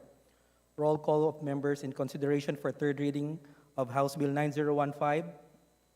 House Honorable Representatives Abalos, Abante, Abunda, Acharon, Asidre, Acop, Adyong, Advincula, Agaraw, Alba, Albano, Almario, Almonte, Alonte, Alvarez Jose, Alvarez Mercedes, Alvarez Pantaleon, Amante, Amatong, Angara, Aquino, Aquino Magsaysay, Arbison, Arenas, Arrogancia, Asistio, Atayde, Aumentado, Balindong, Barba, Barbers, Baronda, Barzaga, Baskug, Bautista, Bautista Lim, Benitez, Bernos, Billones, Biron, Bolilia, Bondok, Bongalon, Bordado, Bosita, Briones, Brosas, Buhain, Bulot Begtang, Bustos, Cabredo, Cagas, Kahayon Uy, Calderon, Calixto, Campos, Kawagdan, Cardema, Cari,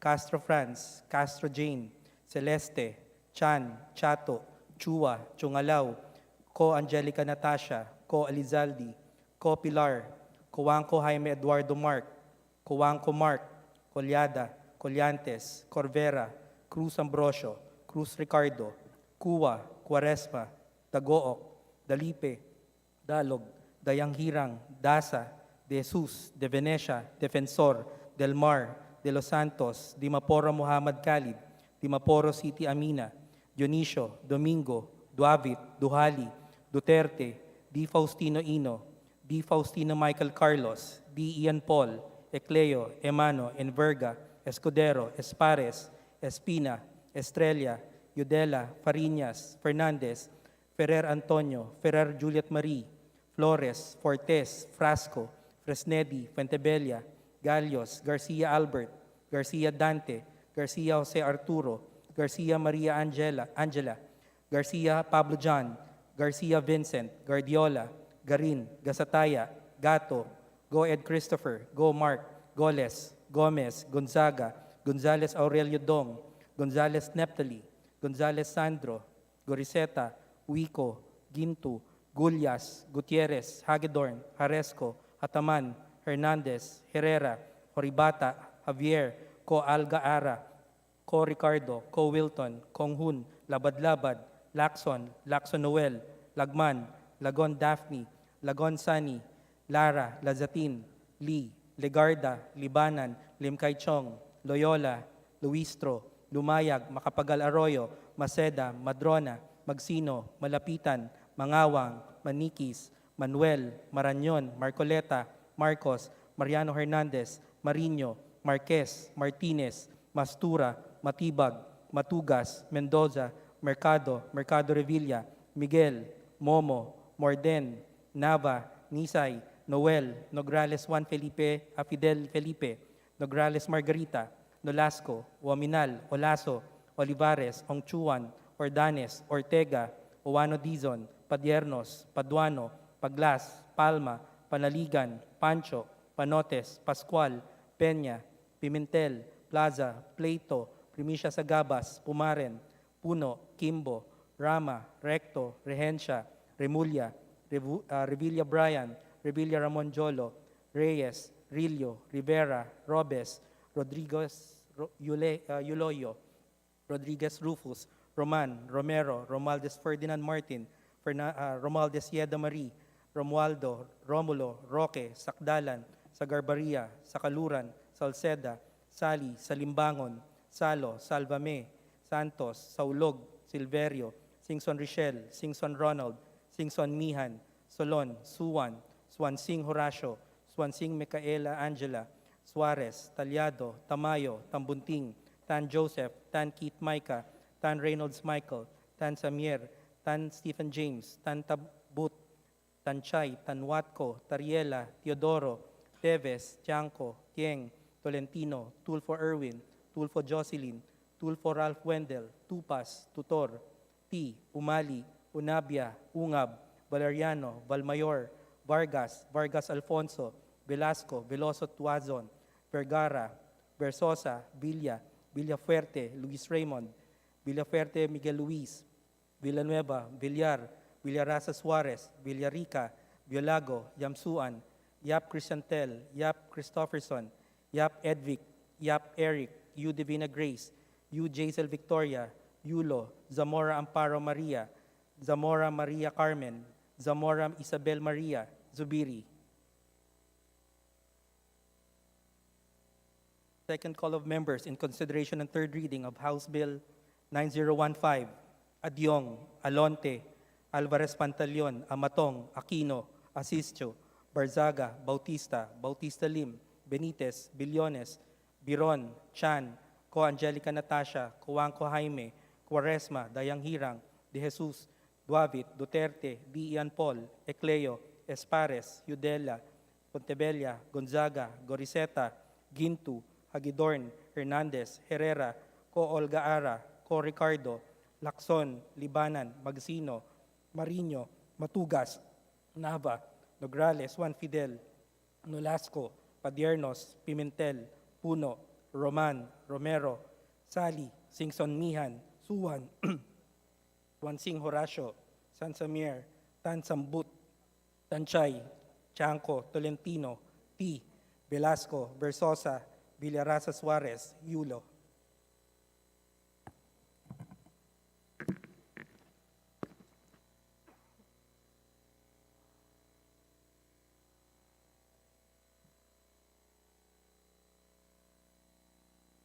With 251 members voting in the affirmative, 0 in the negative, and 0 abstentions, House Bill number 9015 is approved on third and final reading.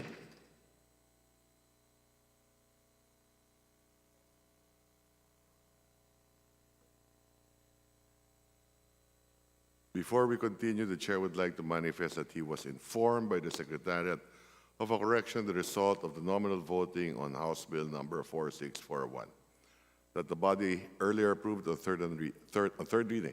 The correct result is as follows. Affirmative votes, 249 instead of 248, and negative votes and abstentions both remain at 0. In view thereof, let the records reflect the said result. Majority Leader. Mr. Speaker, I move for the consideration on third reading of House Bill number 9045, copies of which were distributed to the members pursuant to the rules of the House. For this purpose, may I request the Secretary General be directed to read the title of the bill and thereafter to call the roll for nominal voting. Is there any objection? Chair hears none. Motion is approved. The Secretary General is directed to read the title of the bill and call for nominal voting. Please proceed. House Bill number 9045, an act providing the Muslim Filipinos better access to Sharia courts, amending for the purpose Republic Act number 9997, otherwise known as the National Commission on Muslim Filipinos Act of 2009. Roll call of members in consideration on third reading of House Bill number 9045. Abalos, Abante, Abunda, Charon, Asidre, Acop, Adyong, Advincula, Agaraw, Alba, Albano, Almario, Almonte, Alonte, Alvarez Jose, Alvarez Mercedes, Alvarez Pantaleon, Amante, Amatong, Angara, Aquino, Aquino Magsaysay, Arbison, Arenas, Arrogancia, Asisio, Atayde, Aumentado, Balindong, Barba, Barbers, Baronda, Barzaga, Bascug, Bautista, Lim, Benitez, Bernos, Billones, Biron, Bolillo, Bondoc, Bungalon, Bordado, Bosita, Briones, Brosas, Buhain, Bulot, Begtang, Bustos, Cabredo, Cagas, Cahayon, Uy, Calderon, Calixto, Campos, Cawagnan, Cardema, Cari, Castro, France, Castro, Jean, Celeste, Chan, Chato, Chua, Chungalao, Ko, Angelica, Natasha, Ko, Elizalde, Ko, Pilar, Ko, Juanco, Jaime, Eduardo, Mark, Ko, Juanco, Mark, Colada, Colyantes, Corvera, Cruz, Ambrosio, Cruz, Ricardo, Cuwa, Quaresma, Dagok, Dalipe, Dalog, Dayang Hirang, Daza, De Jesus, De Venecia, Defensor, Del Mar, De Los Santos, Dimaporo, Muhammad Kali, Dimaporo City, Amina, Dionisio Domingo, Duavit, Duhali, Duterte, Di Faustino Ino, Di Faustino Michael Carlos, Di Ian Paul, Ecleo, Emano, Enverga, Escudero, Espares, Espina, Estrella, Yudela, Farinas, Fernandez,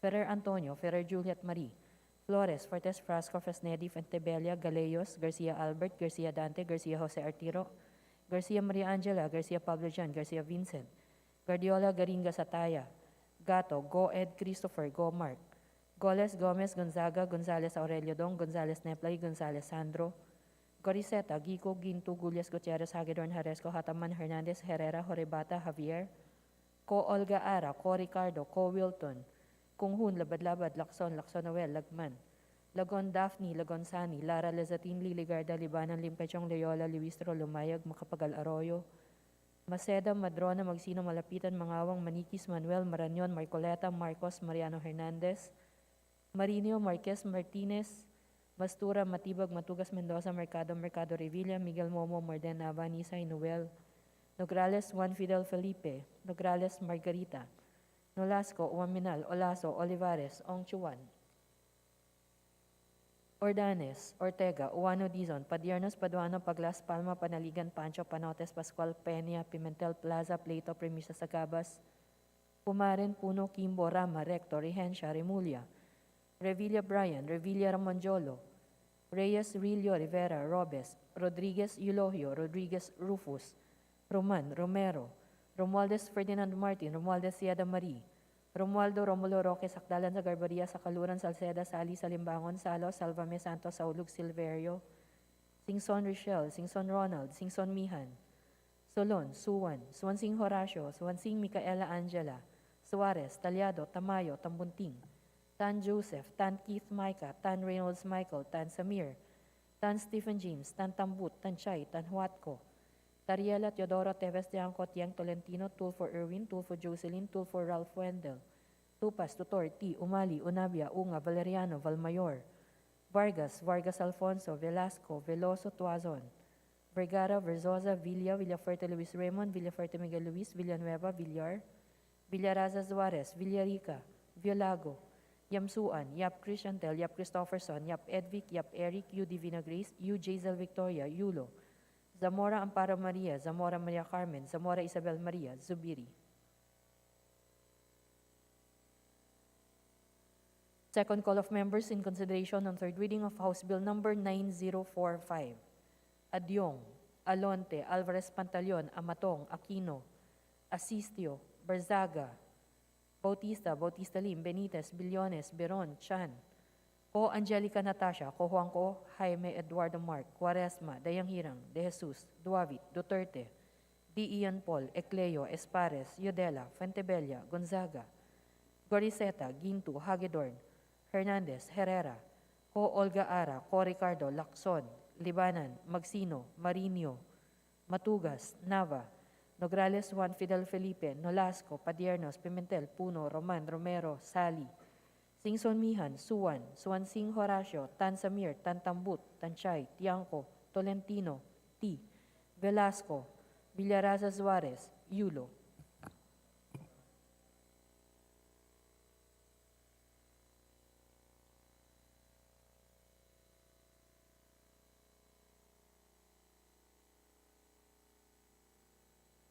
With 251 members voting in the affirmative, 0 in the negative, and 0 abstentions, House Bill number 9045 is hereby approved on third and final reading. Majority Leader. Mr. Speaker, I move for the consideration on third reading of House Bill numbers 5659, 5911, 9047, 9048, 9049, all local bills pertaining to the establishment of land transportation offices, copies of which were distributed to the members pursuant to the rules of the House. For this purpose, may I request that the Secretary General be directed to read the title of the bill and thereafter to call the roll for nominal voting. Is there any objection? Chair hears none. Motion is approved. The Secretary General is directed to do so, as requested by the Majority Leader. Please proceed. House Bill Number 5659, an act establishing a district office of the Land Transportation Office in the Municipality of San Miguel in the 2nd District of the Province of Iloilo and appropriating funds therefore. House Bill Number 5911, an act converting the Sindangan Extension Office of the Land Transportation Office located in the Municipality of Sindangan, Province of Zamboanga del Norte into a regular district office and appropriating funds therefore. House Bill Number 9047, an act converting the Extension Office of the Land Transportation Office in the Municipality of Catanawan, Province of Quezon into a district office and appropriating funds therefore. House Bill 9048, an act upgrading the district office of the Land Transportation Office in the City of Digos, Province of Davao del Sur, from Class D to Class C and appropriating funds therefore. House Bill Number 9049, an act converting the district office of the Land Transportation Office in the Municipality of Rosales, Province of Pangasinan into a Class A district office and appropriating funds therefore. Roll call of members in consideration of on third reading of House Bill numbers 5659, 5911, 9047, 9048, and 9049. Abalos, Abante, Abunda, Charon, Asidre, Aco, Padyong, Advincola, Agaraw, Alba, Albano, Almario, Almonte, Alonte, Alvarez Jose, Alvarez Mercedes, Alvarez Pantaleon, Amante, Amatong, Angara, Aquino, Magsaysay, Arbison, Arena, Sarugansya, Asistio, Atay de Aumentado, Malindong, Barba, Barbers, Baronda, Barzaga, Bascug, Bautista Lim, Benitez, Bernos, Billones, Biron, Borilla, Bondok, Mongalon, Bordado, Bosita, Briones, Brosos, Buhain, Bulot, Begtang, Bustos, Cabredo, Cagas, Kayon, Uy, Calderon, Calixto, Campos, Kawagdan, Cardema, Cari, Castro France, Castro Jane, Celeste Chan, Chato, Chua, Shungalao, Ko Angelica Natasha, Ko Elizalde, Ko Pilar, Ko Juanco Jaime Eduardo Mark, Ko Juanco Mark, Colado Colantes, Corvera, Cruz Ambrosia, Cruz Ricardo, Cuba Quaresma, Dagoc, Dalipe, Dalog, Dayang Hirang, Daza, De Jesus, De Venecia, Defensor, Del Mar, De Los Santos, Di Maporo, Muhammad Khalid, Di Maporo City Amina, Junicio Domingo Duave Duhali Duterte, Di Faustino Ino, Di Faustino Michael Carlos, Di Ian Paul, Ecleo, Emano, Enverga, Escudero, Espares, Espina, Estrella, Udela, Farinas, Fernandez, Ferrer Antonio, Ferrer Juliet Marie, Flores, Fortes, Frasco, Fresnetti, Fuentebella, Galeos, Garcia Albert, Garcia Dante, Garcia Jose Arturo, Garcia Maria Angela, Garcia Pablo John, Garcia Vincent, Guardiola, Garin, Casataya, Gato, Go Ed Christopher, Go Mark, Goles, Gomez, Gonzaga, Gonzales, Aurelio Dong, Gonzales Neptali, Gonzales Sandro, Goriseta Gico, Ginto, Gulias, Gutierrez, Hagedorn, Haresco, Hataman, Hernandez, Herrera, Horibata, Javier.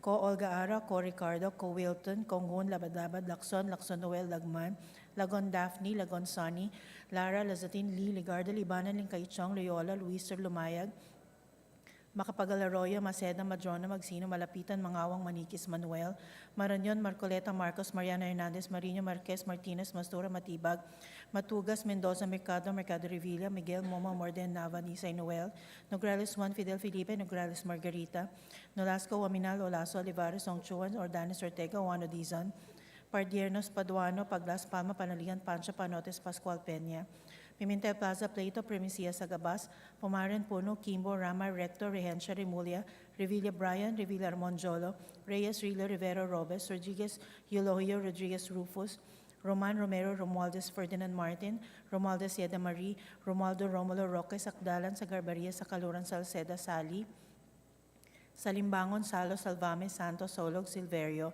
Singson Richel, Singson Ronald, Singson Mihan, Solon, Suwan, Swansing Horacio, Swansing Micaela Angela, Suarez, Talyado, Tamaya, Tamuting, Tan Joseph, Tan Keith Micah, Tan Reynolds Michael, Tan Samir, Tan Stephen James, Tan Tambut, Tan Shay, Tan Watco, Tariela, Teodoro, Teves, Tiangco, Tieng, Tolentino, Tulfo Erwin, Tulfo Jocelyn, Tulfo Ralph Wendell, Tupas Tutor T, Umali, Unabia, Unga, Valeriana, Valmayor Vargas, Vargas Alfonso, Velasco, Veloso Tuazon, Vergara, Versosa, Villafuerte, Luis Raymond, Villafuerte, Miguel Luis, Villanueva, Villar, Virasa Suarez, Villarica, Violago, Yamsuan, Yap Christian Tel, Yap Christopherson, Yap Edvic, Yap Eric, Yu Divina Grace, Yu Jaisal Victoria, Yulo, Zamora Amparo Maria, Zamora Maria Carmen, Zamora Isabel Maria Zubiri.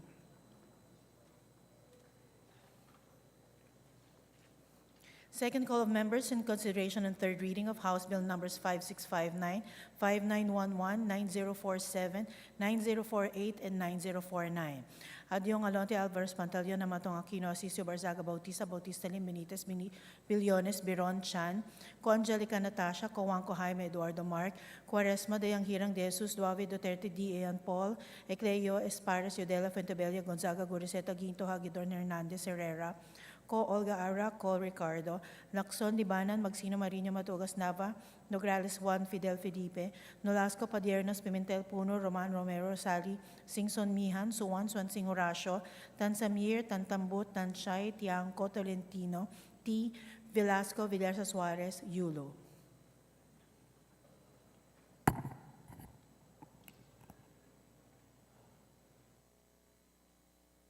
With 251 members voting in the affirmative, 0 in the negative, and 0 abstentions, House Bill number 5659, 5911, 9047, 9048, and 9049 are hereby approved on third and final reading.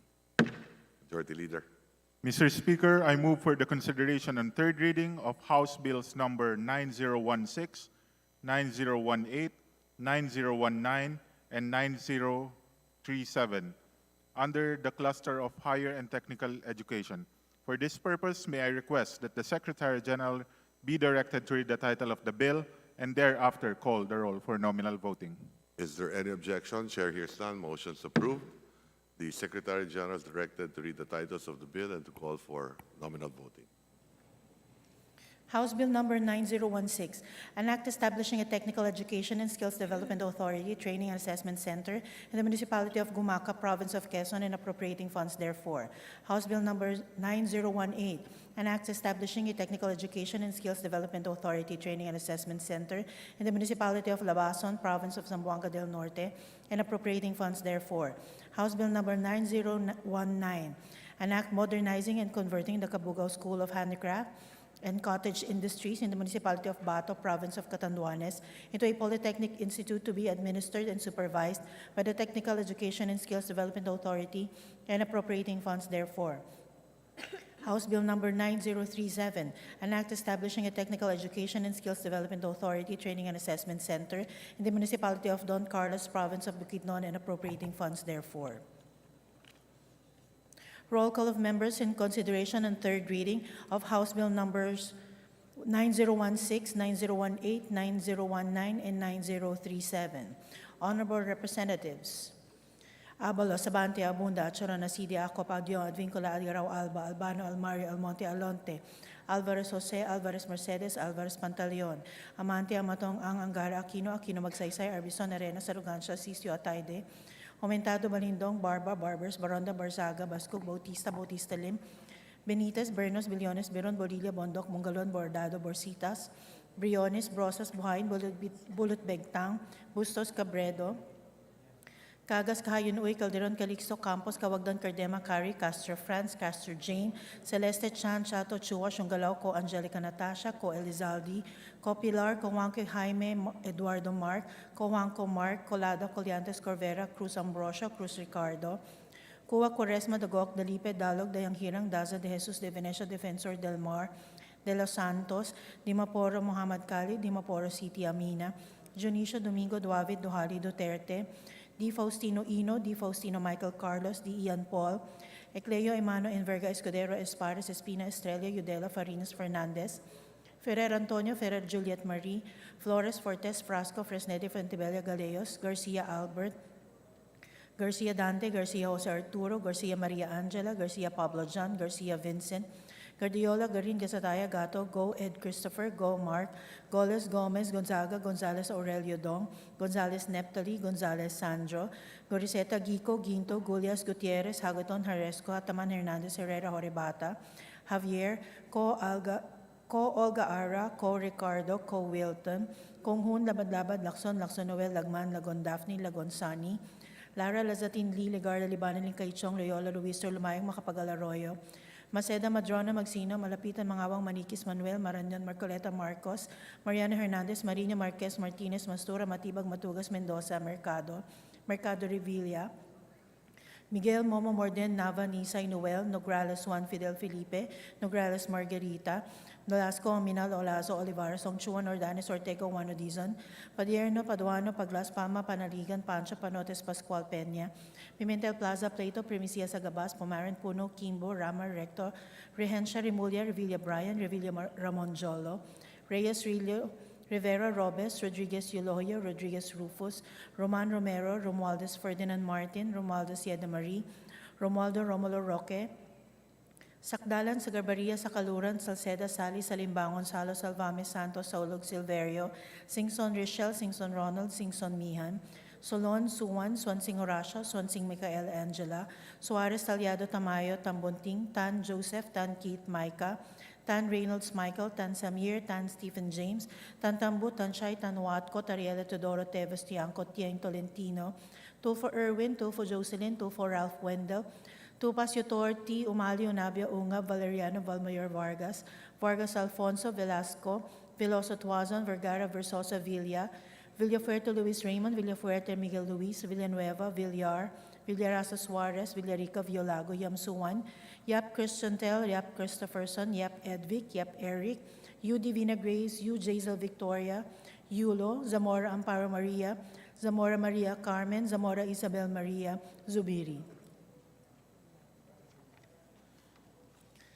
Second call of members in consideration on third reading of House Bill numbers 9016, 9018, 9019, and 9037.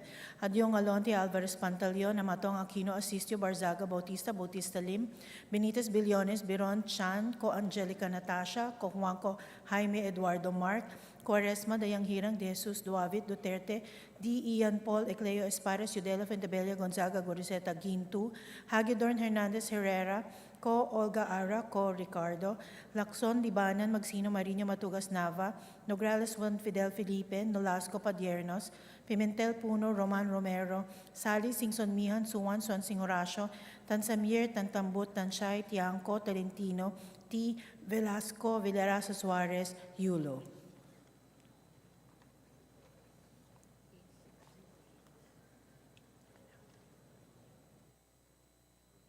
With 251 members voting in the affirmative, 0 in the negative, and 0 abstentions, House Bill numbers 9016, 9018, 9019, and 9037 are hereby approved on third and final reading.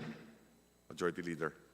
Mr. Speaker, I move for the consideration and third reading of House Bill number 8608, copies of which were distributed to the members pursuant to the rules of the House. For this purpose, may I request that the Secretary General be directed to read the title of the bill and thereafter call the roll for nominal voting. Is there any objection? Chair hears none. Motion is approved. The Secretary General is directed to do so as requested by the Majority Leader. Please proceed. House Bill 8608, an act declaring the Verde Islands Passage located in the provinces of Batangas, Marinduque, Occidental Mindoro, Oriental Mindoro, and Romblon, an ecotourism zone. Roll call of members in consideration for third reading of House Bill 8608. Honorable Representatives Abalos, Abante, Abunda, Acharon, Asidre, Acop, Adyong, Advincula, Agaraw, Alba, Albano, Almario, Almonte, Alonte, Alvarez Jose, Alvarez Mercedes, Alvarez Pantaleon, Amante, Amatong, Ang, Angara, Aquino, Aquino Magsaysay, Arbison, Arenas, Arrogancia, Asisio, Atayde, Aumentado, Balindong, Barba, Barbers, Baronda, Barzaga, Bascug, Bautista, Bautista Lim, Benitez, Bernos, Billones, Biron, Bolilla, Bondok, Bongalon, Bordado, Bosita, Briones, Brosas, Buhain, Bulot Begtang, Bustos, Cabredo, Cagas, Kahayon Uy, Calderon, Calixto, Campos, Kawagdan, Cardema, Cari, Castro France, Castro Jane, Celeste, Chan, Chato, Chua, Chungalao, Ko Angelica Natasha, Ko Alizaldi, Ko Pilar, Coanco Jaime Eduardo Mark, Coanco Mark, Colada, Coliantes Corvera, Cruz Ambrosio, Cruz Ricardo, Cua, Quaresma, Dagook, Dalipe, Dalog, Dayang Hirang, Daza, De Jesus, De Venecia, Defensor, Del Mar, De Los Santos, Dimaporo, Muhammad Khalid, Dimaporo City Amina, Dionisio, Domingo, Duabit, Duhali, Duterte, Di Faustino Ino, Di Faustino Michael Carlos, Di Ian Paul, Ecleo, Amano, Enverga, Escudero, Espares, Espina, Estrella, Udela, Fariñas, Fernandez, Ferrer Antonio, Ferrer Juliet Marie, Flores, Fortes, Frasco, Fresnedi, Fentebella, Gallos, Garcia Albert, Garcia Dante, Garcia Jose Arturo, Garcia Maria Angela, Garcia Pablo John, Garcia Vincent, Guardiola, Garin, Gasataya, Gato, Go Ed Christopher, Go Mark, Goles, Gomez, Gonzaga, Gonzales Aurelio Dong, Gonzales Neptali, Gonzales Sandro, Goriseta, Wico, Hinto, Gullas, Gutierrez, Hagidorn, Haresco, Hataman, Hernandez, Herrera, Oribata, Javier, Ko Olga Ara, Ko Ricardo, Ko Wilton, Kong Hun, Labad-Labad, Lacson Noel, Lagman, Lagbon Daphne, Lagonsani, Lara Lazatin, Lee Legarda, Libanan, Limkaychong, Loyola, Luistro, Lumayag, Makapagal Arroyo, Maceda, Madrona, Magsino, Malapitan, Mangawang, Manikis, Manuel Marano, Mr. Marcoleta, Speaker. Marcos, Mariano Hernandez,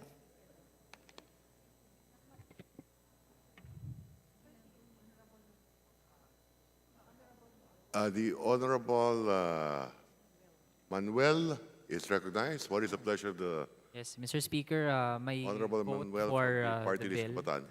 Yes. Yes, my vote for the bill is yes with reservations, and I would like to explain those reservations later. Thank you. Thank you. Please proceed. Manuel, Marañon, Marcoleta, Marcos, Mariano Hernandez, Marino, Marquez, Martinez, Matstura, Matibag, Matugas, Mendoza, Mercado Revilla, Miguel, Momo, Mordem, Nava, Nisay, Noel, Nograles, Juan Fidel Felipe, Nograles, Margarita, Nolasco, Ominal, Olaso, Olivares, Ongchuan, Ordanes, Ortega, Uwazon Dizon, Yernos, Paduano, Baglas, Palma, Panaligan, Pancho, Panotes, Pascual Peña, Pimentel, Plaza, Pleito, Primicia, Sagabas, Pumaren, Puno, Kimbo, Rama, Recto, Rehencia, Remulla, Revilla Brian, Revilla Ramon Jolo, Reyes, Rillo, Rivera, Robes, Rodriguez, Eulogio, Rodriguez Rufus, Roman, Romero, Romualdez Ferdinand Martin, Romualdez Yeda Marie, Romualdo Romulo Roque, Sakdalan, Sagarbaria, Sakularan, Salceda, Sali, Salimbangon, Salo, Salvame, Santos, Saulog, Silverio, Singson Richel, Singson Ronald, Singson Mihan, Solon, Suwan, Swansing Horacio, Swansing Micaela, Angela, Suarez, Talyado, Tamayo, Tambunting, Tan Joseph, Tan Keith Maika, Tan Reynolds Michael, Tan Samir, Tan Stephen James, Tan Tambut, Tan Chay, Tan Watco, Tariela, Teodoro, Teves, Chanco, Cheng, Tolentino, Tulfo Erwin, Tulfo Jocelyn, Tulfo Ralph Wendell, Tupa, Sutor, T. Umali, Unabia, Unga, Valeriano, Valmayor, Vargas Alfonso, Velasco, Veloso Tuazon, Vergara, Versosa, Villa, Villaferte, Luis Raymond, Villaferte Miguel Luis, Villanueva, Villar, Villarasa Suarez, Villarica, Villago, Yamsuan, Yap Christiantel, Yap Christopherson, Yap Edvic, Yap Eric, Yu Divina Grace, Yu Jaisel Victoria, Yulo, Zamora, Amparo Maria, Zamora Maria Carmen, Zamora Isabel Maria, Zubiri.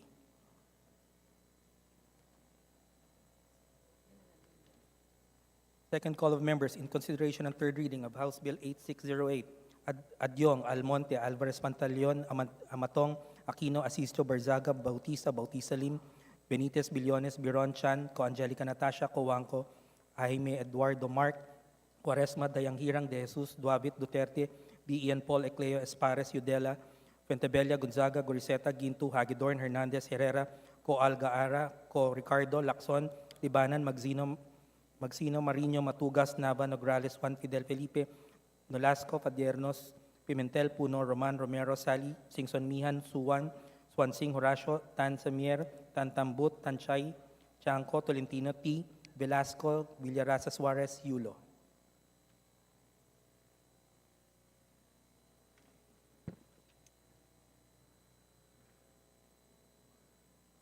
With 251 members voting in the affirmative, 0 in the negative, and 0 abstentions, House Bill number 8608 is hereby approved on third and final reading. The Honorable Manuel is recognized to explain his vote for House Bill number 8608. Thank you, Mr. Speaker. Esteemed colleagues, this youth representation votes yes with reservation on House Bill 8608, also known as the Verde Island Passage Ecotourism Act. This decision is rooted in careful consideration of two key concerns. First, there is a significant level of uncertainty regarding the potential impact of this bill on the local fisherfolk community. We acknowledge the vital role that fishing plays in the economy in the area and the livelihood of the locals. As long as it is not clear how ecotourism will affect the fishing community, there should be reservations as to the adequacy of safeguards in the bill. Second, the inclusion of the Philippine National Police within the Ecotourism Council elicits concerns. This is because, far from being a protector of the environment, the PNP has been playing a big role in state attacks and harassment against environmentalists and eco-warriors. Their presence in the Council is a detriment to genuine conservation efforts. In making this decision, we aim to strike a balance among several things: ecotourism, safeguarding our fishing resources, protecting our coastal communities, and defending our environmental advocates. That said, again, we vote yes with the reservation. Thank you, Mr. Speaker. Majority Leader. Mr. Speaker, I move for the consideration on third reading of House Bill number 8970, copies of which were distributed to the members pursuant to the rules of the House. For this purpose, may I request that the Secretary General be directed to read the title of the bill and thereafter call the roll for nominal voting. Is there any objection? Chair hears none. Motion is approved. The Secretary General is directed to read the title of the bill and to call for nominal voting. House Bill number 8970, an act increasing the bed capacity of Congressman Simeon G. Toribio Memorial Hospital in the Municipality of Carmen, Province of Bohol, from 40 to 75 beds and appropriating funds therefor. Roll call of members in consideration on third reading of House Bill number 8970. Honorable Representatives, Abalos, Abante, Abunda, Charona, Sidra, Ako, Padyong, Advincula, Agaraw, Alba, Albano, Almario, Almonte, Alonte, Alvarez Jose, Alvarez Mercedes, Alvarez Pantaleon, Amante, Amatong, Ang, Angara, Aquino, Magsaysay, Arbizon, Arena, Sarogancia, Asistio, Ataide, Aumentado, Balindong, Barba, Barbers, Baronda, Barzaga, Bascog, Bautista Lim, Benitez, Bernos, Billones, Biron, Balilia, Bondok, Mongalon, Bordado, Bosita, Briones, Brosas, Buhain, Bultbegtang, Bustos, Cabredo, Cagas, Cahayon Uy, Calderon, Calixto, Campos, Kawagdan, Cardema, Cari, Castro Franz, Castro Jane, Celeste, Chan, Chato, Chua, Shongalao, Ko Angelica Natasha, Ko Elizalde, Ko Pilar, Ko Juanco Jaime Eduardo Mark, Ko Juanco Mark, Colada, Coliantes, Corvera, Cruz Ambrosio, Cruz Ricardo, Cuba, Quaresma, Dagoc, Dalipe, Dalog, Dayanghirang, Daza, De Jesus, De Venecia, Defensor del Mar, De Los Santos, Dimaporo, Muhammad Kali, Dimaporo, City Amina, Dionisio Domingo Duave, Doali Duterte, Di Faustino Ino, Di Faustino Michael Carlos, D. Ian Paul, Ecleo Emmanuel Verga Escudero Espares Espina Estrella Udela Farines Fernandez, Ferrer Antonio, Ferrer Juliet Marie, Flores Fortes Frasco, Fresnedio Fuentebella Galeos, Garcia Albert, Garcia Dante, Garcia Jose Arturo, Garcia Maria Angela, Garcia Pablo John, Garcia Vincent, Guardiola Garin Gasataya Gato, Go Ed Christopher, Go Mark, Goles Gomez, Gonzaga, Gonzales Aurelio Dong, Gonzales Neptali, Gonzales Sandro, Gurizeta Gico, Ginto, Gulias Gutierrez, Hagedorn, Haresco Hataman Hernandez, Herrera, Horibata Javier, Ko Olga Ara, Ko Ricardo, Ko Wilton, Kong Hun, Labad-Labad, Lacson, Lacson Noel Lagman, Lagon Daphne, Lagon Sani, Lara Lazatin, Lee, Ligarda, Libanan, Nikaichong, Loyola, Luister, Lumayag, Makapagalaroya, Maceda, Madrona, Magsino, Malapitan, Mangawang, Manikis, Manuel, Marañon, Marcoleta, Marcos, Mariana Hernandez, Marino, Marquez, Martinez, Mastura, Matibag, Matugas, Mendoza, Mercado, Mercado Revilla, Miguel, Momo, Morden, Nava, Nisay, Noel, Nograles 1, Fidel Felipe, Nograles Margarita, Nolasco, Aminal, Lolaso, Olivares, Songchuan, Ordanes, Ortega, Juan Dizon, Padiernos, Paduano, Paglas, Palma, Panaligan, Pancho, Panotes, Pascual, Peña, Pimentel, Plaza, Plato, Primicia, Sagabas, Pumaran, Puno, Kimbo, Rama, Recto, Regencia, Remulia, Revilla, Brian, Revilla, Ramon Jolo, Reyes, Rillo, Rivera, Robes, Rodriguez, Eloyo, Rodriguez, Rufus, Roman Romero, Romualdez, Ferdinand Martin, Romualdez, Yeda Marie, Romualdo, Romulo, Roque, Sacdalan, Sagarbaria, Sacaluran, Salceda, Sali, Salimbangon, Salo, Salvame, Santos, Saulog, Silverio, Singson Richelle, Singson Ronald, Singson Mihan, Solon Suwan, Swansing Horacio, Swansing Micaela Angela, Suarez, Talyado, Tamayo, Tamunting, Tan Joseph, Tan Keith Micah, Tan Reynolds Michael, Tan Samir, Tan Stephen James, Tan Tambut, Tan Chay, Tan Watco, Tariela, Teodoro, Teves, Tiangco, Tieng, Tolentino, Tulfo Erwin, Tulfo Jocelyn, Tulfo Ralph Wendell, Tupas Tutor, T. Umalio, Nabia Unga, Valeriano Valmeror, Vargas, Vargas Alfonso, Velasco, Veloso-Tuazon, Vergara, Versosa, Villa, Villafuerte, Luis Raymond, Villafuerte, Miguel Luis, Villanueva, Villar, Villarza Suarez, Villarica, Violago, Yamsuan, Yap Christian Tel, Yap Christopherson, Yap Edvic, Yap Eric, Yu Divina Grace, Yu Jazel Victoria, Yulo, Zamora Amparo Maria, Zamora Maria Carmen, Zamora Isabel Maria, Zubiri. Second call of members in consideration of third reading of House Bill Number 8970. Adyong, Alonte, Alvarez Pantaleon, Amatong, Aquino, Asisio, Barzaga, Bautista, Bautista Lim, Benitez, Billones, Biron, Chan, Co Angelica Natasha, Coangco Jaime Eduardo Mark, Quaresma, Dayang Hirang, De Jesus, Duabit, Duterte, Ian Paul, Ecleo, Espares, Udela, Fuentebella, Gonzaga, Goriseta, Gintu, Hagidorn, Hernandez, Herrera, Co Olga Ara, Co Ricardo, Lacson, Libanan, Magsino, Marino, Matugas, Nava, Nograles, Juan Fidel Felipe, Nolasco, Padiernos, Pimentel, Puno, Roman, Romero, Sali, Singson Mian, Suwan, Swansing Horacio, Tan Samir, Tan Tambut, Tan Chay, Tan Chanco, Tolentino, T.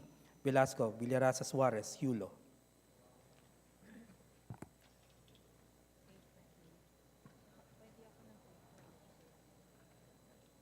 With 251 members voting in the affirmative, 0 in the negative, and 0 abstentions, House Bill Number 8970 is hereby approved in third and final reading. Majority Leader. Mr. Speaker, I move that we immediately transmit to the Senate the bills that we just approved on third reading. Is there any objection? Chair hears none. Motion is approved.